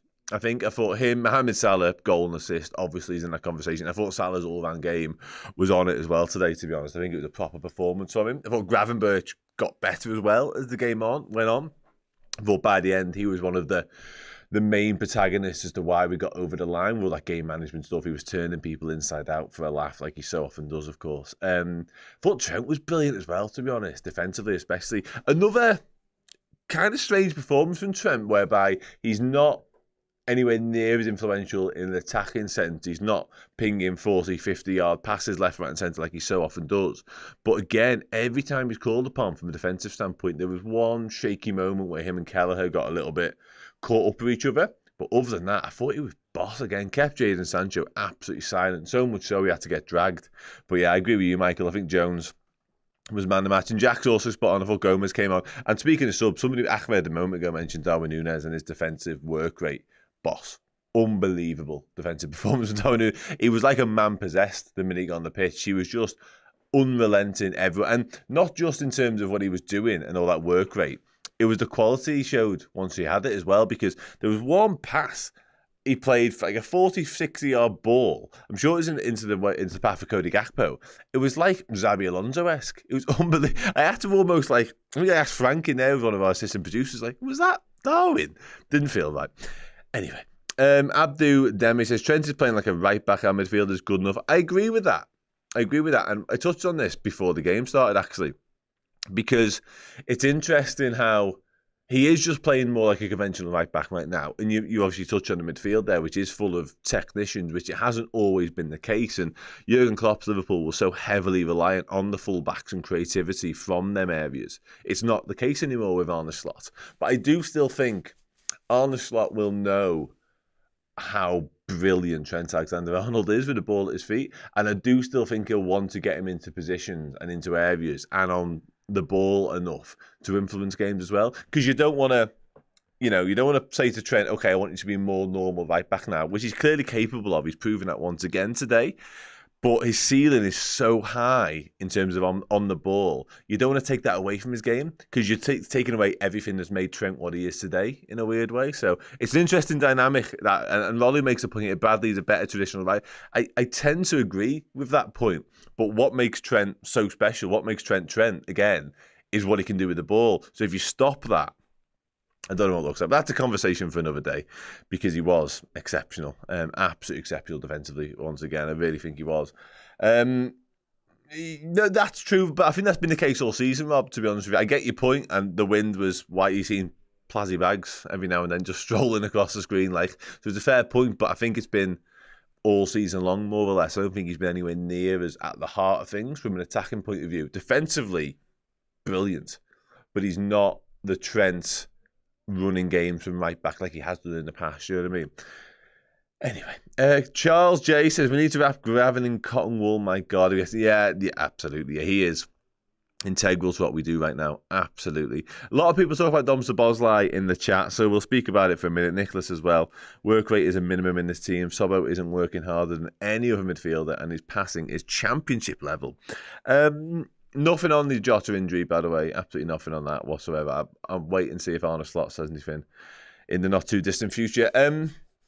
As for Szoboszlai, I'm not sure anyone puts in quite. I'm just looking like a Curtis Jones. Some of the blocks he made as well in that first half. My word, what a performance! I don't think anybody puts in quite the shift that Dom does. I agree in terms of the fact that work rate, that endeavour, and that desire to do the pressing, the dirty work, the intensity of it, that is a prerequisite for getting into any Liverpool team, it feels like. And Szoboszlai leads the way in all those metrics, I would say. However, there's no two ways about it. Too often, his decision-making or his quality in possession keeps leaving too much to be desired. There was the one today, it might come from that Núñez pass I was speaking about a moment ago, actually, and Gakpo finds Szoboszlai in acres of space, and he should do better with the finish. It's a really tame finish, actually, in the end. So, disappointing performance again from Szoboszlai, and I say disappointing, that's a bit hard. I think he was okay. But again, I think there's one or two moments you can pinpoint there and go, you could do better there. And with Curtis Jones playing as well as he has done today, Ryan Gravenberch, we know, is an immovable object in that midfield right now. Alexis McAllister comes on and gets his 20-odd minutes towards the back end, and all being well, he'll be ready for more minutes next time out. I do wonder whether Szoboszlai, if he wasn't looking over his shoulder already, now he could well be, because lads have come in around him and played better than he's been playing. And again, Curtis Jones wasn't just the goal, wasn't just the fact he wins a penalty. His all-round game today was phenomenal. Absolutely phenomenal. Núñez had a great impact. He absolutely did. I thought he was exceptional. Somebody says Dom looked tired. Wouldn't shock me. He plays every single minute for his country as captain, and then plays most minutes for us as well. His tank is probably what makes him stand out from the rest, I would say. But we seen last year sort of the frailties of just keep running him into the ground. His form suffers as a consequence. We need to be a bit more careful with him, and that might come in the course of the next few days. Leipzig obviously returns to his former club, of course, in Leipzig, and then next weekend against Arsenal. It'll be interesting to see what he does, but yeah, I agree with the Nunes point. A lot of love for Nunes in the chat, Mr. Chickflick as well, as Liverpool 12th man. Darwin was... I said it, and it looks as though we don't know anything on Jota yet, but I would be surprised if he was fit and available for midweek against Leipzig. So I would imagine Darwin gets the run there, and based on what he just did, more than deserving of it, because brilliant. Absolutely. One of the better Darwin Nunes performances, actually. And obviously, we'll all point to Newcastle away when he gets the goals. He gets the winner at Forest and stuff like that. He's chipped in with goals, not on a consistent enough basis, obviously. But his all-round work today and what he did was, right up there. Right up there. Nicola says, Elliott works as hard as Sobbo and his passing is class. Yeah, I love Harvey Elliott, and there's certain games that are crying out for a Harvey Elliott. There's no two ways about that. It's just the fundamental reasons. The foundation of what Liverpool do is based on the athleticism and the physicality of that midfield. Certainly when it comes to out of possession. Harvey will work his nuts off for you, but he doesn't have the same presence, doesn't have the same engine, etc. as Dom Szoboszlai. Because again, I come back to it, nobody does. Nobody does. Sad. We'll dive into the Twitter in a second. Let me just find it. Here we go. Somebody's had the screen on massive. That is... Steve was sitting here. What's wrong with his eyes?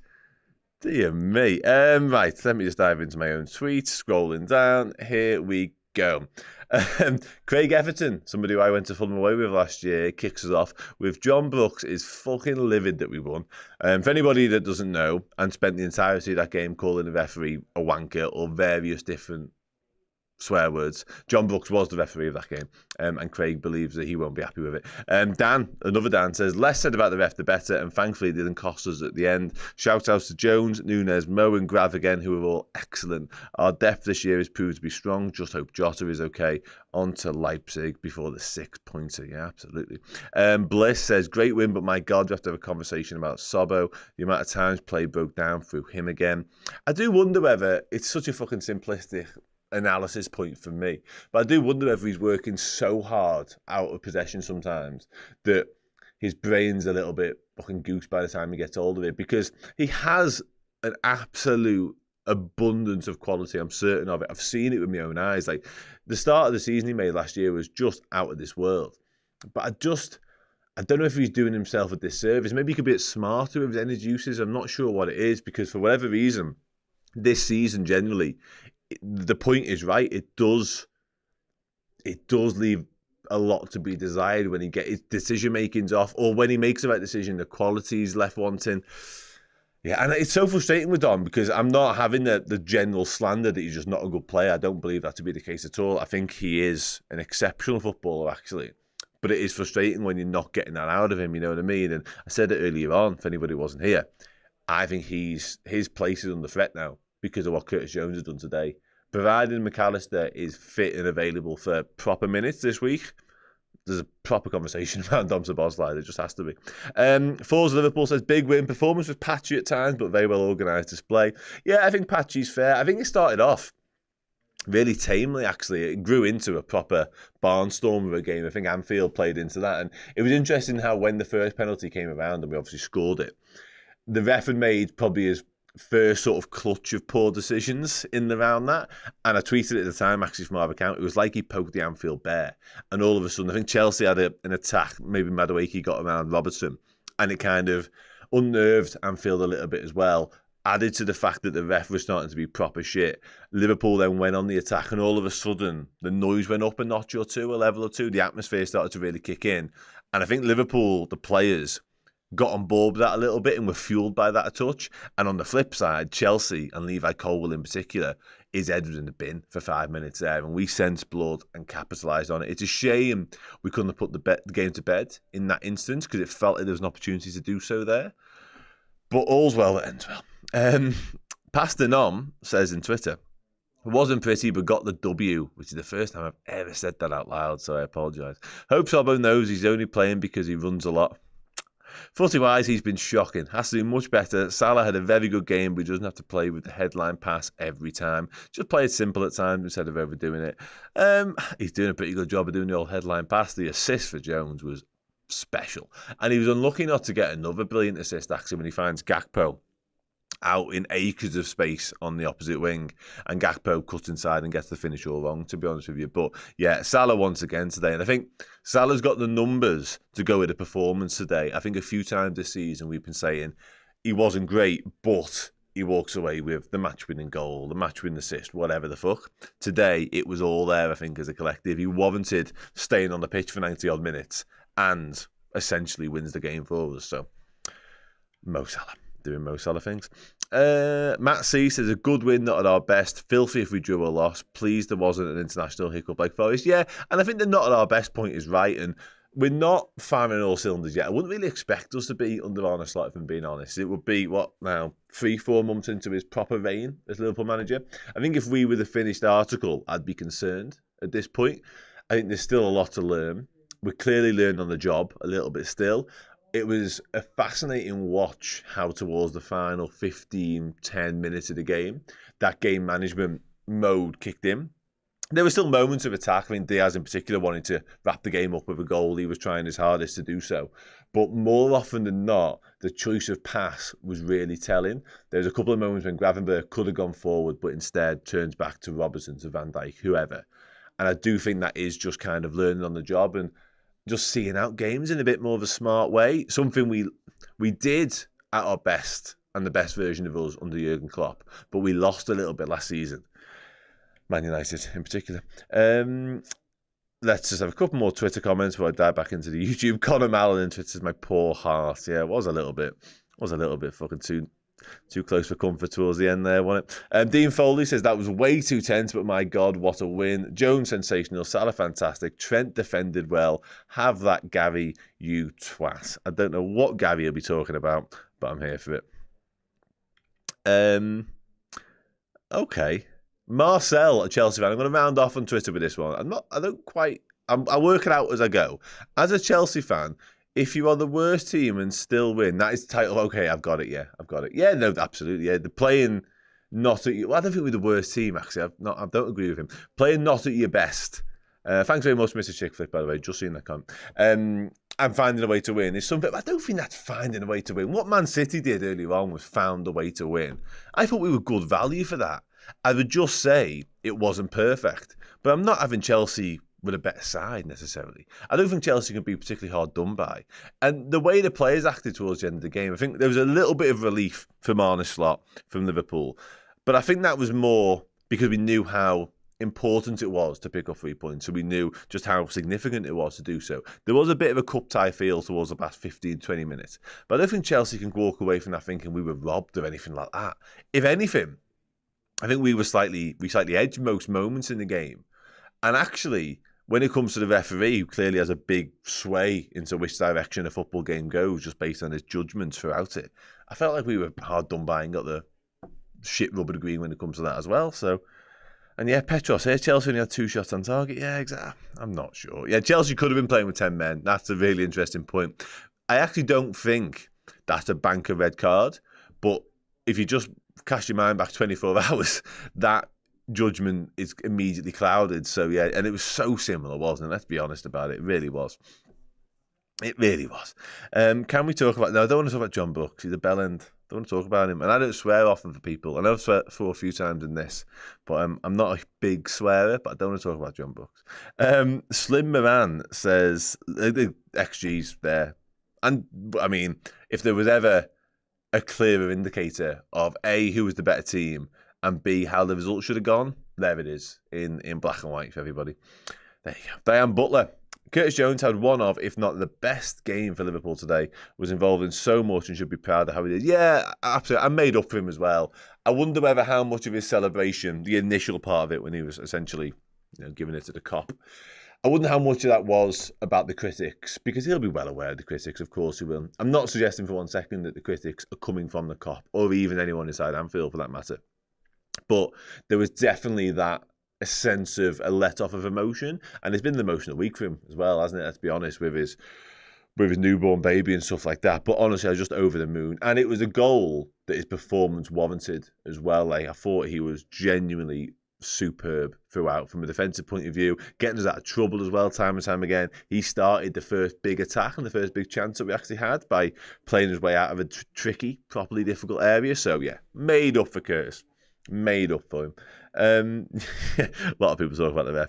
And do you know what, Wayne? I love Curtis Jones. I love him, and for what it's worth, he watches. I'm not telling anything untold secrets. He watches a fair amount of stuff here, and I'm just going to say this to sort of appease him, because I do think some of the criticism sometimes can be in the round being justified. And I said it earlier on. I think sometimes he's had too much of a stop-start Liverpool career, and it's not his fault. It's been injury-related more often than not. And then when he is fit, sometimes somebody else is playing so well ahead of him, he can't get back in the team. I do think when he's got in the team and nailed down his spot, he's been brilliant. But because it's been so stop-start for him, he can feel almost a little bit lacking rhythm too often. And I think his reset mode, and it's probably where people point the most blame at him as a player, is keeping on to the hold of the ball too much. He seems to churn it in possession every now and then when he's not at his sharpest, which is fair enough. But I think it's actually a hangover from what he was as an academy player. When he was a winger, he was a captain most of the time, and it was get the ball to Curtis and he'll win the game for you. And more often than not, he did. I think he almost casts his mind back and he just becomes that player again. Whereas in the men's team, in the first 11 stuff, when you're playing under Klopp or Slot, that isn't the case anymore. You don't have the same time in possession and all that sort of stuff. So, and it's a different role as well. He's playing in the midfield now, where it can be a million miles an hour anyway. So, anyway, I'll stop talking about Curtis Jones. Last couple of comments now on YouTube. No, it does happen there. It absolutely does. We hear it quite a lot, to be honest with you. And again, it depends what the criticism is, I guess. Some of it's just bang out of order and unnecessary. But then some of it can be actually quite sort of, intelligence as well. So, whatever. So we need Sobbo to step up. Yeah, I guess. Okay, yeah, he did do this. He did, and it was a big old block as well. There's a couple of massive blocks last ditch, right? So like Curtis Jones and Andy Robertson right at the end as well, when the game was properly on a knife edge, with 7 minutes added on. Where the fuck did that come from? Terrible ref. Yeah, everyone wants to talk about the ref, don't they? Swap Szoboszlai with Wirtz, please. Just that easy. Just swap him, Florian Wirtz. Dead simple. Don't worry about it. Make it easy. I like that comment there. Sound, I'll start to wrap up. Please do join me for the player ranking show. If you possibly would be so kind, it would be massively, massively appreciated. That is the show, if you haven't joined us before now, where we rank the players, would you believe it?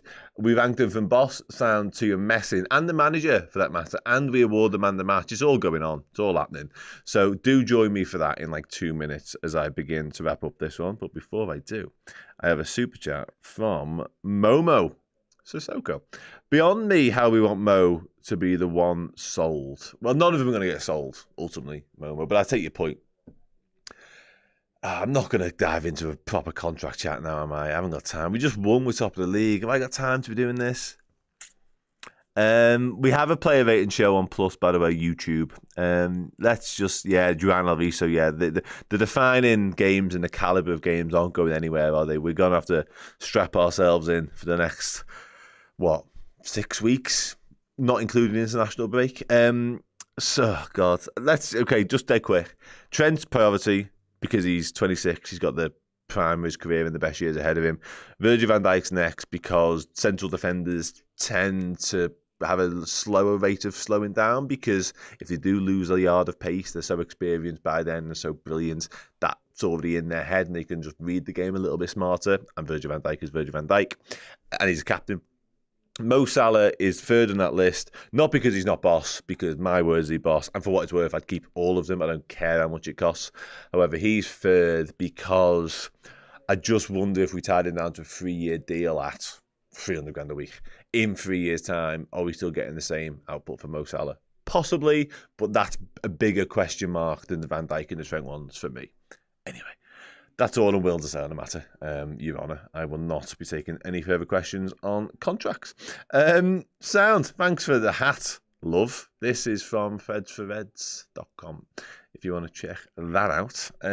Boss, I think we're done. I think we will get 2 contracts sorted, by the way, for what it's worth. Yeah, wait and see who they are, eh? Cool. I am going to go and do the player ranking show now. I've got some big news to tell everyone, actually. I think it's just gone out on socials, so you're probably going to watch it there, see it there, but don't do that. Let me tell you in a minute. Come and rank some players with me, would you? That was a good show. I enjoyed that. Sound. I'll see you there in a minute. Hey guys, how would you like the chance to win this? A retro LFC shirt signed by an Anfield icon, John Barnes. At the end of October, we'll be giving this away to one of our Redmen Plus Legends subscribers. So if you head over to redmenplus.com now and join us as a legend, you'll be in the prize draw at the end of the month and you could win this. Not only that, you get access to our amazing content, both in video and podcast forms. You get access to the Discord group, you get priority on live event tickets, but most importantly for you guys, you got a chance to win this. A shirt signed by Mr. John Barnes. Redmenplus.com. Become a legend, and yeah, good luck. One.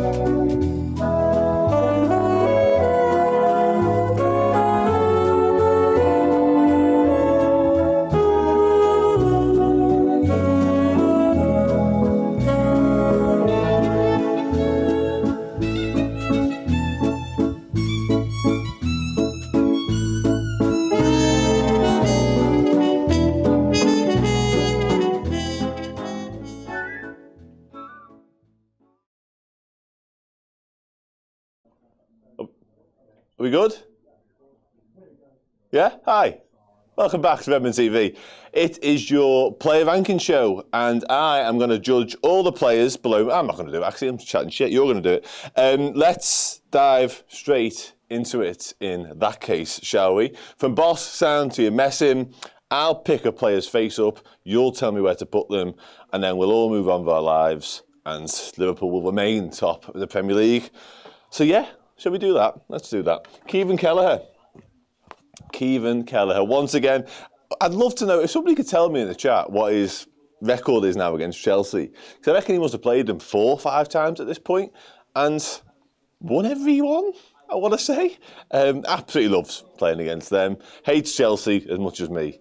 Kievan Kelleher, which is absolutely fine by me as well. We've got an upper sound from Was Lost. We've got a sound from Craig, a sound from Seth. We've got a sound from Big Tasty. I've just seen somebody call somebody a better looking Hendo up above. If someone can tell me what that is. Yeah, it is. You know what, Paul? Every time I, in my head, sort of preempt the fact that I'm going to say the title of this show, I do often have to just stop myself ever so slightly in my pace of talking, because you don't want to be saying the other one. You just don't, because that'll be on the internet forevermore. And that's not the life I want to live for myself, to be honest with you. Boss, he did everything right, no mistakes. Just a load of sounds from people. I don't think he was called upon massively. There was 1 or 2 moments, one with Trent in particular, whereby they both kind of looked into each other's eyes and thought, are you coming, am I coming? None of them ended up going. I think Trent needed it behind. There's one with Joe Gomez, similar in the second half as well. But all in all, I thought pretty decent performance. Always feel very safe with Kievan Kelleher, which I guess is sort of a mark of the man and testament to where he's at in terms of his quality. So yeah, happy days with Keeve. I'm happy with a sound, 1 dodgy ball. I think, yeah, his distribution, his footwork is also very good, which is so important to the way Liverpool play right now. I spoke a moment ago about the game management. A lot of the game management was going through Kelleher as well. It was quite as simple as, Canate, Virgil's going to keep it, Kelleher's going to get involved as well. So, yeah, I thought it was really good. Happy days. Graz thought he was boss, actually. Always get someone's heart set, hell bent on the numbers. 7 is kind of this. I would say 9 and 10, 8, 7, 6. And then I think you're into 5 and below territory here. But, you're the judges, ultimately. Let's do it. Trent Alexander-Arnold. I did make a promise before the international break that I'd sort out the cards because hairstyles and kits. I have started to make good on that promise. I went upstairs and told everyone we needed to order new cards. And the graphic designer who's made them all, they've now been ordered. So we're getting somewhere, guys. We're getting somewhere. Sound. Trent was sound, lots of sound. I thought he was better than sound, to be honest, as does Craig Flynn. I thought he was brilliant. And it's not a typical brilliant Trent performance. Usually in days gone by when we spoke about Trent being, boss sort of territory, he's walked away with a whipped in top bins free kick or an assist or two, or he's been spraying 60-yard passes, diagonals across to Luis Diaz, whatever. But this is slightly different now. This is a different version of Trent. I thought just as a right back, I thought he was exceptional. I really, really did. I thought fundamentally what he allowed us to do, what he allowed the midfield to do and the attackers was play their football, which isn't really very vintage Trent, like I say, but yeah, I think he's doing a boss job of it. Thanks very much, Regina. Thanks. Yeah. Trent, upper sound, boss, our best defender. Yeah, it's mad. It's a mad world. I can't quite get used to it at this point, to be honest with you. But yeah, his offensive work, I don't think his defensive work was bad either. It just feels like he's been asked to do a lot less of that for whatever reason. It's a really, really interesting dynamic. Defo says minimum sound, boss line. Okay. Yeah, this, Nicholas, as well. Been a lot of out-of-pocket chat today. I'm going to pop in there for now. If we feel strongly that that's incorrect in any way, please let me know. But for now, I'm going to leave him there. He was an 8, says Wayne Kerr. Well, that's like a 7.5, I think, based on what I said a minute ago. So I'm going to keep him there for a second. Thanks. I'm glad. And they got rid of Sancho early doors, didn't they? Clearly, speaking volumes of what Trent was doing to him. Ibu Konate, what do we think about Big Ibu? I did love that moment late on in the second half when we were 2-1 up and we were very much in that seeing the game out mode, and he found himself in what I can only describe as a Joel Matip centre-back position, about 35 yards from their goal, like in like a right-sided 8 position, and it was like he had a look around him just to say, the fuck am I doing here? And instead of doing what Joel Matip would have done in that situation and just carry on running towards the goal, 1-2 with Salah and score him, he went, nope, not for me, laid it off to somebody else and ran straight back towards his centre-half position, which was nice. A lot of silly yellows. You're going to have to let me know who got silly yellows as we go along, because there's millions of them. Like, he was booking Shipka Hulshoff and Johnny Eitinger at times. He was all over the place, the ref, wasn't he? Let's be honest. He did get done by Jack. I think him and Virgil didn't cover themselves in glory for that goal, if I'm being really honest. A little bit too narrow for my liking. And it was his leg that played him onside ultimately as well, wasn't it? I think, yeah, I agree with this. I agree with this, actually. So I'm going to go sort of there. I think he's in and around the Kelleher region, to be honest. Virgil van Dijk. What do we think about Virgil today? Again, him and Ibu, neither of them go with spot nor play Nicholas Jackson offside, so they won't be happy with that, ultimately. They're not happy with conceding goals, full stop. And for what it's worth, should have said Keller couldn't do anything about the goal at all. It was a good finish, actually. Graz thinks he was boss. Scareface thinks he was sound. Diane thinks he was sound. I'm between Trent and Ibu in there. So similar sort of height, I'm guessing. I don't know about that. I don't know about that. Okay, let's get Virgil in there. I'm up for the early night element of it, though. I won't lie to you. I'm going to Germany tomorrow, so could do some kip. High sound captain, same as Ibu at most. All right. I feel like they're too low all of a sudden. I'm going to go with that. For now. Don't know why Virgil's come this side, but shit happens. Andy Robertson. I thought he was really struggling for a little bit there. The first half an hour, Madueke was kind of all over him a little bit, and I was a little bit concerned about that side. I was actually at ease with Trent's side because he had it, as the kids would say, locked down. But he was just, couldn't really get to grips with Madueke at all. And there's that one moment he does get to the byline and kind of gets away from him a little bit and pulls it back. But I thought he got a lot better. And second half, I thought he was much more like himself, to the point whereby late on, he's the one who makes that big block, and who knows what could have happened had he not have done so. Yeah, boss second half, says Sarah. I agree with all this. So I think we're like a high sound in that case, because it probably would have been boss if he'd played like that throughout, but he was so off it in the first half. I think we can't judge him too highly. You're messing first half, yeah. It wasn't good. First 30, you're messing. Yeah, I tend to agree. I don't know what it was about Madueke. We couldn't work him out, could he, for a little bit? It was odd. It was alarmingly odd as well at that. Let's throw him in there, I think. Sort of like the 6 territory, 6.5 territory. Very low sound, says Jack. Okay, yeah, I think that's about right then, to be honest, Jack. Ryan Gravenberch. One of the rare occasions this season where we're probably not going to be talking about Ryan Gravenberch for quite as long as we have been. Having said that, I thought he was really good again. I thought he, again, another one who got better as the game wore on. Towards the back end, when, I'll say it again, we were looking to just be smart, be clever, be composed, kill the game. He was right at the heart of us being able to do that, and his turning. I could do like a 45-minute deep dive into his turn alone. It's just, oh dear me, it's a bit of me. I thought he was good. I thought he was good, actually. Again, I thought maybe a little bit isolated first half. I don't think he had his greatest first 45 minutes. But I don't think the midfield did as a collective, actually. I felt like it was a little bit all over the place at times, a little bit disjointed, maybe. Individually, they all had strong moments, but it felt like as a three, it wasn't really clicking for whatever reason. But again, I thought second half, he really came into the fore and was brilliant. Yeah, big tasty. I'm kind of with you. It feels at this point as though he's been so good, anything less than like a boss is inaccurate. But today, I'm not sure. Yeah, chewed up Lavium Caicedo, which again, there's a story there, isn't it? I guess, given what happened last summer. Okay, somebody a tad up, same as Trent. Okay, people are having Ryan, which, listen, average apart from one turn, yeah, but what a turn it was, don't know.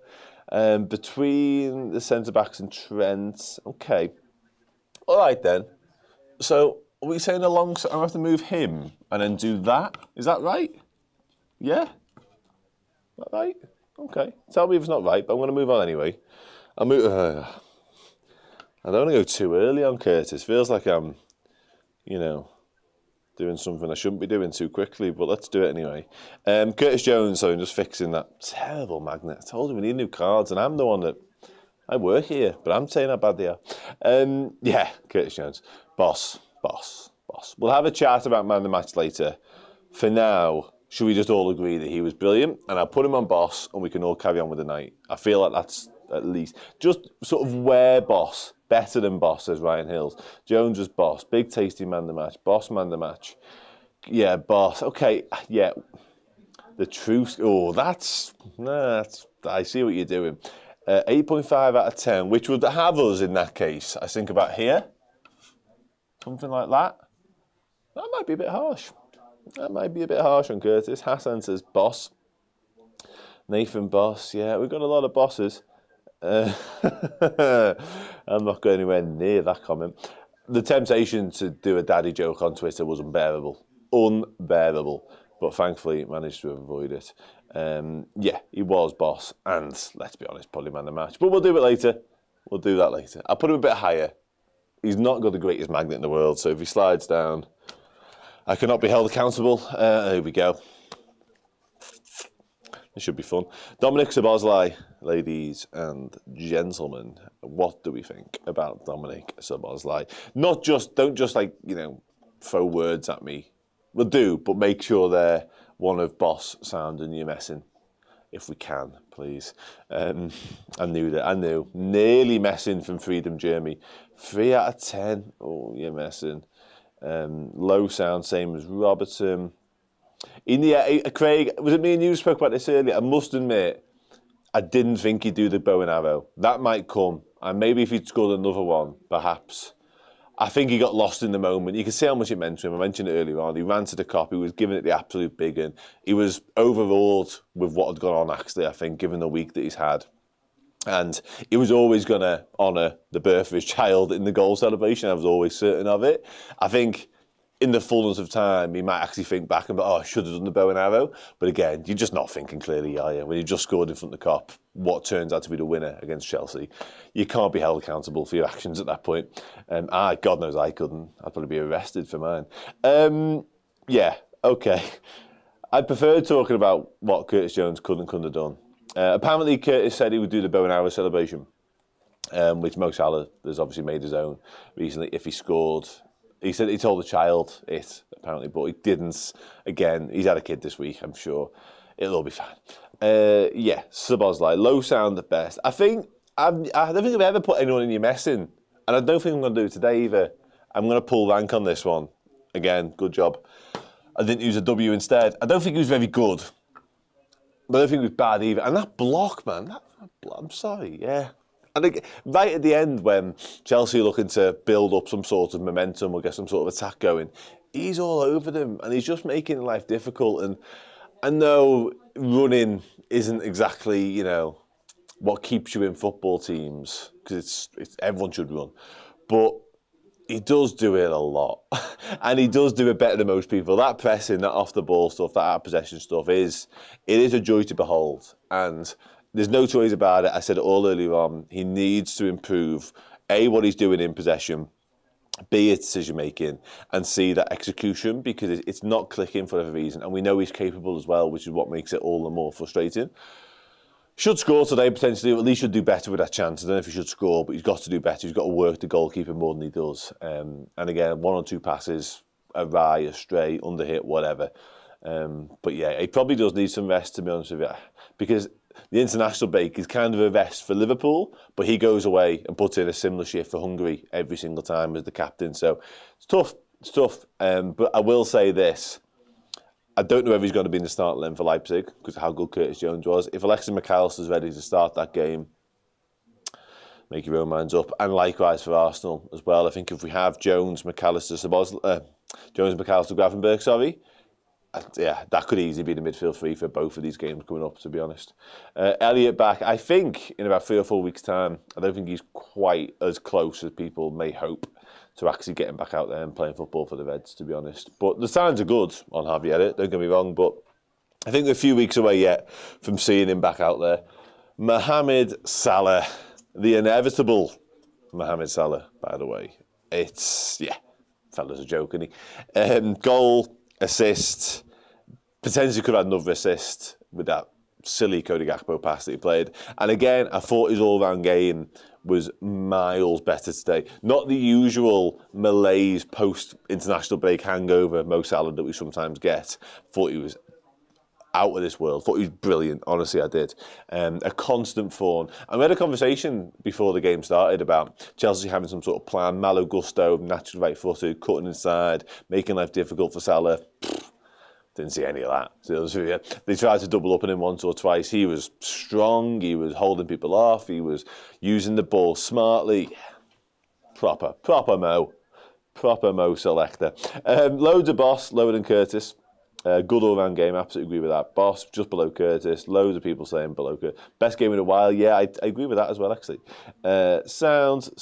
Not sound. Boss, you know what I mean. 8.5, Jones, 9. So in that case, something like that?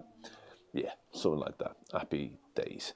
High sound, balls are still, yeah. I mean, the penalty thing, I've spoken about it on countless times, to be honest with you, because there is something about his technique that scares the living daylight out of me when it comes to pens. But I've just given up on worrying now because, let's be honest, other than that 3 week spell he had like 2 seasons ago when he missed like 3 or 4 on a run, he just scores penalties, doesn't he? It's regardless of the circumstances. He is ice cold. Cody Gakpo, I thought he was okay. And I love Cody Gakpo. I feel like that Salah pass that I mentioned, he should do better with that chance. At least hit the target. You don't need your wingers, it'd be nice, but you don't need them to bang them in top bins every single time they get even half a sighted goal. but you've got to hit the target for my money. I don't think he tested Reece James as much as I would have liked. I would like to see him go at James a little bit more, make his life a bit more tricky. But yeah, I thought he was sound, personally. Decent game, but a bit of a whiff. Cody was quiet. He was quiet. And it's interesting how, we'll speak about Diaz obviously a little bit later. I thought Diaz actually had a bigger impact from the bench than Gakpo had during his time on the pitch. And I love Cody Gakpo. I'm not standing there slagging him off by any stretch. I just don't think he was himself today that he's been this season. But yeah, helped Robbo a lot. Yeah, he's defensively very good, and that comes from his size, his physicality, athleticism and all that. But it probably comes from the amount of positions he's played at Liverpool as well. But the fact that he does have that game awareness to get back and help out and stuff like that. So, yeah, he did. Yeah, that's true. Actually, yeah, because it was Salah that was offside, wasn't it? Another potential Salah assist denied. Yeah, it's a good point, actually. Could have had a goal quite easily. Okay. I think we're sort of mid-range sound, aren't we, for Cody? In and around the Ibu situation. Shouldn't have had an assist. Yeah, okay. He was. Okay, boss. Sound. Let's go. Let's move on to Diogo Jota. This shouldn't take long. Just hope he's okay, to be honest. I don't think we can really rate the 20-odd minutes. He powered on manfully, so I'll give him a little nudge up this ranking based on that alone, because he was down for quite a while, and then he got up and he tried to continue, which potentially bodes well for what the prognosis is. Just hope he hasn't done any more damage, of course. So yeah, fingers crossed he's okay and he's avoided anything serious, because was it against Brentford last year? He did a rib thing going on, I want to say. Someone fell on him, and it's a little bit similar to that. So yeah, hopefully it's not too bad. But yeah, I don't think we can properly judge his performance, can we? Based on the fact that Liverpool didn't start the game particularly brilliantly, and he wasn't on for very long. So high sound for his heart. That's cute. I like that. Speaking of heart, Darwin Núñez. What was that? Like, what was it? In the most positive of ways. it looked like a broken rib. So yeah, maybe. I don't know if he could have played on with broken rib. I hope not. I hope you're wrong. I thought he was 7.5 from Scareface. He was better than that. A very un-Darwin Núñez-like performance as well, is what I'd say. We spoke before about how Trent's been putting in regular, not Trent-like performances in the way that they're just in a manner, in a different style.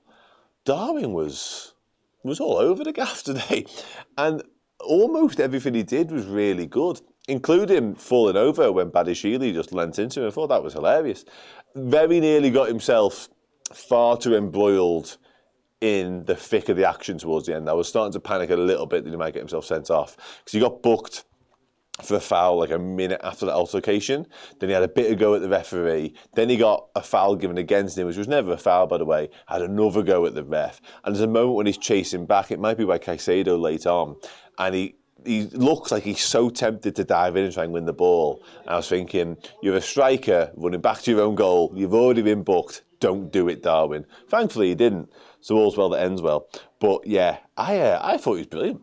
Absolutely brilliant today. Jones was incredible. Any news on Jota? Says a stupid. No news on Jota yet. If somebody does get it, because I'm obviously here doing this, I can't see a lot that's going on in the world.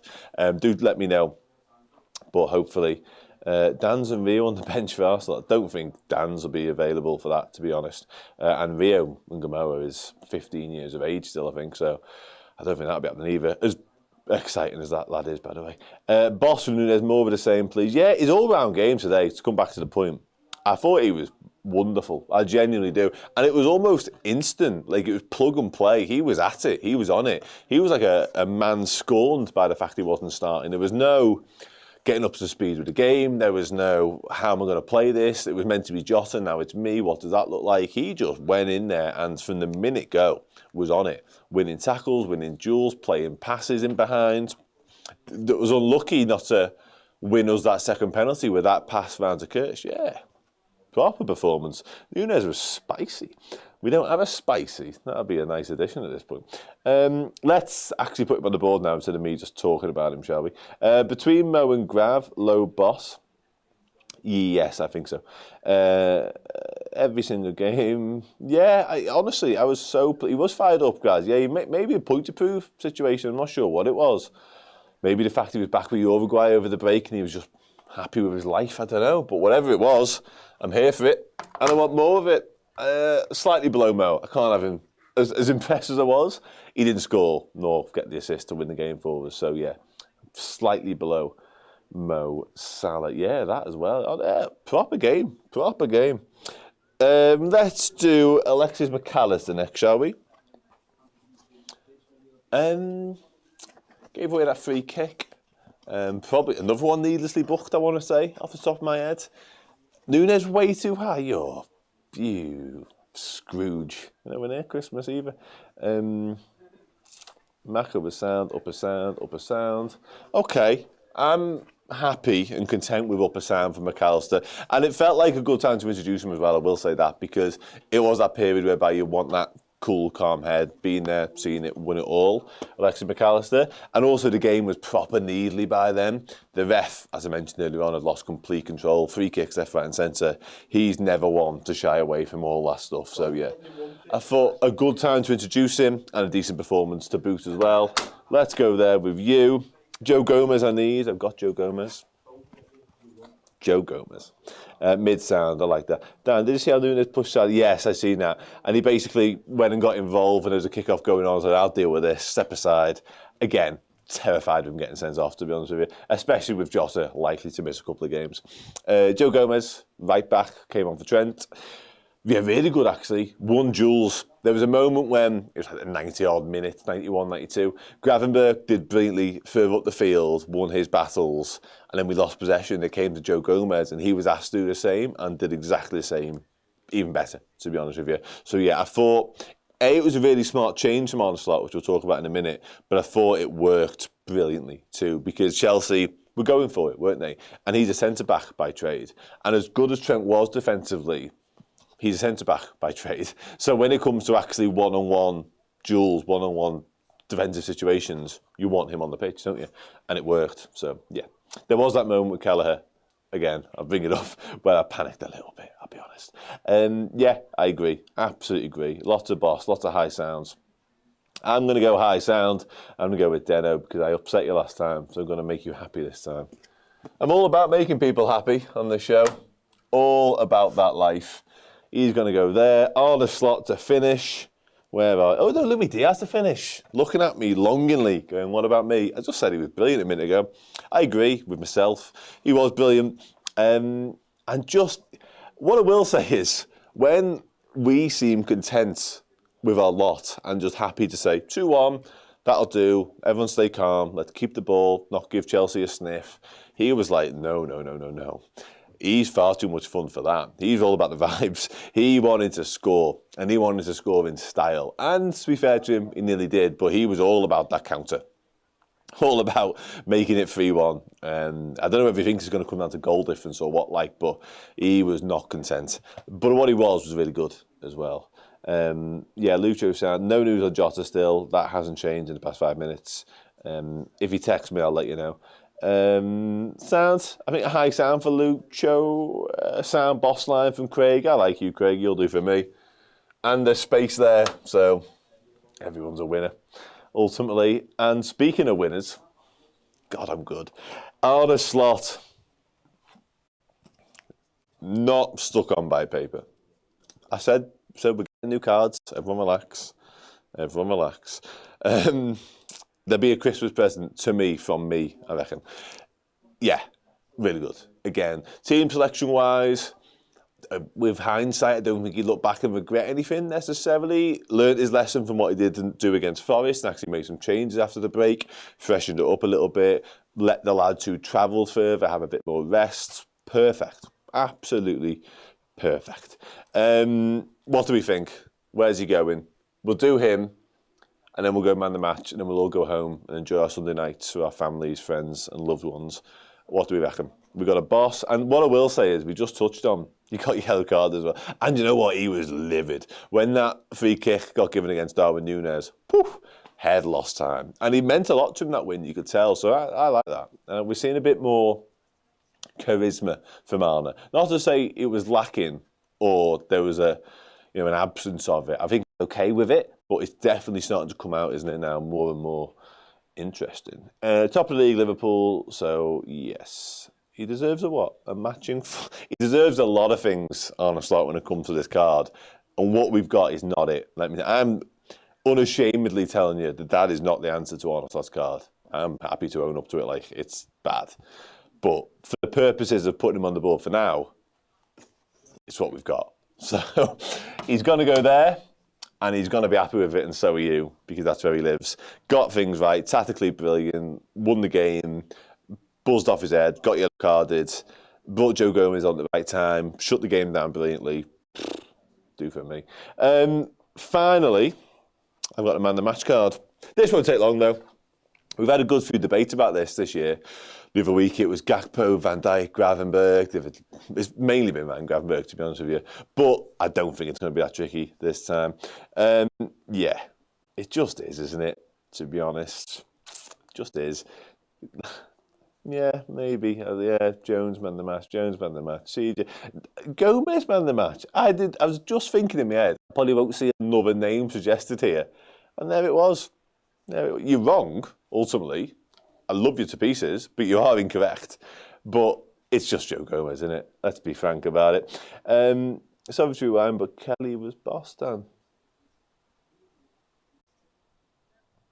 Okay. Kate. Anyway, Curtis Jones was man of the match. Just was, wasn't he? There's no point talking about it much more. I've already put it out on social media that he was, so I'm not going to change your mind now. I'll delete anything. Benny65 says, Curtis by a country mile. Curtis for me. Man of the match was Curtis. Cole Palmer for his lack of contribution. Always good to get a dig in there, isn't it? But yeah, Curtis Jones, a worthy winner. And he's a winner in every sense of the word this week. Let's be dead honest about it. What a week it's been for the Joneses. I made a reference to keeping up with the Joneses earlier on, and it's worked out brilliantly. What a day. What a day. Nearly what a weekend. Arsenal lost, City won. Bastards. Liverpool won though. So, you know, all's good. Sound, that was the Player Ranking Show. Thank you so much for getting involved. Not just with this, not just with the last bit, not just with a bit before, all the bit before that, all day long, all stream long. Thanks to Steve, Errol, who aren't here anymore. Thanks to Chris on the buttons. Thanks to Frank on the buttons as well. You guys are the best. Thank you so much for your participation, involvement, eyes, ears, etc. I just need to tell everyone, you've probably heard a few times already, however, there is a charity 12-hour live stream going ahead on Wednesday on this exact channel where you are right now. Make sure you join everybody, not me, from around 10 o'clock in the morning, right through until around 10 o'clock, probably a bit later at night, after the Leipzig game. The first part of the day will be a variety of guests who you may or may not have seen on socials. Some brilliant people coming in, by the way. And the second half of the day will be the Leipzig match and our usual matchday coverage. Of course, all in aid of Zoe's place. Chris is here doing stuff. Oh, I'm going to say it. I've already said it. You don't need to encourage me anymore. Chris came in to encourage me to tell you there's brilliant people coming, and there's loads of them, by the way. I can't sort of, you know, play that down enough. There's millions of them coming. However, Kenny Dalglish is coming. Yeah. Yeah, he is. Kenny Dalglish will be joining us for our lives. That almost doesn't feel like I'm saying it. Like, I don't know what it is. I feel like I'm not actually saying them words out loud. But I am. Ken Dalglish is going to join us on the stream, ladies and gentlemen. And I can't hide my smile while saying that. And I'm not even going to be here. But it's still pretty good, isn't it? It's still pretty good. Genuinely is, though. He will be coming in to talk to us for a little bit about the Reds, Zoe's place, etc. So make sure you're here for that, because I'm Kenny Dalglish, isn't it? Sound, thanks for watching, thanks for listening, thanks for getting involved. I'll see you all soon.